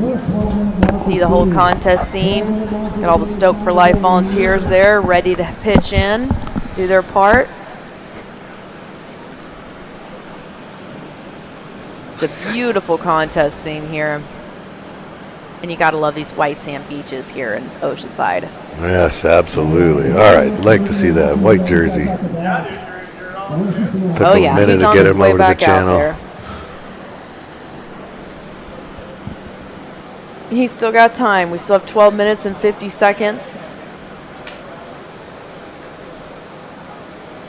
see what we can do here. And again, this is for what they're doing here is they're just looking to improve their scores from yesterday's heat so they can secure their seat in that semifinal round. So use a little bit different structure of surfing here. The first round is different structure of surfing, different structure of the heats and scoring and things like that for the adaptive surfing. So the first heat, for anybody that doesn't know, is not an elimination round. They're basically just trying to get the best scores they can, and then they apply their 2 top scores. They kind of compare them to their 2 top scores in their second heat. So whichever scores were the best will determine their seeding for the semifinal round. Right, and another one of those adaptations that Chaka made to the contest to sort of have a round robin in there, so that we can have these sort of, score drops and pickups and that kind of thing. Because, here, just watching today and even yesterday, the morning, when the tide is sort of coming up, those are the sets are rolling in, and that's really the best thing. And then as the day wears on, so now these guys are sort of having that sort of switch of the sets. Yesterday I had it in the morning, my set will be later in the afternoon, so it's fair. So everybody kind of gets that peak time in the lineup at the same, each of them get it. So it's really just, okay, drop it in there, get your points, do what you can with the time you got. Look at that. Oh. Yeah, and it's really amazing that they structure it that way, especially because there's athletes literally traveling from the other side of the world. So it's amazing because everybody will, at the very minimum, at least be able to surf 2 heats. I know in regular able-bodied surfing, it's always a real bummer when somebody travels so far and only gets to surf 1 heat. If one and done kind of deal, huh? Yeah, if they don't make it through. So it's really great that the way that Chaka structured it so that everybody can surf at least twice. Again, one of his golden rules, for adaptive by adaptive. That's what it was all about. That was his big struggle from the beginning.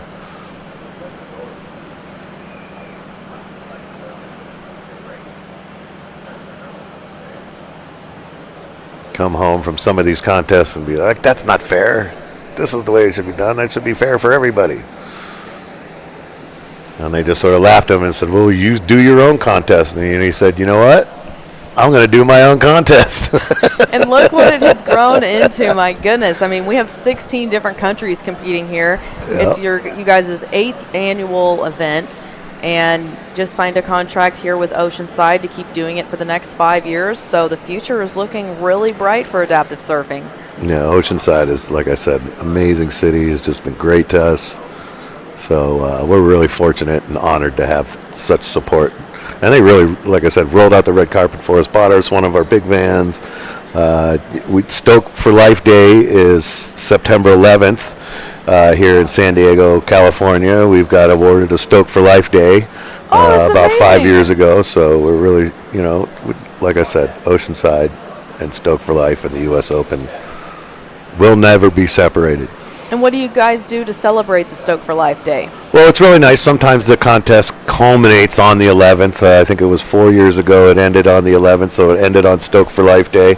But really, it's just one of those things. It's a plaque you have up in your house, you know what I mean? Because the focus, again, like I said, every penny, every cent, everything that comes in to this organization goes right back into the organization. Like the turnaround on the money, and I can't tell you how much fun doing taxes of this has been over the years. And for somebody who does not like numbers, it's just a nightmare. But super easy because we just, if at the end of the year we have anything left, we just got to give a bunch of money away. Yeah, that's amazing. I know the athletes. And everybody loves that. And that's what really has been the focus. That's what one of those great things is, all right? We have not made one penny off of any of this, and it all goes back to these athletes and supporting them and buying the equipment, these beach chairs that you need, these contests, they're not cheap these days, so everything that you spend and you donate to any of these organizations, I know High Fives, we would not be partnered with them if they were. Oh, here we go. Chris gets it in there finally. Nice steep drop in. He's That looking was for a the nice reform. ride. He looks like he's wearing sunglasses. It does.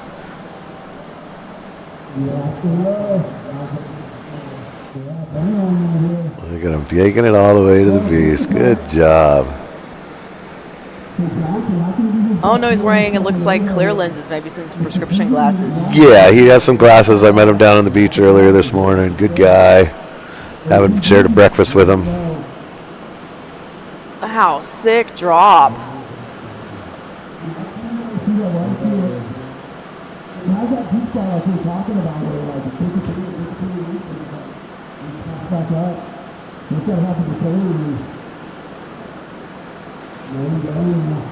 Made it over to the reform there. Nice cut back. He's working it on the inside, Well brings done. it on in. He's going to get back over there near the pier to get back out there. Still have 6 minutes and 37 seconds remaining. Plenty of time. Positioning happening. And thank you so much to Life Rolls On for that replay. We are so stoked to be able to see the replay here on our live stream. Yeah, another one of those groups that do these huge beach surf days down in La Jolla or down in San Diego, I believe. Jesse, he just rolls out these crews and just gets anybody in the water that can show up. You know, those beach surf days are super huge just for the exposure. You know, we want to get them in the water just so they can feel that healing for themselves. You know, it's hard to explain until you're actually in it. And Jesse Bill Hours, you know, Life Rolls On is a huge contributor to that for sure. So super stoked to have that guy's support as well. It's amazing. You can really feel the community feeling here. Oh, we have Charles and Chris. It looks like Chris took it, carving down the face of this thing, trying to get out of the white water. That's the competition between Chris and Chaka. I don't know who had priority there, but if it was Chaka, somebody might have squeaked in there. Chaka's got priority now, though. Decides not to go on that one. Seems like it was probably a pretty good decision. The wave's a little closed out. Yeah. We'll see what he can get here. He still has 5 minutes and 12 seconds left. Hopefully he can get another wave because I know that he's going to want another one to come out of this heat feeling good. Yeah. So it's not wide open, you know, even though they got priority, you can still get penalized and stuff for sort of obstructing people or dropping in over their, their priority. Again, it's professional. We want to treat these guys like professional athletes, and that's what we aim to do and what we do every year. Oh, and they are for sure. A lot of them are world champions or have medaled in the ISAs or won their title here at the U.S. Open of Adaptive Surfing Championships, and there's definitely some high level out in the water. Here we go. Chris ripping again. Sick cut back there. Goes ahead and pulls out of that one. Yeah. Sitting in first place right now. Chaka has first priority, so we'll see if he can take advantage of that here in the next 4 minutes. See Chris booking it to try and get past this wave. And he makes it. Oh, here we go. Looks like Chaka might be taking this one. Oh, unfortunately, does not make it. Hopefully they can help him get back up there real quick so maybe he can snag another one before this heat's over. Spikey trying to get into that one. Well, as you know, Chaka's no adversity to getting dumped around. He had a rough day yesterday as well, but he's not afraid of it. We have the replay of the last wave for Chris. Just shredding it. That paddle down low, carving all the way back. Pulls out from there. We got a couple of fins up out there. It was a pretty decent sized set that just came through. Yeah, steamrolled. Spike Kane got dumped down his yellow stick out there. We are Chris, down to, wow, 2.5s. oh yeah, 5.83 on that last one.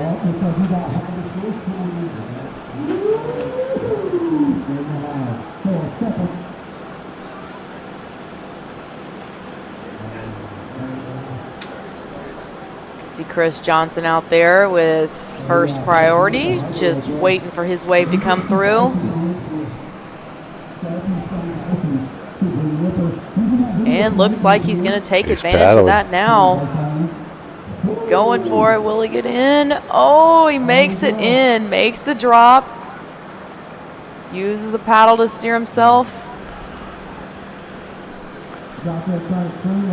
Is able to stay on that open part of the wave. And then the wave kind of peters out from there. But he looks stoked. See him put his paddle up in the air. Just under 2 minutes remaining.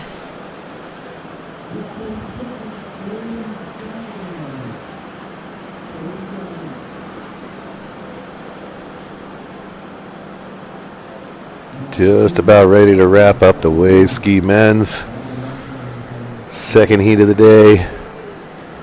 Yep, next we're going to be going on to the below knee stand division.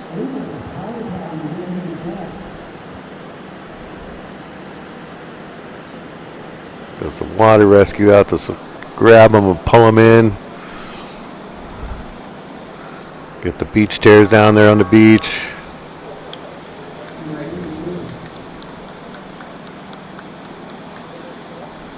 All right, I just heard, I believe, the beach announcer's timer go off, so I think this heat just finished That was the buzzer. That's the end of that one.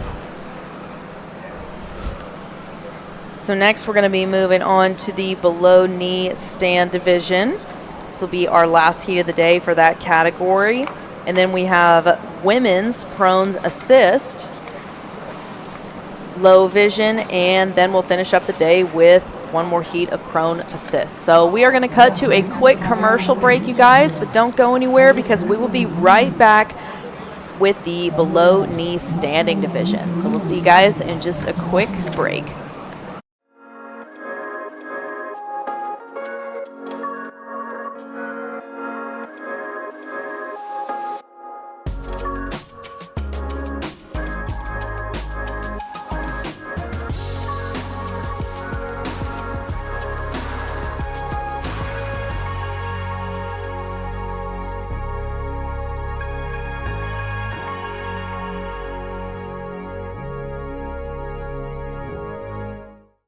It's time to rise, to learn with the latest tech, then lead the future of healthcare, and to practice with faculty who treat you like a peer.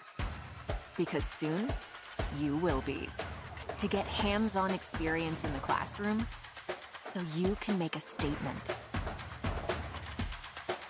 This is your time to rise.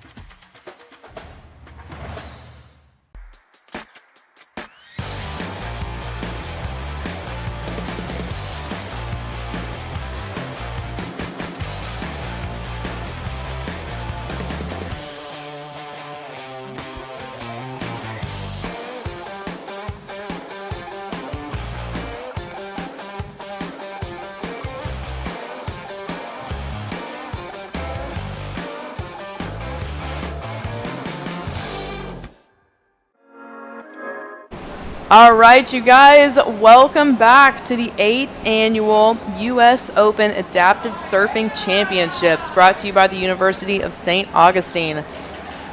My name is Charlie Meek, here to give you guys a report of what's going down on the live stream. Right now, we are in the water with below knee stand division. Here we have Notchman up and riding. Doesn't quite make it on that last one. So we have Notchman out in the water from Israel, and then we have Forrest Weinberg as well from the U.S. This is going to be our last heat of the day for this category, for the below knee stand category. Then afterwards, we're going to be moving on to the prone assist for women's. First time bringing the women out in the contest so far. So that'll be super exciting. And then we're going to have afterwards around 1 o'clock, low vision, men and women's combined. And then to finish up the day around 1:25 p.m., we will have a heat of prone assist women's. Looked like Harbor Fish and Chips came by with their lunch for everybody. Looks delicious. Just saw Charlie go by the 10 here and give himself a wah wah wah. That's all right, though. That's competition sometimes. He'll have another chance in the semifinals. He will.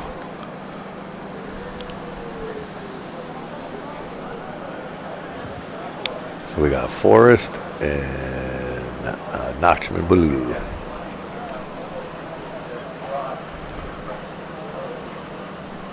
Yep, this heat's just starting out. We still have 21 minutes and 10 seconds left, so we'll see what the ocean has to offer these guys.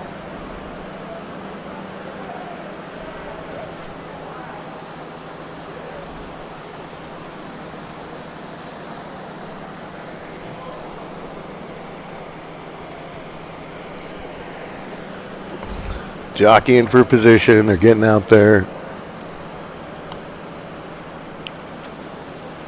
Oh yeah, just waiting on that next set to come through. They're ready. Looks like Forrest sees something he likes. Nope, he's backed out of that one. That was a good move. That closed out on him really quick. Oh, Balulu. He's just going big or going home, and he took a spill. Look at him. He's back up, turning, looking for that next time, next opportunity. Both of these guys are extremely, extremely good surfers. And, again, the level of no fear that they have, they're going to go for anything that's good. Big, hollow, doesn't matter, steep. Oh yeah, they're risking it all. And Notchman's our current leader of the rankings. Well, he's actually tied with Ito, who we were just seeing in our last heat that we had for this same category. So they're tied for the championship this year. So we'll see what happens at this final event. But Notchman was our champion last year. Mm-hmm. Again, high style with these carving turns.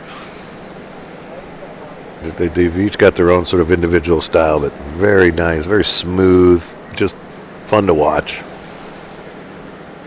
Oh yeah, it's amazing. Like the level is definitely super high. I mean, Notchman was their 2024, also the ISA World Para Surfing Championship. He's definitely got a bunch of medals hanging around his neck while he's out there, that's for sure.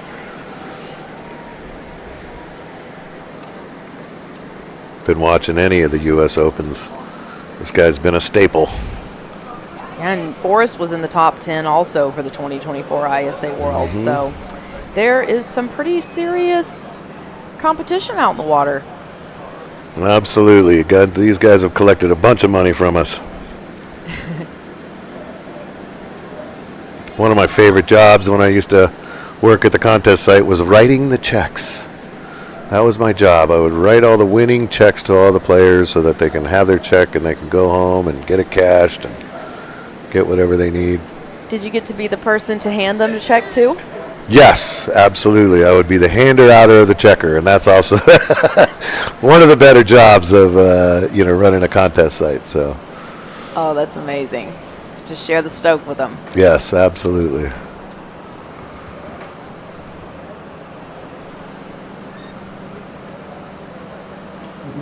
Notchman just had a 1.5 on that first wave, but there's still plenty of time out there. Forrest is sitting with first priority right now.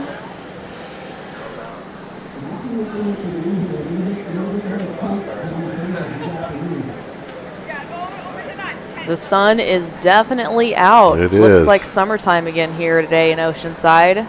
Hasn't gotten too hot yet though. Weather's still really nice. Yeah, it's been fair, absolutely. The waves are still good too. It's honestly a pretty perfect day out here. Yeah, you can't complain if you're out here at a surf contest. Keeping them fed with the fish and chips, kind of a staple of Oceanside Harbor.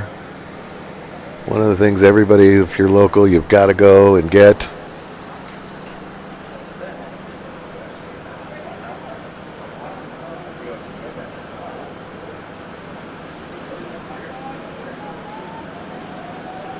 There goes Forrest. Just smooth pop up, nice turn. Trying to make his way down the line. Oh.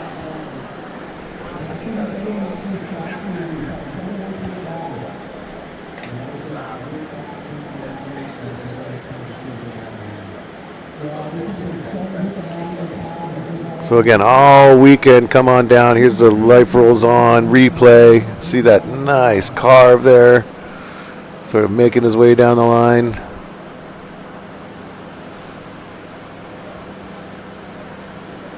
Excellent.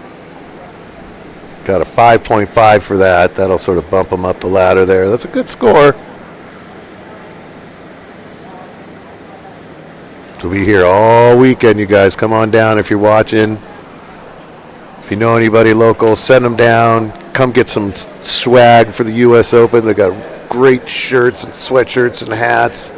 All sorts of stuff for sale down here that you can have and take home with you to sort of show your stoke and show your support for these athletes.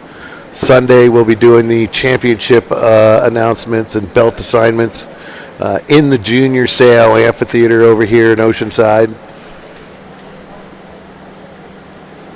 Everybody's welcome again. We want everybody to feel like they can come on down. There's no ticket or anything. You just show up, support the athletes, clap on the pier, buy some swag, support our local contributors.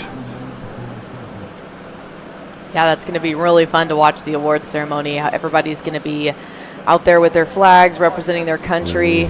If it's anything like the parade, it'll be pretty exciting. Except this time we're going to be crowning champions, so Yes. it's going to be pretty pumped up. Yeah, shout out to Oceanside High coming down with their cheerleaders and their drum squad. That was awesome too. That was epic. One of the first times we had that, and I really love that. Definitely a great way to start the contest. Again, Patrick from Oceanside, the city of Oceanside, just doing whatever he can to help us out, and that was one of those things, additions. Super stoked to have it. We had Home Depot, had a bunch of volunteers come down to our site and help out with our site as well. As I mentioned earlier, the Marines, our local sort of servicemen here. Oceanside being a big sort of service city here we have Navy down in San Diego. We have the Marine base just above us here, so we also support our military big time here in Oceanside. It's always a pleasure to have them out on site. And our competitors, like For Jose sure. Martinez. Takes a village, that's for sure. Yeah, who in fact was one of the winner of the Jay Leisman's Award that we gave out because of the smile and the stoke that this guy would get out of the water at and just be cheering at everybody. It's just amazing.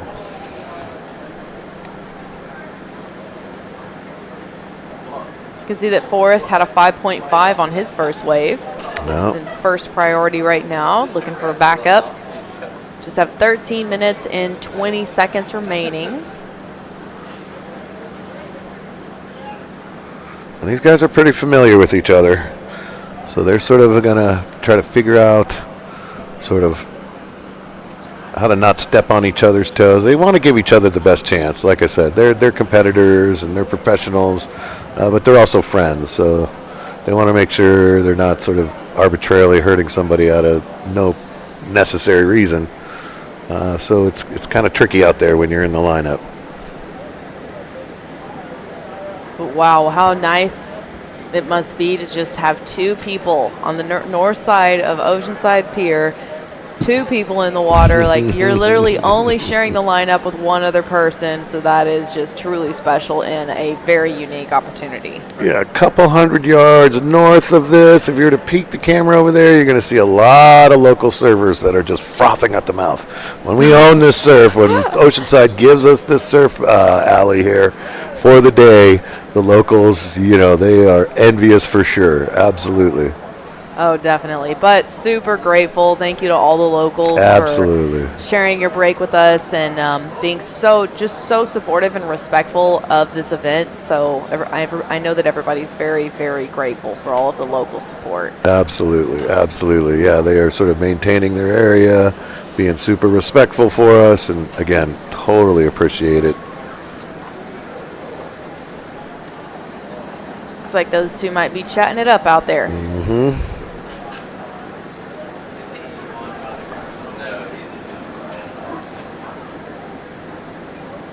All right, looks like Notchman's going to use his priority. Oh. Just stumbled on the stand up, the pop up there.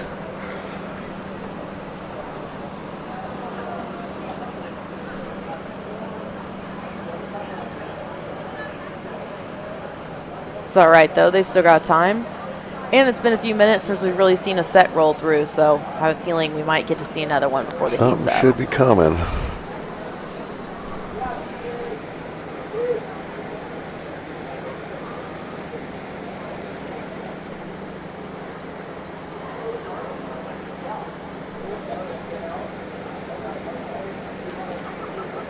Little bumps coming up down the horizon there.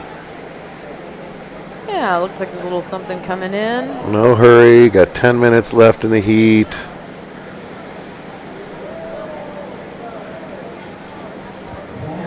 And these guys had a pretty good first heat, so should Yeah. be feeling pretty comfortable going into the semis after this.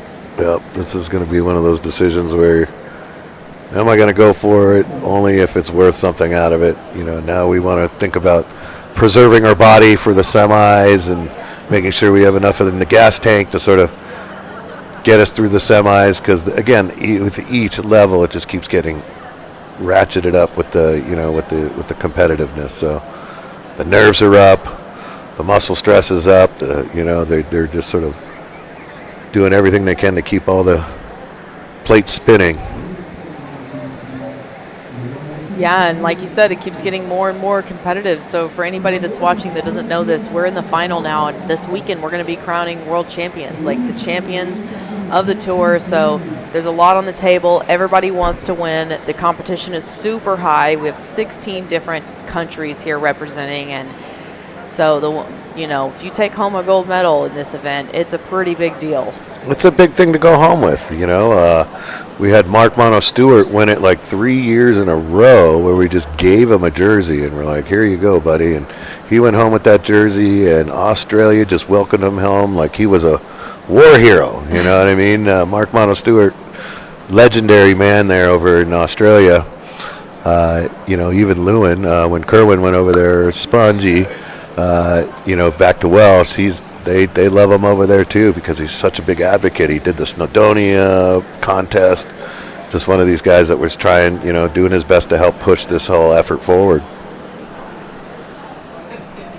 So they all go back to their respective countries, and coming here, it's only the best from their respective countries. They're sending their top-notch people because they know that this is the contest that sort of delineates the top from the bottom, who's the best in the world, right? Yeah, exactly. And looks like we've got Forrest up and riding. Goes for the backside carve. Throws a really nice spray there. That was nice. Then that wave just kind of peters out, but man, he definitely got all he could out of that wave. That was a really nice carve. Here we get to see the replay thanks to Life Rolls On. Yeah, amazing little cutback carve there. Especially for the size of the wave. The wave was pretty small, and he really made that carve look super fluid. Mm-hmm. And he drops a 6.17 on that one. Nice. Just the style and the way he made that carve, it just was beautiful. Yeah, he's going to be feeling good now. And we have Notchman in priority. Oh, but looks like Forrest is going to go again. Just finding that little Sick inside. of the wave. Goes for the closeout snap. Doesn't quite make it. I love his board. Those stripes are beautiful. Yep. There we go, Balulu. Just a chance to catch up. Backside snap. Oh, that was kind of, he got some moves in there, though. I kind of like that one. That should definitely drop those low scores for him there. He should definitely pick something up. For sure. We were talking about it yesterday that he's on a black carbon fiber board, which is, I'm not sure if you've tried the carbon fiber technology, but it is really, really good. Those boards are super durable. And they're really light and really fast, and it seems like it would be the perfect board for these oceanside conditions. Wow. Replay. Backside snap throws a nice spray there. Then goes up to bang it off the foam, but doesn't quite make it out of that one. And he drops a 3.83 for that. Probably not quite what he's looking for, but definitely in a little better position than before. Which is 6 minutes and 17 seconds remaining. He's working his way over to the lineup, so he wants more.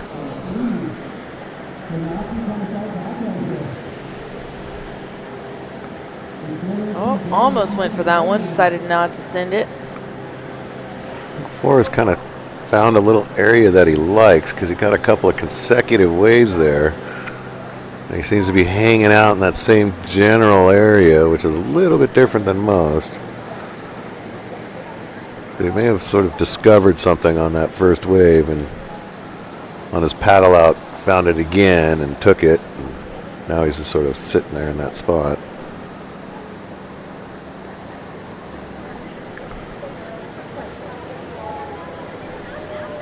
We're about down to the 5-minute mark.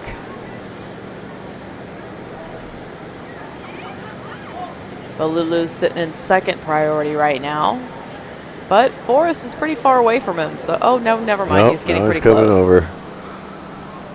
A little chit-chat in the last 5 minutes. Forrest with priority.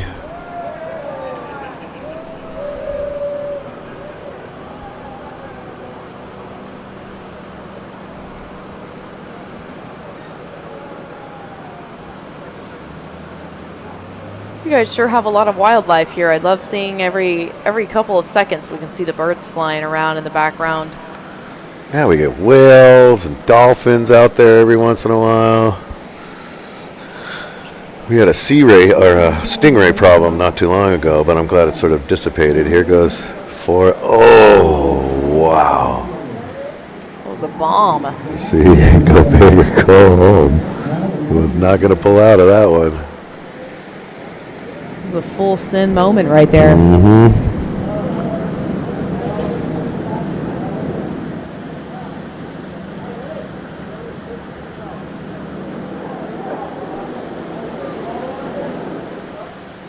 So after we wrap up this current heat of below knee stand category, we're going to be doing our first heat of the contest for the women, starting with prone assist.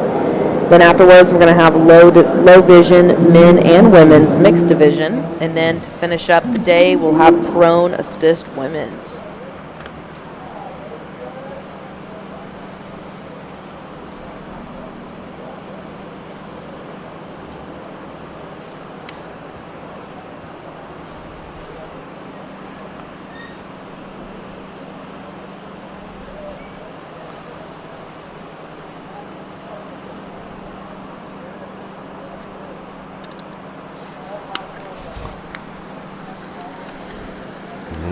Coming to a close here pretty soon.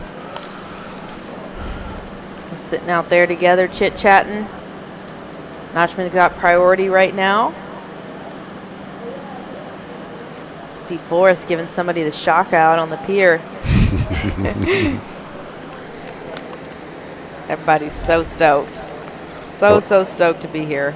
It's a beautiful event. Go meet him out there on the pier, and you can scream down to your teammate or your competitors and cheer them on. That's a really nice thing about the pier, being in the position there it is.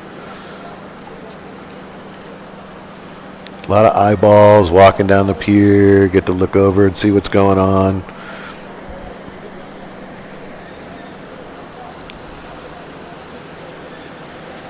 Spent about half the day sort of running into people and explaining what they were seeing, because they'll come down there and they'll just see a bunch of empty wheelchairs sitting on the beach and like, what's going on? They got a bunch of empty wheelchairs. They're all out in the water. I guess that does look kind of crazy if you just see that and don't know what's going on. Right? So you can see from the drone shot just how many of them that there are lined up on the beach. Mm-hmm.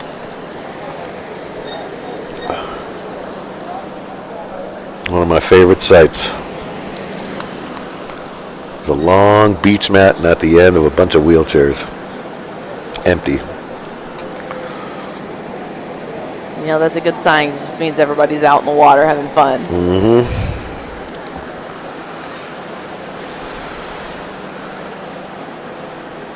And again, these volunteers in the water, the red jerseys, the yellow, they're all day long in the water, eyes peeled, making sure everybody's safe. Again, safety being imperative here. Been really, really fortunate at the U.S. Open with our safety teams and our level of safety. And we just look to keep that, if not as it is, better. We are down to the last minute of this heat. And coming up next, we're going to get to see the ladies out in the water for prone assist. They had a lay day yesterday, so I know they are super excited to get out there. I saw Quinn Waitley chopping at the bit. All right, and I just heard from the beach announcer the buzzer go off, so we just finished up this heat of below knee stand division. We're going to cut to a quick commercial break to see some videos from our super awesome sponsors, so you guys don't go anywhere because we will be right back with the ladies in the water. So we'll see you guys in a few seconds.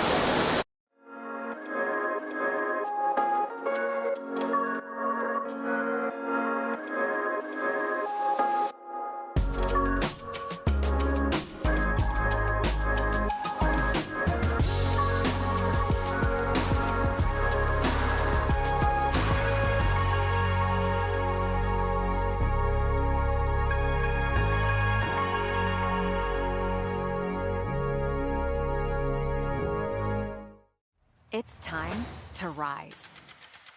To learn with the latest tech. Then, lead the future of healthcare. And to practice with faculty who treat you like a peer. Because soon, you will be. To get hands-on experience in the classroom, so you can make a statement. This is your time to rise.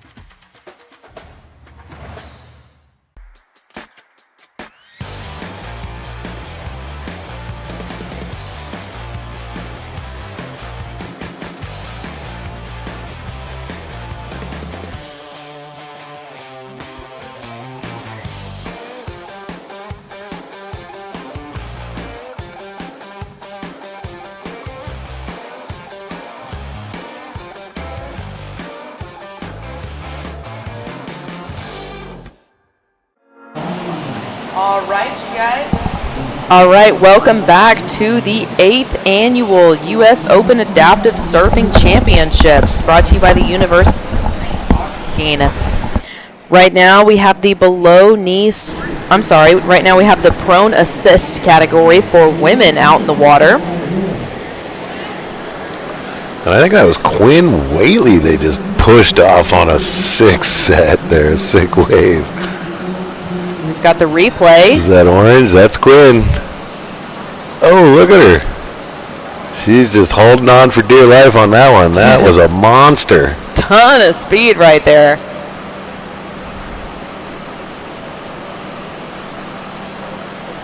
Well done, Quinny.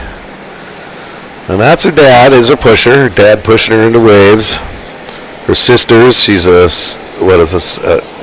she's one of 6 quintuplets, whatever they call that. So she's one of those, and she's got all of her sisters come out and you usually support her, but they've got a lot of weddings going on, but they've got their own sort of little nonprofit called the Team Quinn, and they go out there and they support Quinn and other prone assist people who need assist. That's awesome, and she dropped a 2.83 on that first wave. Yeah, she's a go-getter. We've also got Jocelyn out in the water. She is ranked first right now in the prone assist category. Another hard charger. She's also your 2024 champion, so it's an exciting event for her.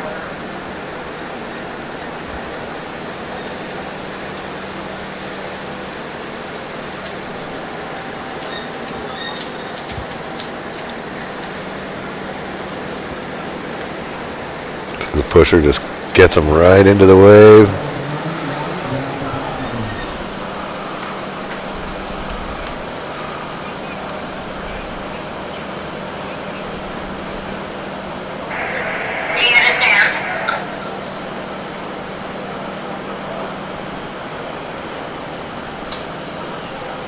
There's Jocelyn looking like they're setting up for her for this one.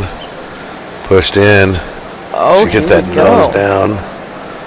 Wow, look at that turn. Nice cut back there. That'll be it for that wave, but that first maneuver was sick. Threw a good Just, spray, too. Yeah, a little indicator of why she's been in first place, right? You know, she's got some skills when it comes to those turns.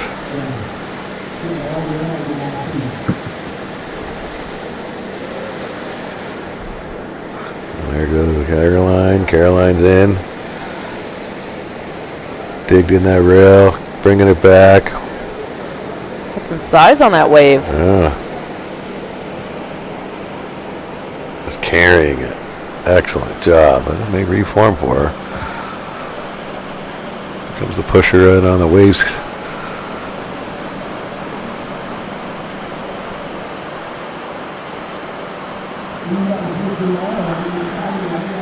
All right, here's our life rolls on replay. Sick cut back there. Very fluid. Great style. She dropped a 5.33 on that one. That's great. Starting strong. Yeah, she sits a little further up on the board, so she's got a little more control. That's what gives her those really nice turns, and they're quick turns, you know, where the further back you're not able to sort of pull them around as quickly.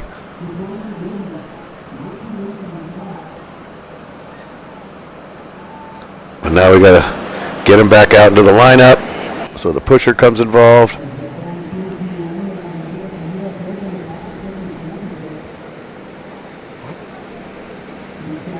See Caroline's first wave was a 3.5 and Quinn's first wave was a 2.83.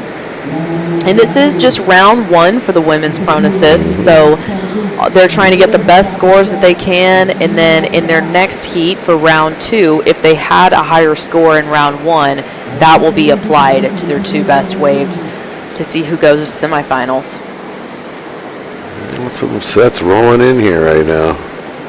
It's making it difficult for some of them to get out, depending on how far they've come in on their wave.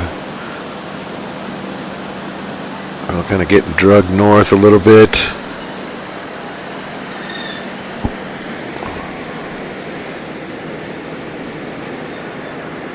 Yeah, it looks like the current's pulling through a little bit stronger before now with the tide dropping. Yeah, you can see those people getting pulled there. The red jerseys are Deepwater support team.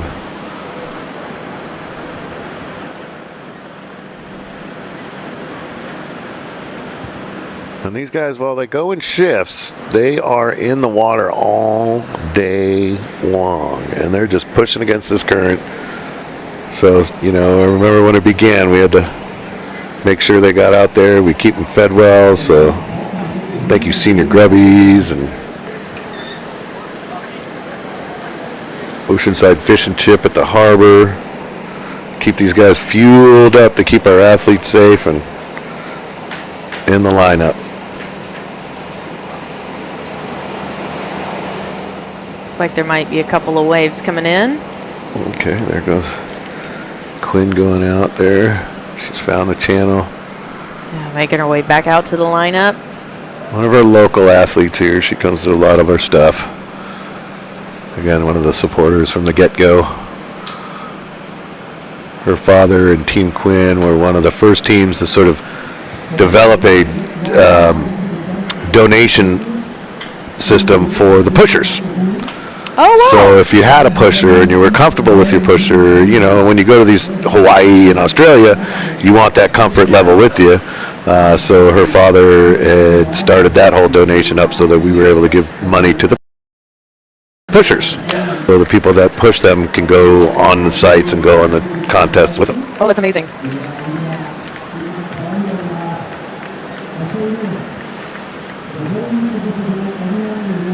And a lot of the times the pushers are their coaches as well, right? So they're kind of not only just pushing them into the wave, but they're giving them some guidance out there too. Exactly.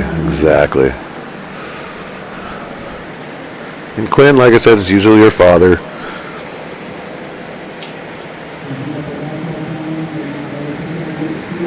We still have plenty of time out there, 16 minutes and 10 seconds remaining. After this heat of prone assist women's, we're going to have low vision men and women. It's going to be a mixed category. And then we'll finish up the day with our second heat of prone assist women's. We'll see Chris Oberly's significant other Ling Pai in the lineup, I'm sure. One of our low vision athletes.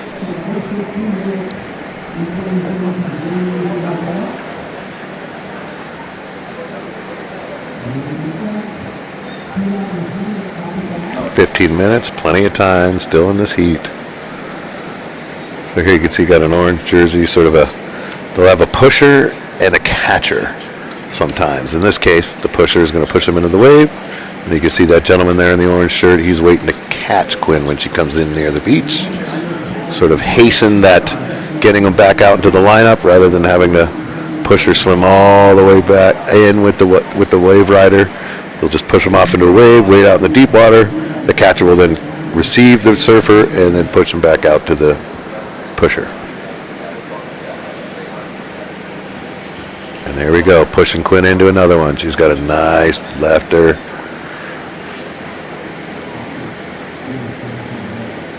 Just staying with it, right down the face.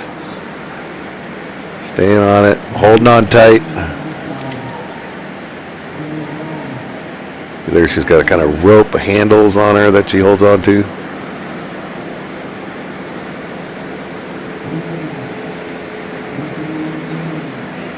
Nice long one all the way into the beach for Quinn. She's going to be happy with that one.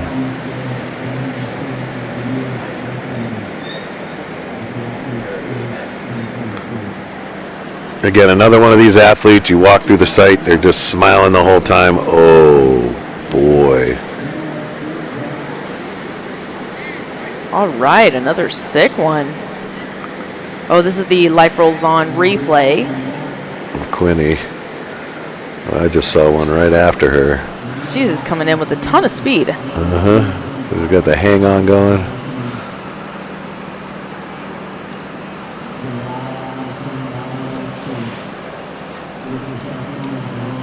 This, I think this green jersey just put down a wicked run there. Saw her out of the back going to the north, or following that left hand up there. Here we go. Let's see the replay. Oh, we just, there it is. Kind of see the end of it. Look at the speed she's carrying. Drop down into that one. I got to see a little bit of it off camera, and it was amazing. Wow, that was a sick one. Took it all the way into the beach, too. Got a little reform action in here. She's got a little smaller handle. She keeps one hand sort of cropped north towards her stomach, one hand forward. Maybe using those elbows a little more for sort of balance and positioning and movement. Ooh, look at these guys. They are Pushing booking hard. it. And this is what you see out of these guys. These are all sort of just volunteers, and they're working hard. They're pushing them down the beach. They're giving them the best opportunity that they can have to get back in the lineup, get the next wave. Just a big high five for these guys. Just can't say enough about our water teams and all our volunteers.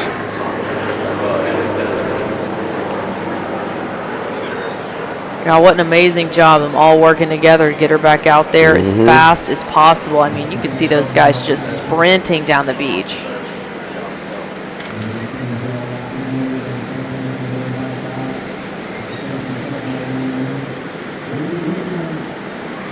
So that guy in the red jersey they're holding her is actually Quinn's dad. He knows everything about these athletes and what their sort of functionality is, with his daughter being in this division. So, you know, a lot of them just, they like to float on their backs, get them out into the set a little bit, and wait till we get out there, and then we'll put them up on the board. Oh my goodness. Caroline, ooh, just going for it. Dang, these ladies are not holding back. Right. They are giving us a show, that's for sure.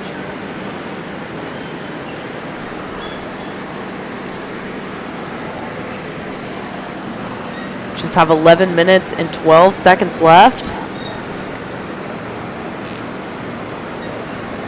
A 5.9 Jocelyn put down on that last big one. She put that left-hander we watched. Wow. Caroline with that drop in, that was just insane. Just going for it. Yeah, these girls are not holding back. Yeah, they didn't get a chance to surf yesterday, so I think they are trying to put on a show here and let them know, hey, we're here. We're here. The ladies got it too. See Jocelyn making her way back out there.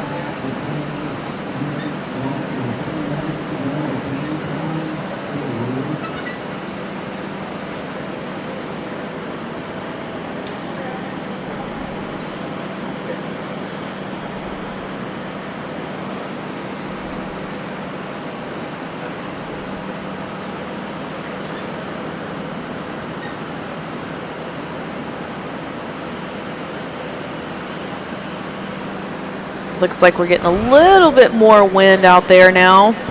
It is, but there's still, you know, there's opportunities out there, and this is where the sort of competitive nature comes into play.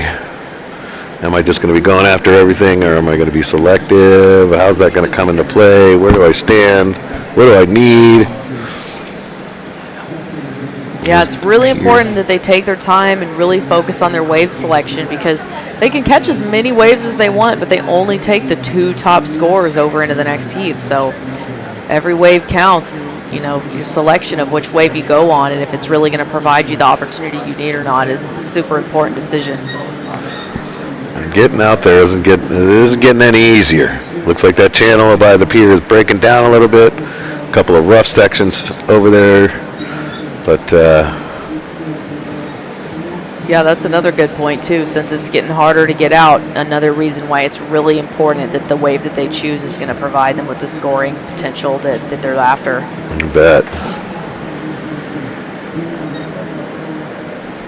You got all that, and then the clock is always ticking down too. So there's a lot going on out there. I'll tell you that. Right. But they're not afraid. They're dropping them in. They're getting pushed into some serious faces. I'm pretty amazed.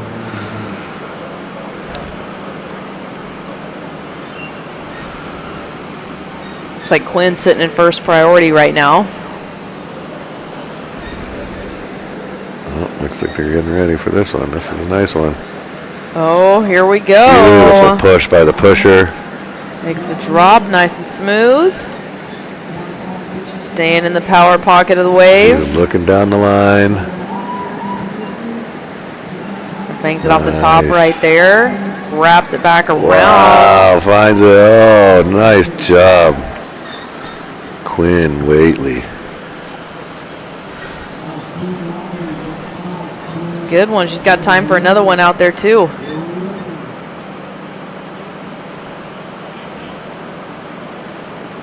Got the life rules on replay here.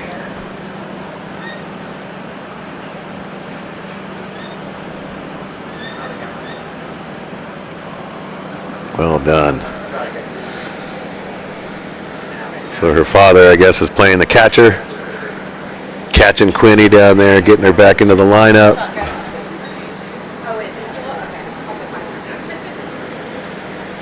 Here's that replay again. Super smooth drop in. She's keeping her head, looking down the lineup where she wants to go. Leaning as much as she can, then getting into that right.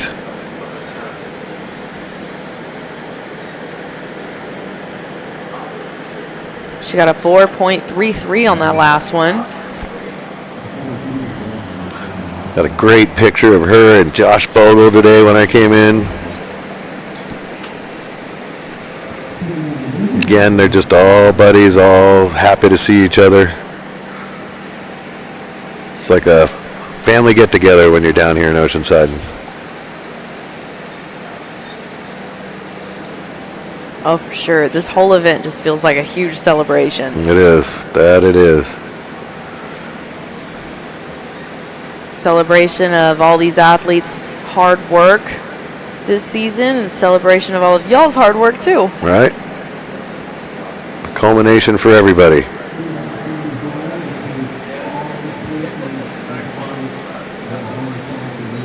Just have 6 minutes remaining. See what happens here. Quinn with a 4.33 on that last wave. Securely in second for this heat. She's going to be happy with that position. Yep, Jocelyn's got priority right now. She's going to be looking to better that 5.33. Really set her up for the next heat. She's one of those daredevils. She will go for a bomber too. She's not a sleeper, that's for sure. Oh yeah, just in this first heat, we have seen her send it on a few bombs.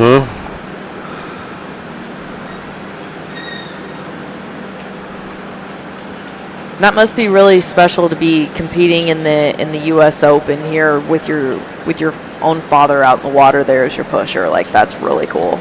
Yeah, that whole family, the Whateleys, are just an amazing group of people. They go everywhere together. They support each other. It's just one of those beautiful families, you know, and even on social media, just wonderful to watch them sort of do their thing and how they share life and, you know, share their stoke with everybody. They're just a great, great family. So it's wonderful to have them all out here when we do.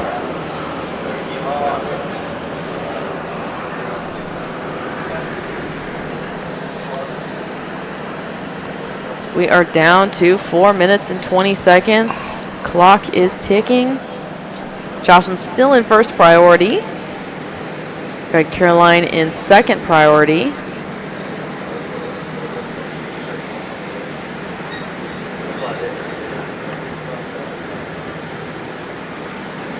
You can see Quinn talking to her pusher. She wants another big one. She's not happy with that 4.33. She wants another one. I know that kid.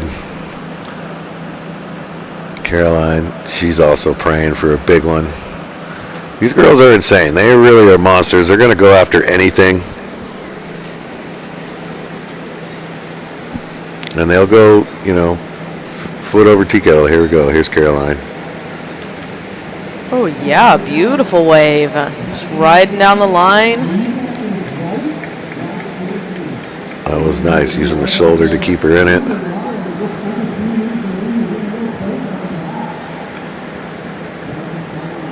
Oh, look at this. Oh my goodness. She is flying down the line. Look at how much speed she has. Crazy Carolyn, ladies and gentlemen, just drops in on the water like that. Was insane. That was crazy. You got to keep your eye out on these people. Water safety. Stay close to them. She was flying. Yeah. Well, the judges are looking for speed, power, and flow, and there is no doubt if she had speed. No. We've got the replay of this. Oh my goodness. Just Little bumpy stomping down the it face down. and hangs on. Ooh, dodges a board too in the meantime. Yeah. Did not hold back on that one. Just was going for it.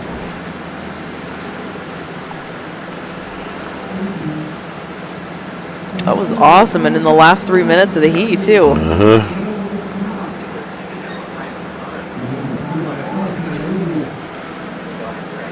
Caroline's last with 3.5. Really nice wave. Put her, there goes Quinn again.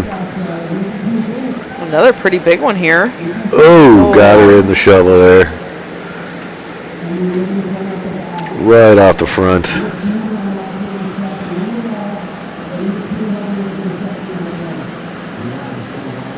See that quickly, that water safety's there. Clearing the board for her. Checking her out.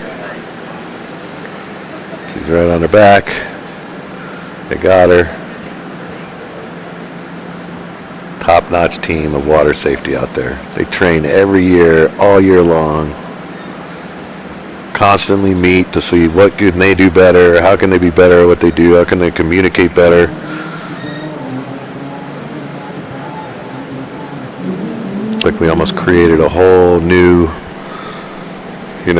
facet of water safety. Oh, look at that. Jocelyn again, just stomping into some crazy downhill phases. I think she's going to go ahead and take this one right into the beach.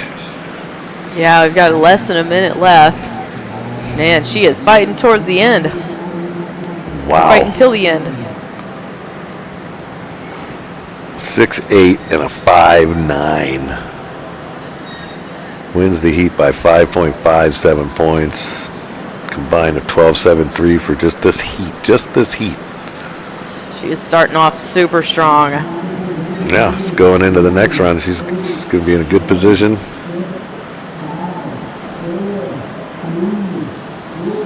Oh, and I hear the beach announcer counting down. There went the timer. So that'll be it for round 1, heat 1 of the prone assist women's division. That was a good very one. exciting to watch. That's a good one for the ladies. That was definitely one of my favorite heats of the day so far. Well, thank you guys so much for joining us here. We're going to cut to a super short break to see some videos from our sponsors, but don't go anywhere because we will be right back with the low vision category, and you guys are not going to want to miss that, so we'll see you in a second.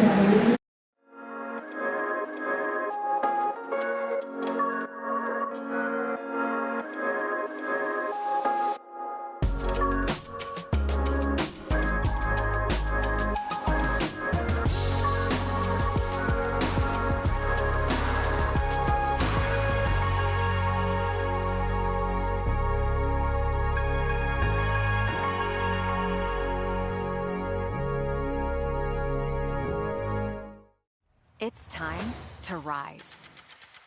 To learn with the latest tech. Then, lead the future of healthcare. And to practice with faculty who treat you like a peer.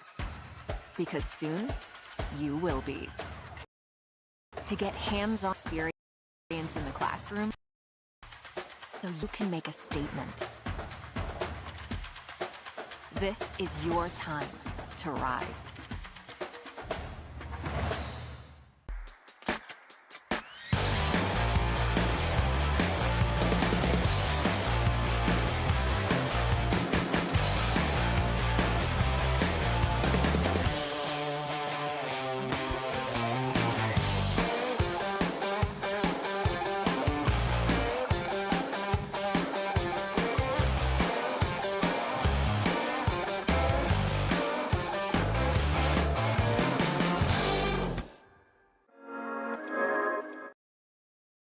Welcome back to the U.S. Open Adaptive Surfing Championships, brought to you by St. Augustine University Health and Science.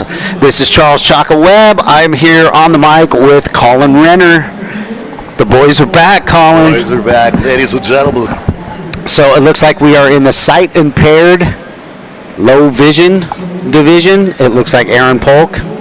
Life rolls on, replay, Aaron Polk dropping in, nice bottom turn. Ooh. Big snap, Aaron Polk. I believe he is your current world champ right now. Let me just check the standings though. Got to get my glasses because you know I'm old. And today's been a great day for a lot of competitors. There goes Nicholas Medina. And I am not seeing my rankings. I'm just got heat sheets. Oh, here they are. Never mind. I'm just a little slow. I've just got out of the water about a little bit ago. Obviously, you guys saw me get my O-side beat down, O-side style. It's not something I'm really used to. It happens on occasion, but it rarely happens as consistent as that. So, Aaron coming in with a 7 on that replay. Wow. Nicholas Medina, his first score, a 3. And yeah, Aaron Polk is ranked number 1 right now. He's in a tie with Jack Johnson, but Jack Johnson is not here. So Aaron Polk will most likely win his second AASP World Championship. He is your defending champ right now. Last year was a 4-man battle, and it looks like this year is a 3-man battle. Was that back-to-back? Back-to-back, baby. Aaron Polk going back-to-back. So our Maui boy in there, you see Quinn Waitley, Team Quinn for the win.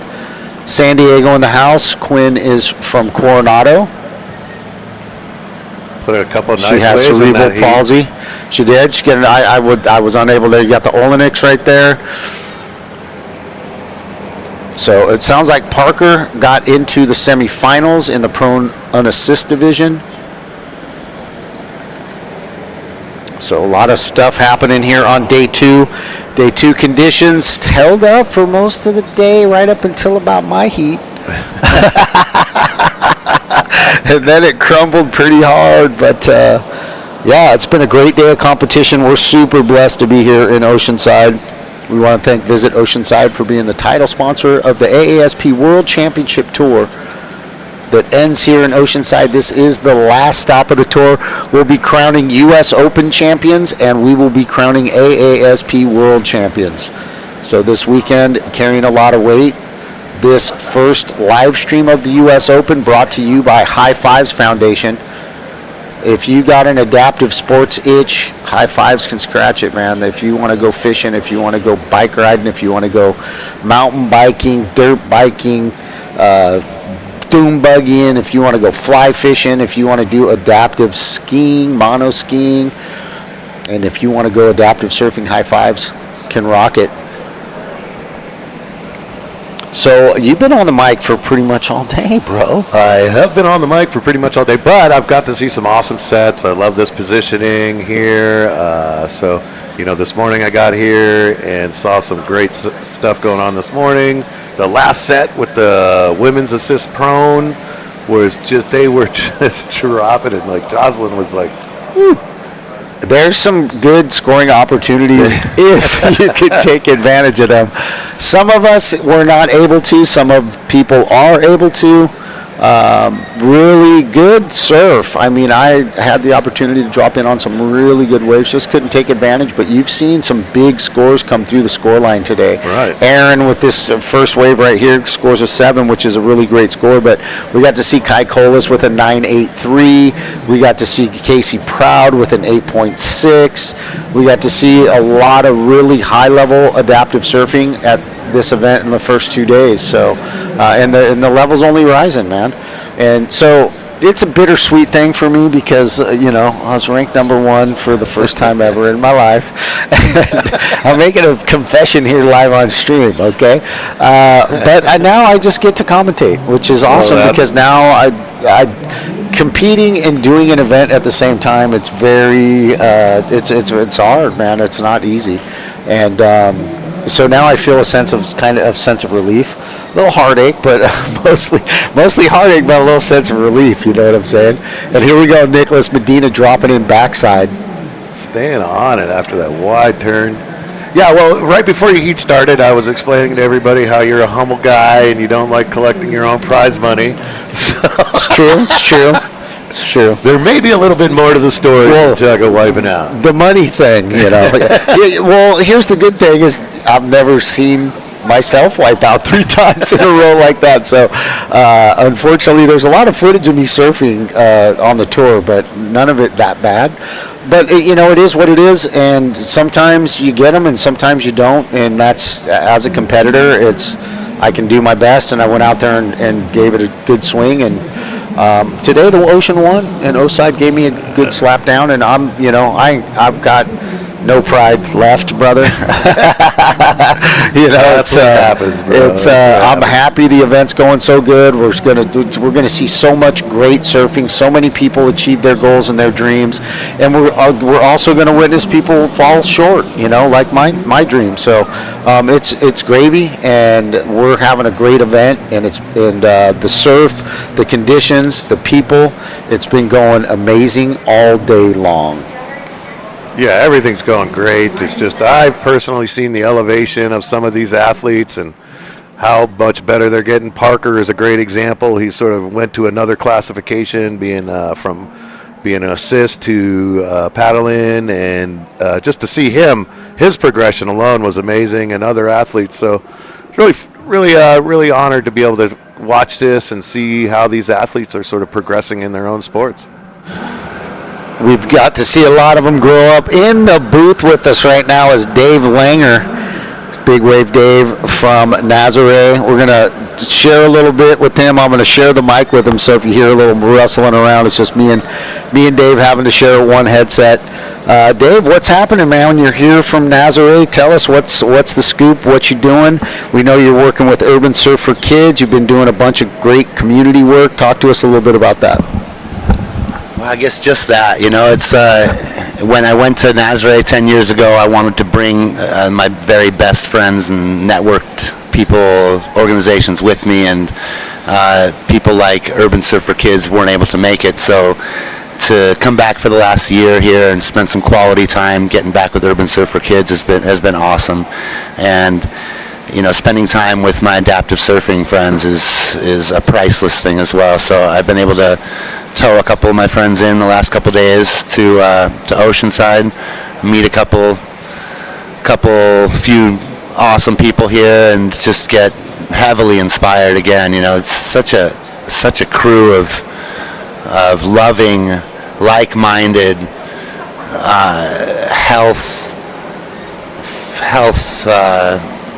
focused on health. The focus on health here is what I really love about it. It's just be happy, treat yourself well, and go and perform. And I'm inspired, heavily inspired every time I work with adaptive surfers. Thank you for doing what you do here, Chaka. This is insane. There we got a little drone shot of the event site, and me and Dave have been working with Urban Surf for Kids for many years. We met about 10 years ago. Urban Surf for Kids is a nonprofit in San Diego that works with foster youth and introduces ocean therapy to foster youth, and we've done a lot of great community work with them. We're seeing a couple of little surfs here. Aaron's caught 2 waves. He's got a 2-wave score of an 8.33. Backside drop in for Nicholas Medina. No, that's his catcher. Sorry about that. Nicholas Medina has a 2-wave score of a 5.27. And here we got Aaron Polk trying to paddle into this one. Charlie Meek just walked in, and she's going to be joining me and Dave. Me and Dave are just having a little chat. Charlie, how you doing? I'm doing great, thanks. How's it going here in the booth? We're just chilling. We're talking. Me and Dave do a lot of community work. We've worked with Urban Surf for Kids, and that's Emily Purr. So this is a mixed division right now because she's the only sight-impaired woman surfing. So we put her with the men. She gets scored separately as her own division. She'll win her own money. She'll win her own U.S. Open title. But for space and time, we could fill the heat with these guys. And so you have Aaron Polk, Nicholas Medina battling it out right now. And then you got Emily just kind of chilling and doing her thing. So me and Dave do a lot of work with Urban Surf for Kids. They're a nonprofit in San Diego. They do ocean therapy with foster youth and disadvantaged youth. And me and Dave met there about 10 years ago, and we've done some bunch of surf events with them. And it's been quite a while since I've done anything with them because, we got Stoked for Life, and we've been doing the AASP for quite a while. So I still do a lot of work with disadvantaged youth, and I just haven't been able to get back involved with Urban Surf. But Wesley Stewart, the founder of Urban Surf, want to throw a shout out to Pops, always keeping us on the straight and narrow. That's right. We wouldn't be here together without you, Wes. Thank you so much for, again, being who you are and doing what you do. Wesley is a huge inspiration for both Chaka and I, and set us on this path of giving back in so many ways. It's a priceless thing to be able to be a part of. I got to say sorry to Nachman, because I took Forrest tow surfing this morning, and I think I tuned him right in. So I apologize to my fellow Jewish brother from Israel, Nachman Balu, for getting Forrest ready to beat you. But look, we're all out here together to have a bunch of fun, and that's what I love about these guys. They're literally helping each other beat each other.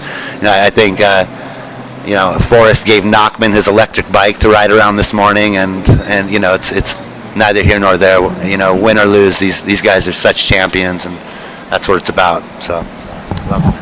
Yeah, that's amazing. You can really see in this event just how much everybody's supporting each other, and we even see athletes out in the water talking to each other, and it's just a beautiful thing to be a part of. Everybody's coming out of the water with just the biggest smiles on their face here. So the gesture of Forrest Weinberg bringing an electric bike for Nachman to cruise around has kind of been the buzz around here. You know, it's because they compete in the same division. They're both battling for a world championship. Right now, I don't know. I'm gonna have to look at the standings right now. Let me find them real quick. But I believe Nachman and Kinjiro Ito from Japan are in a tie right now. So last year, Nachman, they're in a tie right now, 430 and 430. So last year, Kinji did all 4 events on the tour, and Nachman missed an event, but he was able to win 3 events in a row, and he called his shot like Babe Ruth after the first event. We saw him in Hawaii, and he said, "I'm going to win 3 in a row, and I'm going to win that world title." And he did it here in Oceanside. He won 3 in a row. And last year, Nachman Balulu is your defending world champion in this division. And Kinjiro Ito is a great representative of our community. He's a great surfer, as is Nachman and everybody that's in that division, like Forrest Weinberg, Shawnee Whitaker. That division's full of a bunch of heroes. But to have that title snatched away, Kinji, he's got a chance to get it back this year, and we're going to watch it unfold here at the U.S. Open. But for Forrest, just to say, here you go, Nachman, here's a bike that you can cruise around and have fun on, and you can have transpo and save your energy for our battle. That's a true statement to the division, to the community, to these athletes, what the adaptive community is about, and just how they interact with each other. Because you would never know when you see them on the water. They're just battling like 2 heavyweight warriors, just knocking each other out. There goes Emily up and down on that one. And it looks like Aaron in there somewhere caught a 6.7. So during the chatter, I'm not sure if we missed that or if we had a Life Rolls On replay of that. But Dave's in the booth with us for a while. Wanted to get him in here for a little bit. We still have a couple heats left. Wanted to talk about any of the community work that you're doing in Nazare. Well, like I said, I went to Nazare, and one of the things I missed most was my work with the community. I wanted Urban Surf for Kids to come. I wanted the guys who do work with cystic fibrosis, the Mauli Ola Foundation. I wanted them to come out there. They were like, "Do they even have cystic fibrosis in Portugal?" We had a good laugh about that, and they do, but they never made it out. It's tough to run these organizations and tough to do anything but what you're doing local. You want to make sure your act is together locally before going abroad, and that's basically been the story. So as I was going through the last decade in Nazare without my beloved organizations to do community work with me, I had to branch out on my own to make things happen, and I was able to hook up with the local orphanage there and take the kids on all sorts of excursions throughout the summer. A couple summers ago, taking them surfing and on the jet ski and skateboarding and swimming and whatnot, and just really cool to get in touch with those kids. And now Sector 9 gives me skateboards to give to them. Go by the orphanage and do that and stuff, and just those kids out there in Nazare are a special group of kids. I miss them right now. If they're able to see this, shout out to you guys. Can't wait to see you again soon. But yeah. So when does the Nazare season start, and kind of what does that look like for you? I know that you're out there towing in, and every once in a while I see you dropping in on a big bomb. How often is that happening, and what's the season look like, and what's the duration of that for you? Because I see you popping around. I know you go in Hawaii, you come here, you kind of go to Nazareth, and you're kind of milling around, and you're kind of the seasonal guy. You kind of go wherever it's not raining and wherever it's really sunny and the surf's all good. So when is it not raining and the surf's good in Nazareth, and what's that season look like? It's funny, Nazareth.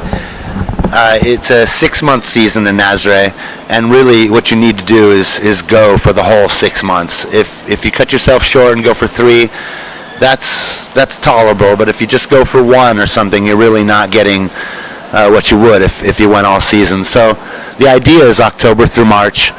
Now, I've got friends, like I just saw a Brazilian friend out in the water this morning in Oceanside on a ski, and he was telling me that he's going to go and surf Hossegor up in France, and probably go to Ireland and some other places this year, and not focus solely on Nazareth.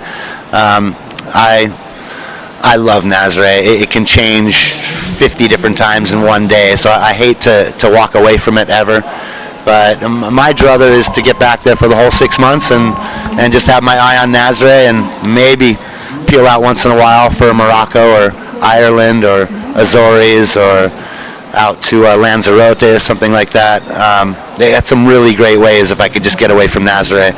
But it's tough. Nazareth in and of itself is a place you could be, for that whole 6 months, year in and year out, and never really get to know it perfectly. Sounds exciting, brother. We had Matt Forstrom, who is a sight-impaired surfer, make a movie about himself surfing Nazareth. So if you guys get a chance to see it, we saw it on the airplane to Australia. We flew to Australia for our event in March. Mark Mono Stewart throws that event, the Australian Adaptive Pro. And that's brought to them by Bright Sky. We appreciate it. But as we were chatting, there's been a few waves caught by Emily Purry. She puts up a 1.83 and a 1.53.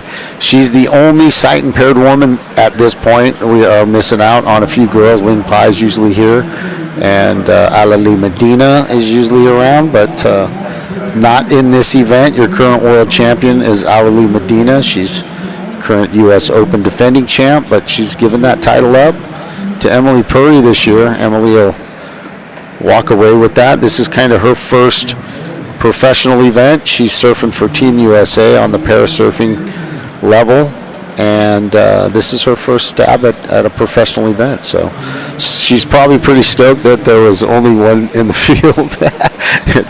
That's a good heat when you paddle out and you're just catching waves, and you're not really having to deal with any traffic. So, but she's out there having fun, giving us a show. That's exactly what she's doing, and we're stoked to have her. But as we've been chatting, it looks like Aaron's still sitting on that 7 and that 6.7, and Nicholas Medina has not bettered his situation. He's still sitting on a 3 and a 2.27. And the surf, again, held up for most of the morning into the early afternoon, right about noon, 11:30. The wind started turning on really good, and kind of made it really shifty, and the conditions changed.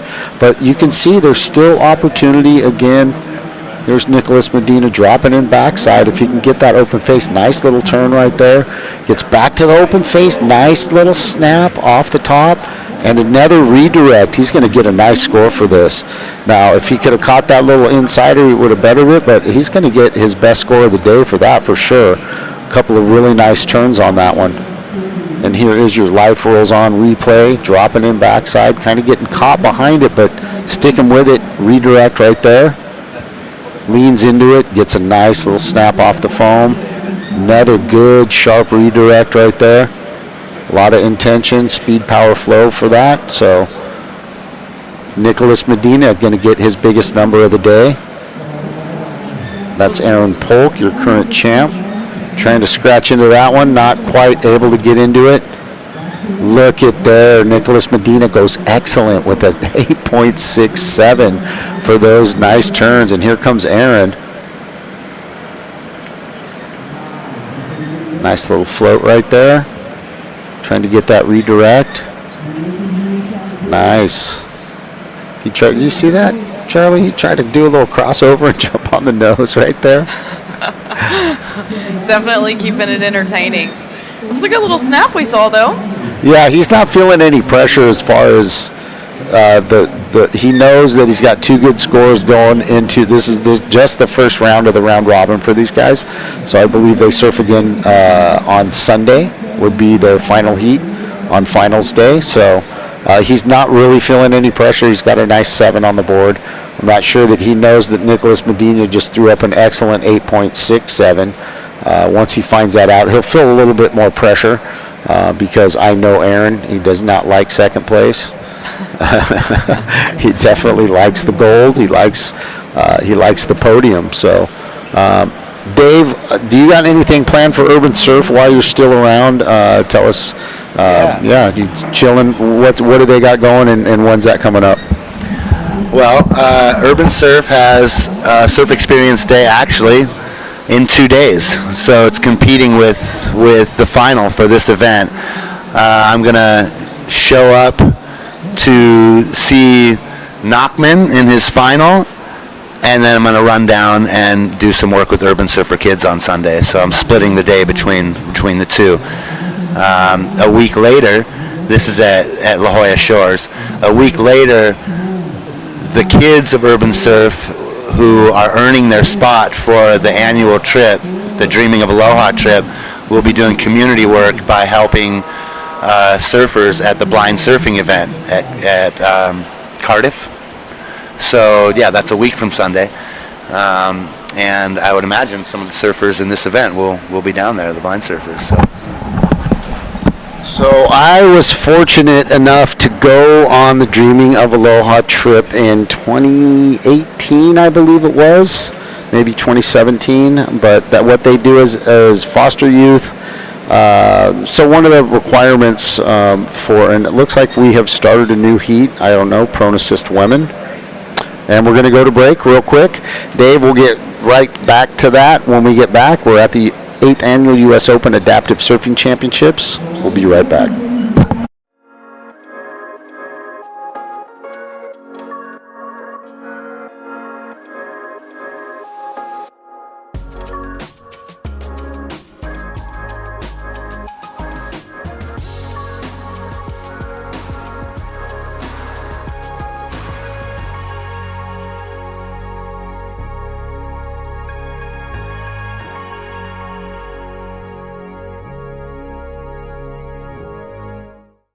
It's time to rise.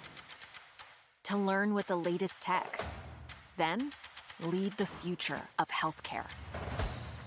And to practice with faculty who treat you like a peer. Because soon, you will be.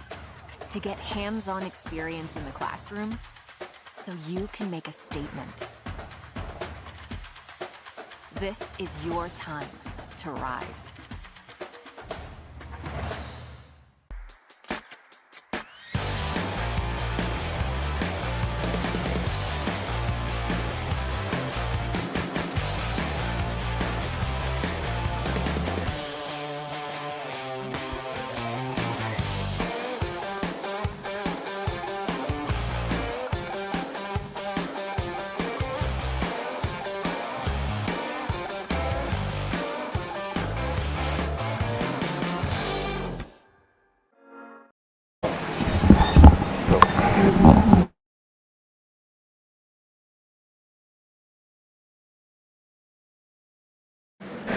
All right, you guys, welcome back to the 8th Annual 2025 U.S. Open of Adaptive Surfing Championships, brought to you by the University of St. Augustine.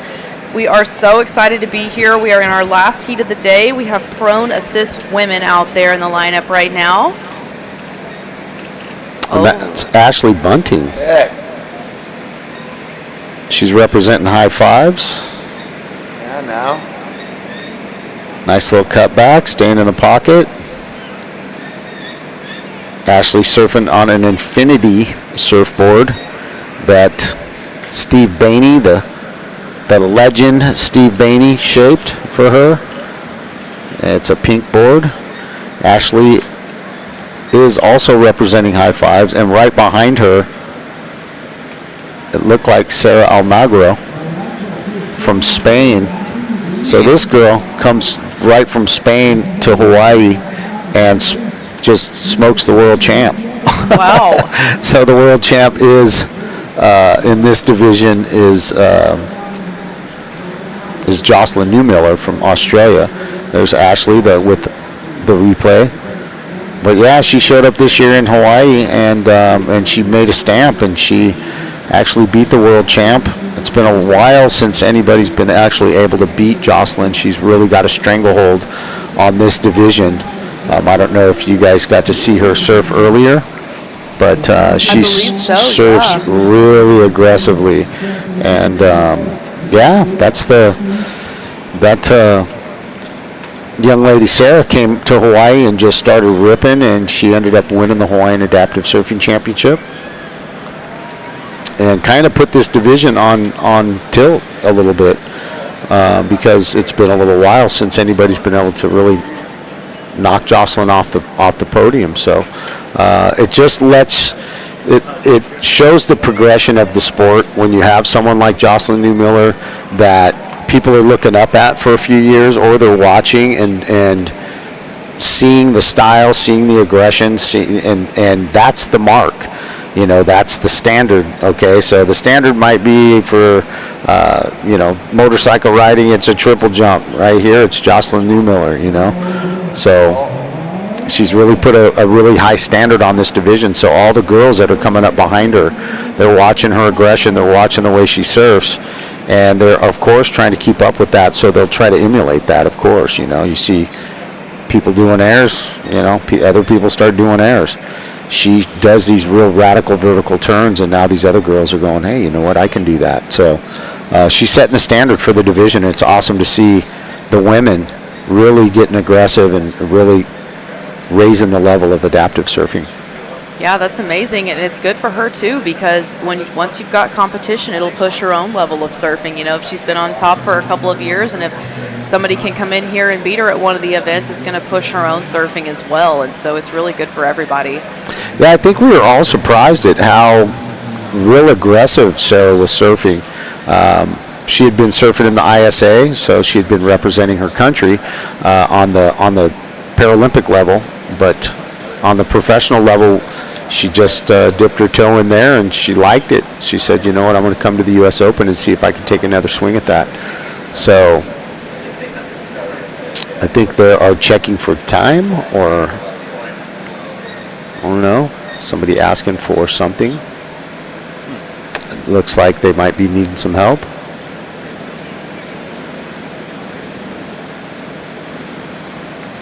Not sure what's going on right there. Yeah, if they.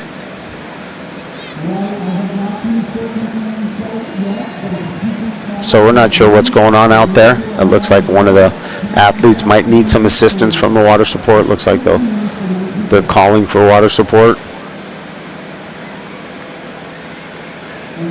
Not sure. They're in a safe zone though, next to the pier. It's very deep right there if you want to paddle out in that channel. So it doesn't look like there's any imminent danger going on with being stuck in the impact zone or anything like that. It looks like the pusher's swimming back out towards the surf. So yeah, it looks like he's getting her back out there. So in green we have Ashley Bunting. In white we have Annie Goldsmith. In orange we have Sarah Almagro. And in blue we have Lila Voucher. It looks like Lila just jumped up the scoreboard a little bit with a single wave score of a 1. It looks like Ashley got a 2.5 for her effort. Now we can see Annie waiting out there. She's in position. She's got first priority right now, so we'll see if she can take advantage of that. Wave selection is super important right now because with the tide dropping, the current's getting pretty strong. Oh, looks like Ashley's coming through. I love Ashley's style. She's got the cool surf hat on, and she just leans on rail, and right behind her, Annie Goldsmith on a gem. Nice little corner. Annie Goldsmith from Australia. Staying in the pocket, staying up on it, trying to get into it. So Annie was brought into adaptive surfing by Jocelyn Newmiller. So she's been mentoring her. She's been traveling with her for the last couple of years. So Jocelyn's, here we go again. Sarah Almagro finding a nice little corner. Nice cut back. Staying in the pocket. A couple little redirects. Not a lot of open face for her to work at. Just staying in that pocket, trying to get that reform. Now we'll see if she can get a little snap up here. Staying up high. Nice. Sarah putting a stamp on that one. Taking it for all it was worth. So we're going to be waiting on a couple scores, but Annie was brought into adaptive surfing by Jocelyn, and she's been kind of mentoring her for the last couple of years, coaching her, giving her some great advice, and obviously she has to surf against her, which is, that's pretty selfless when you just bring somebody in, and here's the Life Rolls On replay of Ashley Bunting. It's a pretty decent sized wave. Even the foam ball behind her was pretty big still. Not a lot of open face to work with. She's trying to get that. And then look at the takeoff behind her with Annie. Annie with a beautiful takeoff. Getting on rail. Staying close to the power of the wave. I think she gets a nice little turn right here, and then it kind of fades out on her. Had a little flurry there, and then Sarah. Talk us through this one, Charlie. All right, she's going down the line here. Beautiful wave for Sarah. Opened up pretty nicely for her. A little carving here. Staying in the power pocket of the wave. The wall of that wave kind of died out a little bit at the end, but she got this little inside section here. Nice long ride for Sarah. So as you can see, there is still the opportunity. Sarah gets a 7.83, and Annie Goldsmith throws up a 6.17. Ashley throws up a 4.6 for her effort. So you can see that even though the conditions look a little crazy, there's corners. There's opportunity for people to score good scores. Those scores will go into the round robin, and that will dictate who goes into the semifinals. Sarah's got to be stoked on that 7.83. Yeah, and that's what I'm talking about. It's her surfing is rivaling the top level of this, and so is Annie's. Annie's been getting coached by Jocelyn. She's been traveling with Jocelyn.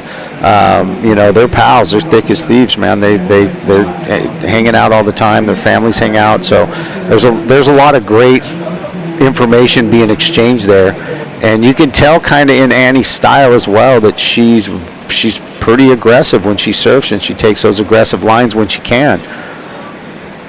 So it's great to see the women just charging so hard in these tough conditions. And I'll tell you right now, man, these conditions are not easy. They are definitely not easy. It was a rough session yesterday for me, and this is my backyard. I surf this place all the time, so it was quite a battle out there, and these girls are showing their stuff, man. So Dave, we were talking about Urban Surf for Kids, kind of what you're doing down there. They got an event going on this Sunday, and what else do you got before you cut out on us, before you go back to Nazareth? Well, I was wanting to mention something before I answer that question. It's just so beautiful to come here and see Jesse doing what he's doing. These two beautiful rides he got, a cumulative score of 17 something, a couple 8+ point rides. And there was a day a long time ago, 20 years ago I think, where I had met Jesse for the first time. He's in Sunset Beach on Oahu, and this whole take a guy like Jesse surfing thing was a concept. It wasn't even a reality, and we went for it, and it worked.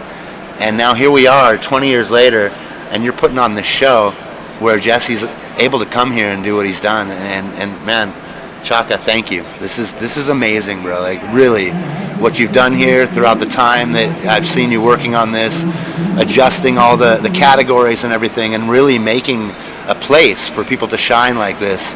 It's no small thing, and it's no wonder that you're purling 3 times in your heat because I learned a long time ago that if you want to focus on one thing and do one thing really well, you don't really want to be distracted by another. And there's a distraction. It's either going to be your surfing or your running of this event, and you're not letting the surfing distract you in a way that this event isn't coming off the way it is. Excellent job on this event, bro. And to answer your question as far as what's next for me, I'm getting ready to go to Nazaré for the month of November. I'm putting a really good program and team together to get there and film this thing we're going to do, and I'm just getting ready to go do it. So all preparation for November 1st when I take off. So it's just enjoying my day-to-day here while we get ready to go do that. Sweet, that's great to hear. I love that for you. I know you're missing Nazaré. Yeah, Jesse's made a big impact on a lot of people, and for me, he was the first adaptive surfer that I ever saw in the water with that movie that he made. The clips they did, I think it was Stepping Into Liquid, is the movie that we saw with him and Rob Machado. I think it was Rob Machado and some of the boys getting him in the water. But for me, as a guy that was in a chair, I was like, this guy's a quad. Like, he can't even move his hands hardly. Like, he's got no control over his arms. Like, how does this guy even flip himself over in the water? Like, for me, it was like, I don't want to say I was inspired, but I was a light bulb went off, and it was like, if that guy can do it, I can do it. Like, I can swim. Like, he can swim, but it looks vastly different when I'm swimming and he's swimming. You know what I mean? So once I saw him surfing and I saw what was happening, I was like, wow, then my mind started working like, okay, I can get in the water. If that guy can get in the water, I can get in the water. And through the years, it's funny because me and Jesse I consider him a very good friend. We talk often. We have a bunch of things in common. We both fish. We both, both of our foundations have boats and adaptive fishing, and of course we both go surfing. I go to his fishing program.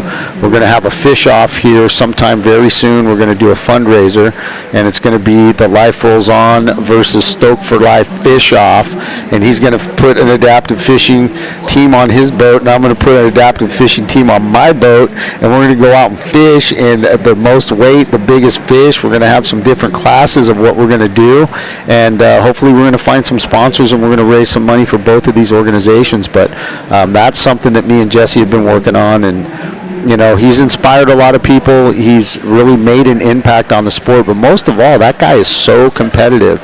And I was telling Charlie this morning, he's watching Jose's heat, and he's watching these guys, and he's plotting, and what did he do? He came out and put up 2 excellent scores. So I know the guy. I've seen him surf so many times. I've traveled with him. I've had the pleasure of being a good friend to him, and he's a good friend to me. And so just watching him and watching the people like Jose, who's had to look up at him for a while, and through the ISA and through the U.S. Open and through some of the events, and it's like Charlie was saying, it pushed Jose to where Jose won a world championship. Jose won an ISA parasurfing championship, and in chasing Jesse, doing that, having to beat Jesse, not having to, but at some point you want to, you know what I mean? And it looks like Ashley almost caught that one, but it's been a great rivalry to watch. Jose come out and continue to grow as an athlete and grow as a surfer. Water knowledge always goes a long way, so you can't really progress as a waterman unless you're actually in the water. So it's been great to watch those guys, and that all starts just with Jesse just still having that competitive fire, even after becoming a father, having twin boys, the business that he runs. He's still traveling around the United States helping people, doing They Will Surf Again, They Will Skate Again. He's got another event coming up, They Will Fish Again. It's going to be on September 23rd, I think, or 28th. I'd have to check the date, but I'm signing up for that. So He'll get on the native sun out of 22nd Street Landing up there in San Pedro, and we'll go fish for some halibut or some sculpin or some sand bass or something like that. We'll get an afternoon set. We'll get a morning session and an afternoon session. So. Oh, here we go. Ashley Bunting taking off on a nice right, bouncing a little bit. You see a lot of texture, but she's able to stay in the pocket. Nice change of direction. Ashley really giving this one all it can handle. If she can cut back, she might be able to get over that little section. She gives it all she can, but Ashley, and right behind her, Sarah Almagro taking off with not a lot of open face opportunity right there. But wow, the girls are really throwing it down. They're showing you that there's some scores out there to be had. There's some corners if you're in the right place. Here's the life rolls on. Speaking of Jessie Blower, talk us through this one, Charlie. Man, she was just charging down the line here. Decent sized wave, got a little bit bumpy on the face, and she was able to hang on. That was a sick one for her. She kept it going. I like that change of direction she did. She it wasn't really a top turn. She just kind of had to lean into it, and it kind of shifted the back of her boards and changed her line so she could stay on the face of the wave. I wonder what that's going to look like in the score line. Y'all see, that was an exciting one for her for sure. And I am not sure which one that was, but here comes Annie Goldsmith from Australia, catching that inside on that one. I could be mistaken, but I think that might have been the 7 on Ashley's last wave. Oh, just see someone going for a serious drop. That may have been a pusher. Oh, yes. And we just have 6 minutes remaining.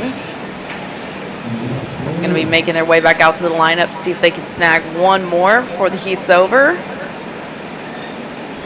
And we can see that Sarah's last wave was a 3.17. See Ashley making her way back out there again. See if she can hunt down one more. It is really exciting to see the ladies out there charging this hard. Yeah, they're really showing what they're capable of. And Sarah with the 7.83, Ashley with the 7, Annie with the 6.17. Those are great scores, man. And in the tough conditions, it just shows the knowledge, the level, the ability of these women. It's pretty incredible. We love to see it. That's one of the things that we really want to feature here at the U.S. Open, and it's always been one of the things that we wanted to feature, is that it's a wave of consequence, and I can attest to that. Today, my sinuses and my face is a little slapped up. The Oceanside beatdown is a real thing. It happens, but you can also tell that the level of surfing that you're able to do here, even in the tough, shifty conditions of low tide and big, some heavier winds, there's a lot of great opportunities for good surf, and we're seeing it on the scoreboard. It's translating. Oh, it looks like we have Annie coming in. Oh, no, sorry, that's a spotter. That's her catcher, body surfing in. Don't worry, I do that all the time. I'm like, hey, take it off. And then we're like, no, it's a catcher. White rash guard threw me for a loop. It does, right? But so we do that. So for years we didn't do that on some of these events. We didn't have the catcher wearing the same color as their athlete. And it became confusing to the commentators that, sometimes you would think there was just a body surfer out there or something, So people were saying, hey, you know what, we need to dress the assistants as the same, the pushers and the catchers. We need to put a jersey on them. So a couple of years ago, we started the color scheme, and then we were using red and yellow, and obviously we're going to break. No, we're not. Okay. That's just an optical illusion. We're not going to break. But yeah, I lost my train of thought completely. Left turn, coming out of left field with a tennis racket, screaming touchdown. You're just talking about how a couple of years ago that you guys decided to start matching up the spotters' rash guard color. And then, so we were using for the competitors red, yellow, blue, and green, and then we were also using red and yellow for the volunteers. So the red has always represented for us at Stoke for Life water safety, deep water safety. The red jersey, if you wear that, then you are saving people's lives. So that's the reason why at now we're using colors for competitors that are green, orange, white, and blue, and we've saved that red jersey for water safety. So you know those guys in the red jerseys are out there to help people, and and then the yellow jerseys for land safety. So now we've kind of split that up so we're not getting confused. It doesn't confuse the judges, and it kind of separates the athletes from the volunteers. And so that's the reason why the color schemes kind of look that way. Well, that seems like a great way of doing things. Plus, I love that the athlete is in orange because it's so easy to see the bright orange out there in the lineup. Oh, looks like we have Annie going for it. Oh, not sure. Don't think she made it through that one. We still have 1 minute and 50 seconds remaining. See Sarah's out there ready. Also have Ashley out there. See if they can snag one last wave before the time's up. And this is our last heat of the day. We want to thank Dave Langer for coming in and joining us. And Dave, you're more than welcome to come back tomorrow and get a little bit more time with me because I'll have more time on the mic. Excellent. So if you want to come back, we'll call a couple. Yeah, we'll call a couple heats together. We'll get a headset for you, so me and you don't have to share one. Okay, perfect. I love that. And then we'll call a couple heats together. But we appreciate you coming by, Dave. Any final words you want to say to the crowd? Stoke for life. All right. I love you, Dave. Thank you so much for stopping by and sharing this time with me, brother. It's really good to see you. It's really good to share some time with you, brother. Well done once again. Thanks for staying on the beach and helping out. Thanks for being involved with my peeps. And, thanks for taking care of Knockman and the boys and towing them into waves and just being Dave, man. Love you, bro. I love you too, brother. It's University of St. Augustine. This is our final heat of the day. That was Dave Langer, a good buddy of mine. Gives back to the community. That last heat. The prone assist women. Day 2 in the books, Charlie. What'd you think? Oh my goodness, today was just incredible. We saw some really exciting surfing happening. We saw some super high scores. The waves were really good. The wind didn't get on it till a little bit later today, and even in this very last heat of the day, we saw some super excellent scores and some amazing surfing from the ladies. So I think it's safe to say I think everybody's really excited for tomorrow. I am definitely excited for tomorrow. I want to see what unfolds in some of these divisions that are fighting for a world title. I'm interested to see how the conditions hold up. We're supposed to get another little pulse tomorrow, or maybe early Sunday, late Saturday. So you might see some more size in the surf, so we're interested in seeing that. But want to thank all of our sponsors. Visit Oceanside for sponsoring the World Tour. St. Augustine University of Health and Science for being the title sponsor of the U.S. Open Adaptive Surfing Championships. And this live stream is brought to you by HighFivesFoundation. We like to thank High Fives for giving us the opportunity to show the U.S. Open to the world for the first time on a live stream and show what the level of competition is here and the waves of consequence and what it looks like at the U.S. Open.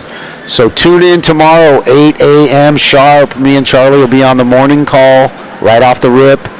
So come and join us. U.S. Open Adaptive Surfing Championships, Day 3 coming at you tomorrow.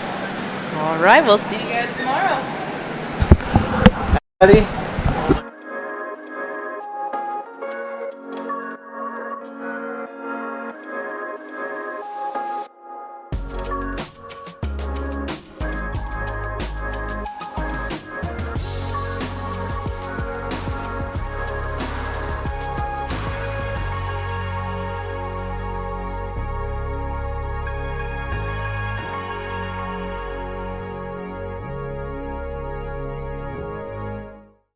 It's time to rise.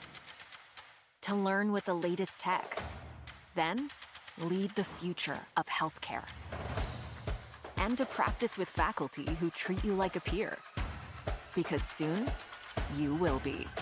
To get hands-on experience in the classroom, so you can make a statement. This is your time to rise.